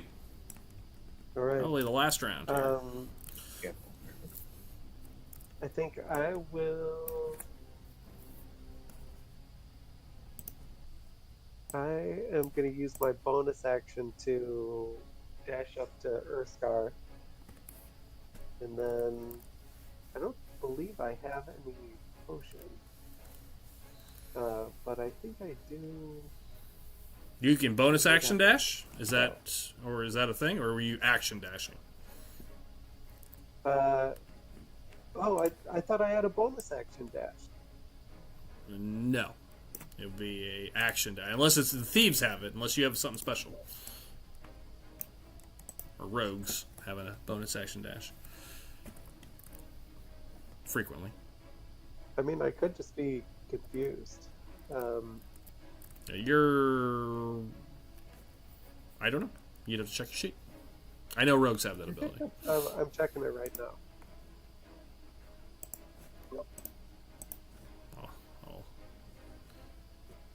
I think you have unarmor or like fast movement as a barbarian. Yeah, you have extra movement. That's why you have 40 movement. Maybe that's what you're thinking of. Oh, okay. I see. Alright, well in that case, so I was here. Yeah, I mean you can get to him with you don't have to dash. He's 40 feet away. You can get right to him. Oh, nice. Sorry, it had the yellow thing on there. Oh, probably because I uploaded your character before you had 40 movement, probably.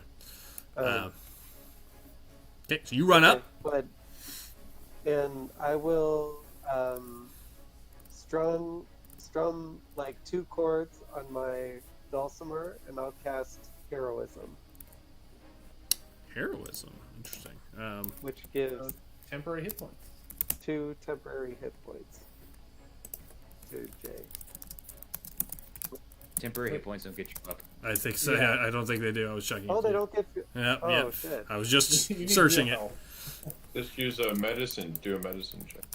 All right. Yeah, I'll do a medicine check then. I'm not great at that. Here we go. Slap him in the face. Oh, 19.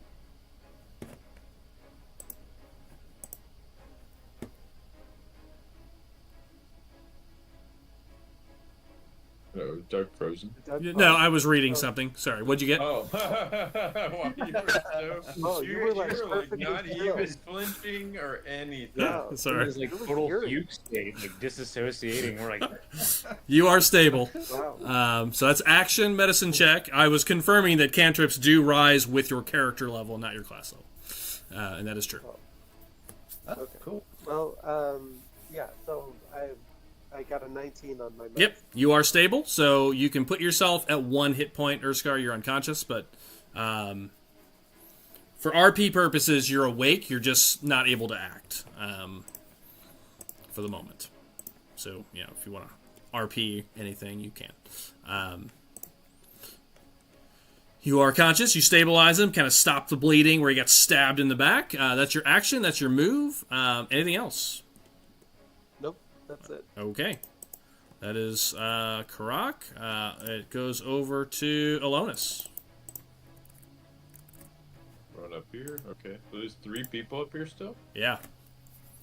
Guy in black 3 guys in black robes. One carrying a crossbow. He's got the brown. The guy on the left is not carrying anything. The guy on the right picked up his staff on the way. He's got a staff. Got it. I am gonna see if I can hit all 3 of them. Interesting. Okay, wait, how many feet did I just move? I moved like 5 feet? 10 feet? Yeah. And then got go up to here. I think can't see what that says. Hold on. Actually, I'm not even gonna do that. All right, so I need a 10-foot radius. How do I do that? Doug, hit me with a 10-foot radius circle. Yep. Where do you want it? Kind of. Let's see if I put it here. Who will I have in it? Looks something like that. Ooh, does that get all 3 of them? That gets all 3 of them. Great. Well, I'd say you could probably get.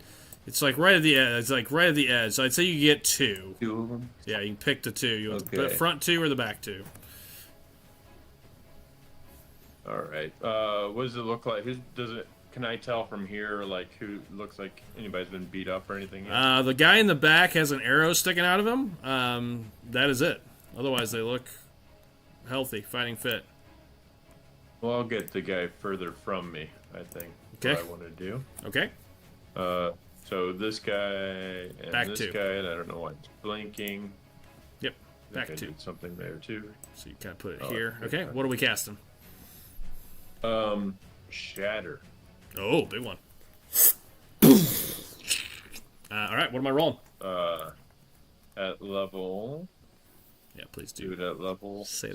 that before I roll. Thank you. Okay. Level 2. And Loud noise erupts. Constitution 15. con save. First guy fails. Back guy. Fails. I haven't rolled yet. Fails. Told you. All right. So that is. Oh, 13 points of damage. Okay. You see them both reach for their ears, eardrums burning and bloodied. As it goes, breaks out. You see some of the stone cracks on either side where it explodes out. Okay. Anything else? And as a bonus action, man, keep accidentally targeting people. As a bonus action, cast. Oh, I can't cast again. Fuck. Okay. Cantrip. Bonus action cantrip. Yeah, I don't think I have. I was gonna heal there. I did that backwards. I did that. I'm gonna get him next round, Kevin. He's Don't worry stable about it. anyways. He's not gonna die. Okay. He's not gonna die. Okay. Okie doke. Well then, in that case, I think that's all I got Okay. for us. Aaron, over to you. Jesus, sorry. My mouse is bouncing me all over the place. Okay.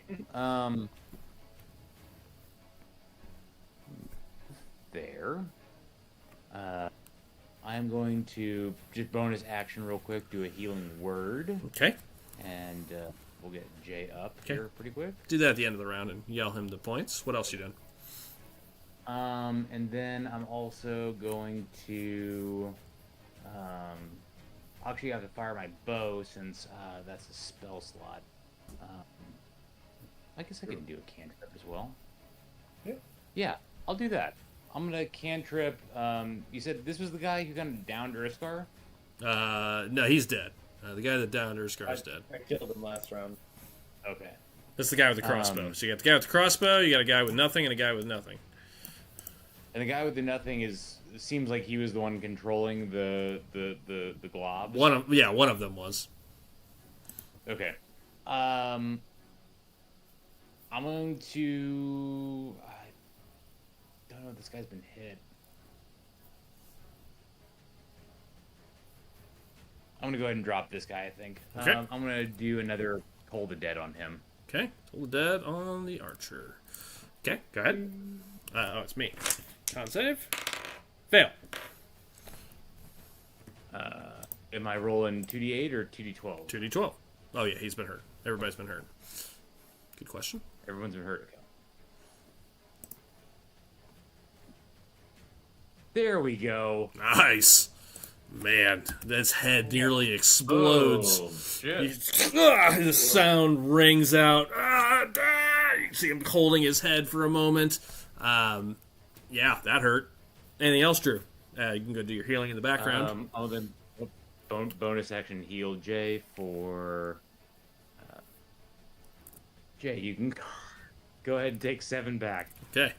Thankfully, I have a high plus because I fucking Okay, you start to come to, which is hilarious. So we'll see. Watch as this turn unfurls. As you start to come to, a couple of things happen. One, this guy in the front, you hear the guy in the back yell, "Get behind me! Get behind me!" He will yell that. This guy's going to move back. Unfortunately, he's actually going to hold an action. This guy's going to move to here. He's not going to cast at Jay because he's still coming to. But seeing that, Drew, he didn't like that. He will use... he's going to cast his level... He'll use another level 1 to cast Chromatic Orb at you. It'll be lightning again. Actually, no, he favors... this guy that fired the acid. He'll favor that. Fire that at you. That is a 14. Goes wide. As it sails past. All right. After that, he runs over. He is going to hold an action, the guy in the back. And then this guy is going to... You hear him yell, "Get behind me, get behind me." This guy runs back. Fires his arrow. Continue to run away. He's going to shoot at you, Karak. Misses. Goes wide. Plings off your armor. And then the guy that held his action, as you get back, you see him, "Get behind me." Puts his staff to the right, puts his hand out, and you see his eyes glow green again for a second. You see it starts in his eyes. You see electricity lights up, comes down his staff, down his arm, into his right hand, and he has cast lightning bolt right down the hallway at everybody. I'm pretty sure. I gotta check the range on it. Lightning bolt. 60 feet, I think. Yeah, it's pretty far. I'll move up if I have to. Lightning bolts 5e. All right, what's 75. 100 feet long? away. 100 feet long. So let's see where we need to be for that. So he wants to get everybody. No, it doesn't want to get me. He does. And he doesn't even need to move. That'd be 10 feet. That'd be 10 feet wide, Doug. Yeah, It's only yeah, 5 feet wide. yeah. I can only get one group. I'm trying to see which group I wanted to get. I can reach the group. He is going to. He is going to move up, and he's going to. Oops. Well, son of a bitch. Wrong tool. He'll go here, and he's going to send it down the long trench. I need all three of you to make dex saves. That'd be Matt, Jay, and Drew. Oh, not me? Nope. It's going above. Matt, you are blessed, so you get a D4 to your... Yep. I got a 19. Oh. So save, not a save. So 2 saves, so 2 at half. Lightning bolt, cult wizard, lightning bolt. Let's see. What is it? 8d6. Here it comes. 86. Yeah, at half. Jesus. The big boy spell. I know you're back down, Jay, unless I roll real low. Actually, I don't think that's even... Well, yeah, in half. That is 10, 16, 17, 18, 19, 20, 21, 22, 23, 24, 25, 26. 26 to Drew, 13 to everybody else. Down. Ow. I figured. Shocking. And then Willy-Wah, it is over to you. Nice. Oh, perfect. And then I'm so glad he moved up. Yeah, well, he's going to actually finish his move. So he moves up 5. Hold on. His movement's minus 10. Yep. So it'll be 5, 10, 15 is as far as he can go. So he'll start moving back. Win. They are trying to Don't worry, Joe, I'm run. gonna get him. They are trying to run. He was hoping that would slow you down, not have you go charging in further. No. Joel? I am going to shoot him in the back while he's running away. Okay, yeah, and he is. Here we go. First shot is a 12. That is technically a hit. Oh, wow. Second shot. Hold on, do the damage on him first. Oh my god. Another 12. It's another 12. Wow. I'll do the damage. Okay. Yeah, damage on the first shot is 16 points. Yeah, he's already dead. As you shoot him in the back, he drops. Stumbles down. Toast? Loose body. Where would you like to move that other 12 to, if you'd like? I'm going to shoot the guy straight in front of me then. Okay, that's a hit as well on a 12, so damage. Really funny. Okay. Yeah, they both had AC 12. Damage. Oh, wait, that's another roll to hit, sorry. Damage is going to be 15 points. Dead? Oh my god. Okay, and I'm going to use my bonus action to fire a third shot at the other guy. Yep. Here it comes. For a 16 to hit. Hits. I mixed these guys up. These have the slightly higher AC, these guys, but... The damage is 13 points. Dead. Oh my word. You charge up, Legolas style, thoop, thoop, thoop, as they are trying to escape. Blast the group one last time, and then you just as the three of them get dropped. Incredible. I just killed like 5 people in 2 turns. Yeah, you did. Jay, death save.